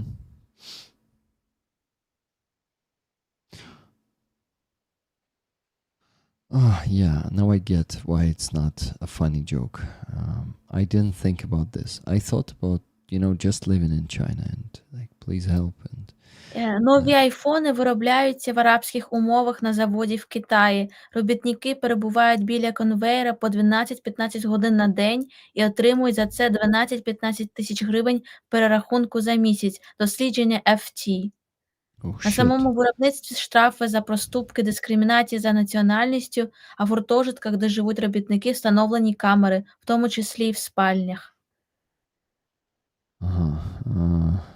I won't be translating it. Basically, Chinese are using the people there like slaves for 15,000 a month is less than $400. For like 12 hours a day, they are standing on the conveyor, and there's discrimination there, and mistreatment too. So it's sad that slavery exists these days. There's a literal slavery that exists. I saw the news somewhere in Kyiv Oblast, like some dude was holding slaves from the, how do you call it, Bliski Skhid? Not Middle East, it's like Середня Азія, Middle Asia, people from Middle Asia. It's like more correct in Ukraine, це Центральна Азія, бо Середня Азія це була радянська назва. Okay, I will know. Central Asia. Центральна Азія. So people from Central Asia, they are being held in slavery by a Ukrainian guy here in Kyiv Oblast. So the slavery might be actually next door to you. So we have criminals everywhere, also in Ukraine. So guys, when you idealize Ukrainians, remember there is some Ukrainian scum too. Not But really. it's not like in general, like in Russia, Yeah, but in like they Russia, did in Moscow. yeah, I but know different people. So one person and a lot of people, and well, system is different. not one, okay, but Okay, the minority, definitely. minority. Like we Yeah. have also war crimes, but No, it's not system crime. not Like war crimes, just no, crimes. I I'm just talking about, we have also some problems, but it's not system problems. It's yeah, not not like systematic. It's not in our culture, and Russians have it yeah. in their culture. I just want to be honest. We also have these call centers. Do you know the call centers where I watched the Bigos Info video about it. Aziza, if you want to know more about it, you will be surprised how many scammers we have here in Ukraine. I know such topic, and I want to speak with you one topic that I want to discuss with you because we will discuss it Privately? in real life. Just I Okay. want to ask you. Okay, let's do it. I know such a topic that in the beginning of First War, it was a lot of such like you called office Office, in yeah. Dnipro, and they like make it scammer for Yeah, Russian yeah, and donate to the army. yeah. But they are And not donating it, actually. yeah, no, yeah, really, they did not donate. No, maybe in the beginning of war they donated, but lately they just But scam people. after the time, everybody realized that in general it's not good because a lot of from them began to do it against Ukrainian and against European Exactly. people, and it's Exactly. very very bad. And I'm support this idea that it's not good when you did it. It's same bad thing even against Russian. Like No, against Russians, I think it's justified. But the problem is these people, they like lying to people is their profession, and scamming people is their profession. So you cannot trust them, and they basically started scamming. Not just Russians, but everyone, Ukrainians, Europeans, just like Aziza said. And these guys, so if only you could trust them that they will be only scamming Russians. Yeah, but you cannot trust them because they are liars, but pathological liars. It's in their profession sometimes. So it's really hard to quit that if you start working there. They may just bring you to the forest, tie you to a tree, beat you up, and leave you there. And they do it for you to not leave the office. So, oh my god, real? yeah, so I'm gonna send you a video of Bihus and for you watch it if you want. No, you don't? No, I won't. I won't because one of my like it's not my friend, like one person I know work on such office, but she said that it's only against Russian, Uh-huh. like it's not on like and I want to like I want to inspire this person to leave this. Don't do it even it's against Russian. It's not good. Do you think she might be lying to you or just to herself? Maybe it's very sad if it's like this. Mm-hmm. But I hope that she didn't lie to me. Yeah, I hope so too. So, guys, right now I suddenly started showing you my income on YouTube, my statistics, my YouTube analytics. Aziza, they still didn't. Did you check the email? Maybe they emailed you. No, nothing. And did you enter the Earn tab in your studio? Do you see some changes there? Maybe they just didn't notify you. Maybe you already have monetization. You just don't know about it. I didn't see it. Okay, guys, if anyone can buy any super chats before we leave, would be awesome because I think. Oh no, actually, I think it should be okay for today. Meaning, like today's income will cover the remaining $220, and I'll reach 2,000. So, yeah, I think I'm good. Thank you so much, guys, for supporting me and making sure my income is stable. Aziza, so do you have I didn't see changes on my studio. earn tab? What do you see there? Can you send me a screenshot if you don't mind? Okay, I just ми повідомимо, чи можете ви стати учасником. Nothing. А можеш все одно зробити скріншот? Окей.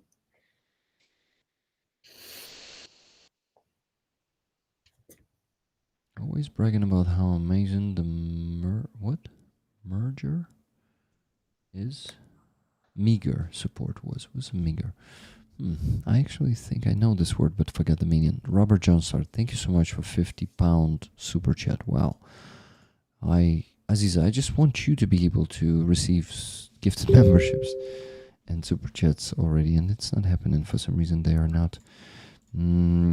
I don't know, Rick. I just did, and you know, these new things are always a little bit hard for me for the first time.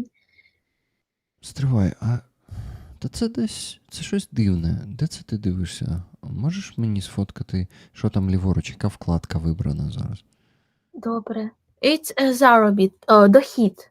Дохід, earn. Ну, мабуть, що воно. Getting paid, setup complete.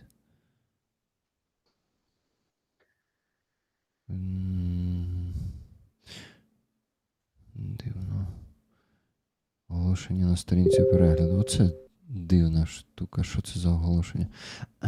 Це оці сосиски. Сосиски. Я теж думала, що це намальовано взагалі. Це, по-моєму, сосиски їдуть кудись. Оголошення, зустрічі, спонсорство, супер. Стривай.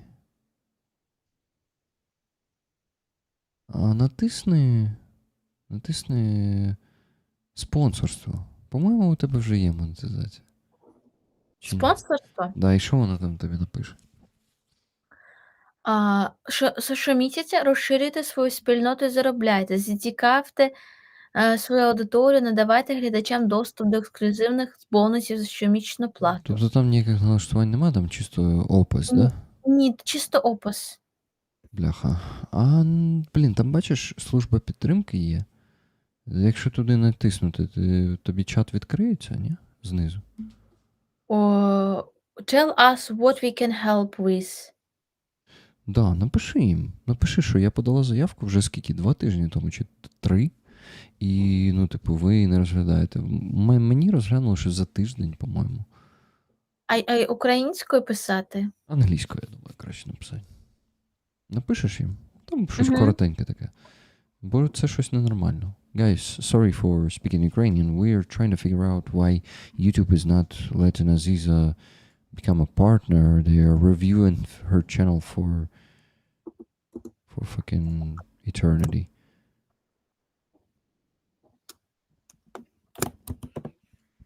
І у тебе пропали оці прогрес-бари, да, в яких було написано, типу, стільки-то годин, там, переглядів, стільки-то... Так. Вони пропали, да? Здається, так. Коли ти натиснула кнопку, да? Hey, Vasily, where are you from? You're pro-Ukrainian. You see you're calling Russians orcs, but you're speaking Russian in the chat. Why do you do that? We Ukrainians don't like to see Russian there. Рік, я подала заявку на що? Як це сказати? На партнерство. Partnership.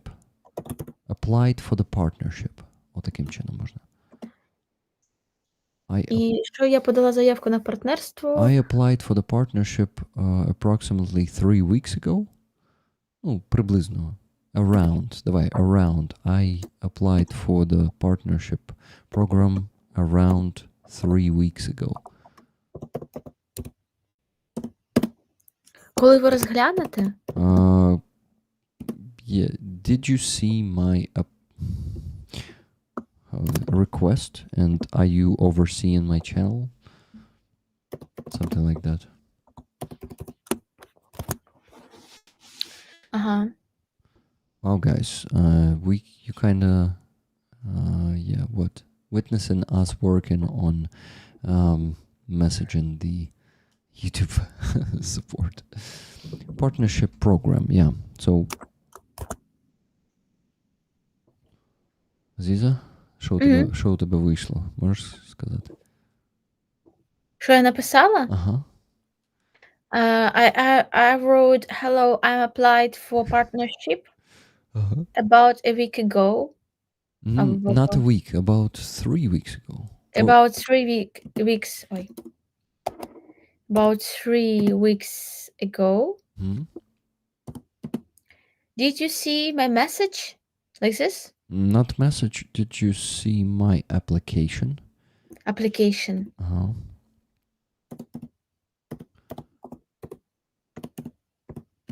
Application.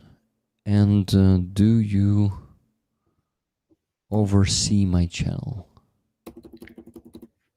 Чи ви розглянули, да?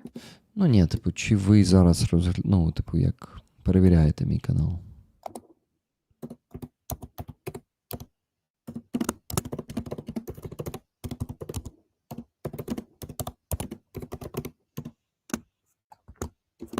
Sorry, friends. Sorry that I'm making you do this right now. It's totally fine. It's me who are making you do this. Guys, it's not me cutting Aziza's camera right now. It's her, because when she unfolds the laptop the way that we see her, she cannot see the text properly because it's blinking. So you what? Be patient, please. То, що написала там в кінці, скажеш? Are you checking my channel? Супер. Я думаю, можеш відправляти. Thank you. Щось таке напиши в кінці. Там.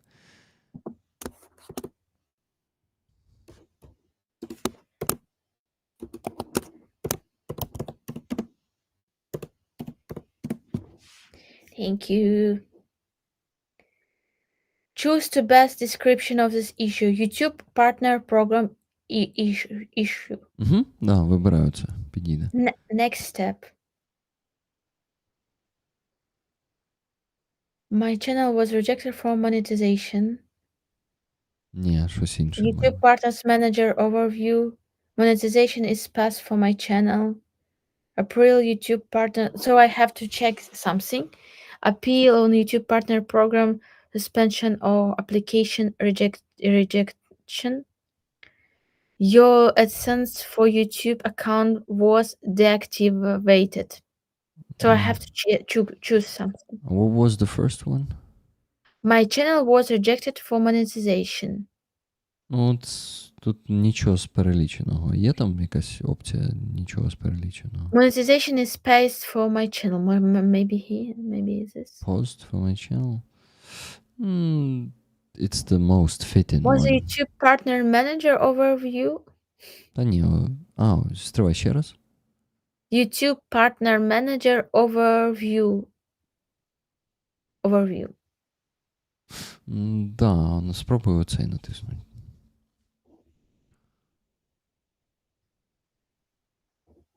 RP Marcin, thank you very much for $20 super chat. I really appreciate it. I forgot to thank you for that. Thank you, guys. You know, it was like, I don't know. It was like automatical answer. YouTube Partner Manager Overview. What is Partner Manager? Was this helpful? Yes, no. I have to. Who can get a partner? So it's like, like automatical answers. So you basically send them a question, but you get the automatical answers? Yeah, like something that I don't know, and they'd like. YouTube is unfortunately doing that. Contact us. Oh, yes. Press it. Contact them. It's same thing. Okay. Like I come back to the beginning. If you have such question, contact us, and then like Sirko. Yeah, I know. It's unfortunately the automatical shit there. I don't know. Okay, you know what I'm gonna do? I'm gonna ask my YouTube partner. I actually have one. I'll ask him about your channel, and maybe I don't know if it works like this. If they can look into your channel with through my request, because they have their stupid regulations. It's like. But I'm gonna at least ask them how long it will take, because it's already taken 3 fucking weeks. Andreas says, can Aziza send you the screenshots? Andreas, I understand actually what is happening there, so I don't think it will help, because they have this just like automatical Q&A there, like you press and the next thing appears. So no real person will be talking to Aziza until she's partner. I just know this because the chat with even with the fucking bots or the YouTube ones appears only when you're becoming a partner. You can press the chat button and you can message. You can actually first talk to the automatical bots, and only then, when you're being super persistent, they will give you a real person, which will also be talking to you like bot. I hate it. I mean, like, their customer support is just ugly. Oh my god. I just don't really like it, and I know that right now Aziza unfortunately doesn't have any ability to do that. So we tried. I will also try to ask my YouTube partner, and we'll see what the hell is not partner but manager. He's called manager. You're welcome, Aziza. And okay, Salalu says, Rick, thank you very much for helping Aziza with this. I'll help with Aziza with everything that I can. Thank you so much, Rick. My pleasure, Aziza. And okay, Rick and Aziza, you should take the chance to get to bed early. Yeah, we should do it. Aziza, let's finish the stream now, because we did the donations. I just need to donate, actually, to be honest, ideally today, $50 more for the fundraiser that I did on the 3rd stream today. Did I tell you that I had 3 streams today? No. Free Azov. Then the families of Magura Brigade, who have their husbands and sons and brothers either missing in action or dead, unfortunately, they are raising funds for Magura family by organizing fairs, Yarmarok. And on those fairs, they sell home made stuff like food, but also the handmade stuff, a lot of handmade stuff, really cool. Today, Brian R., for example, so rollers were donating and getting items for that. I think we raised around $500 for them, and they were really happy. And for example, Brian R. won a like the members of the families create those things, and he like handmade vyshivanka, so it was embroidered, handmade. He got it there. I convinced him to get it. He didn't want anything, but I showed that vyshivanka. I said, Brian, with your $100 donation, that vyshivanka was only like $50. So they have Ukrainian prices, for Ukrainians, they are super low prices there. And I was like, with your $100 donation, you can definitely get this vyshivanka. You donated twice more. So I didn't get the Motonka doll, but I get this doll.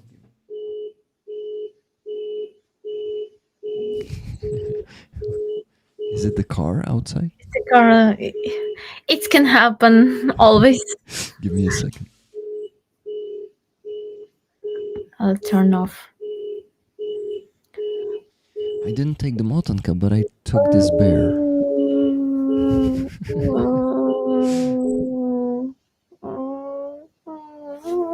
So cute. Yeah, really cute bear. So this bear, I took it for the raffle, guys. I didn't get the Motonka, but I got this cute bear, Cute. and we're definitely gonna raffle it someday. We are happy, Andrea says. Yeah, so this is my third stream today, and you see I still have energy, so it's something crazy. Yesterday also I had energy. I really hope to have some energy tomorrow. For that, we need to finish the stream right now. Yeah. But what about those $50 to be donated? Let me donate them right now, okay? I'm just gonna quickly check. Yeah, and I will tell my dear friends that I will be next week in Mykolaiv, and unfortunately, this it will be competition between artists for supporting of project, and I want to create project about Crimean prisoners, and so I will not do stream this week. Unfortunately, they didn't give me opportunity to make stream of my presentation. I had to make presentation of my project, but I will ask to record this presentation and then post. Maybe they did it because they don't want to make dangerous situation, when you made the stream in same time, somewhere in museum, so maybe I will record and then post for you this presentation of my new project.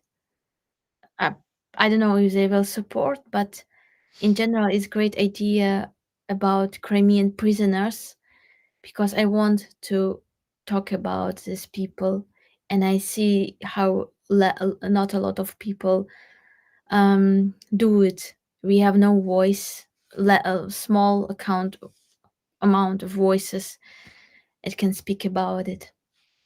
Awesome. Okay, Bradley Patch for Melissa Kane, and if I'm not mistaken, yeah, Michael Russo and Magora. I'm gonna donate it with one donation. Melissa and Keith Kane donated $40 on that stream, and Michael Russo donated $10. So I'm connecting it all, and Magora. Wait, not Magora. Probably also Bradley Patch.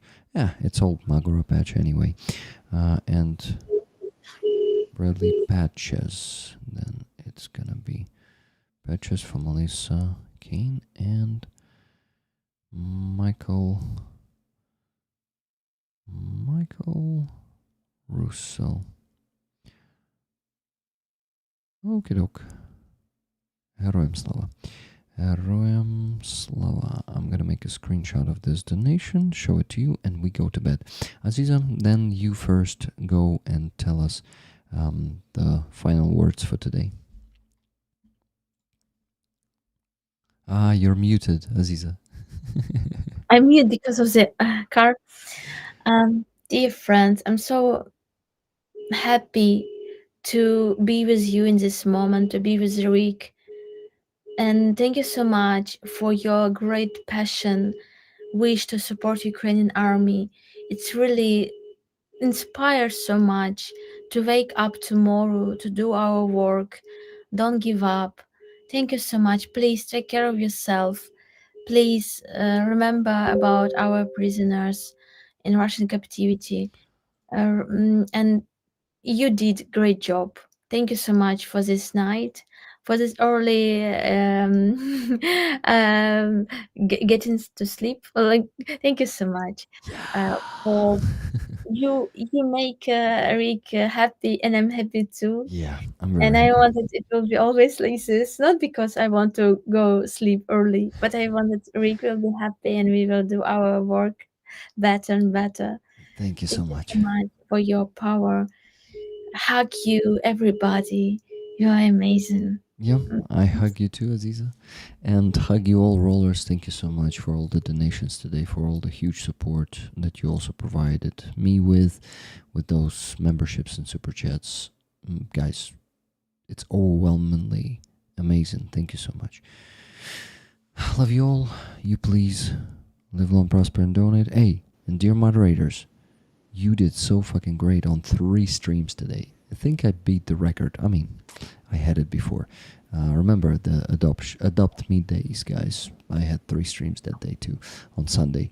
But it was really good today. Really, really. I still have energy. Thank you, Aziza, for also giving me energy. Just like rollers, you're also contributing to that. Thank you. Okay. It was a great stream, guys. Really a huge GG. Thank you again, Rick, for a wonderful stream from Alex. Great stream, Rick and Aziza. Loads of love to you both. From just Jimmy. Thank you, Rick, Aziza, and Rollers. Much love to all your beautiful souls. Thanks. Thank you, Rollers, for always showing up and showing so much love and support to our Ukrainian brothers and sisters. Thank you for that, guys.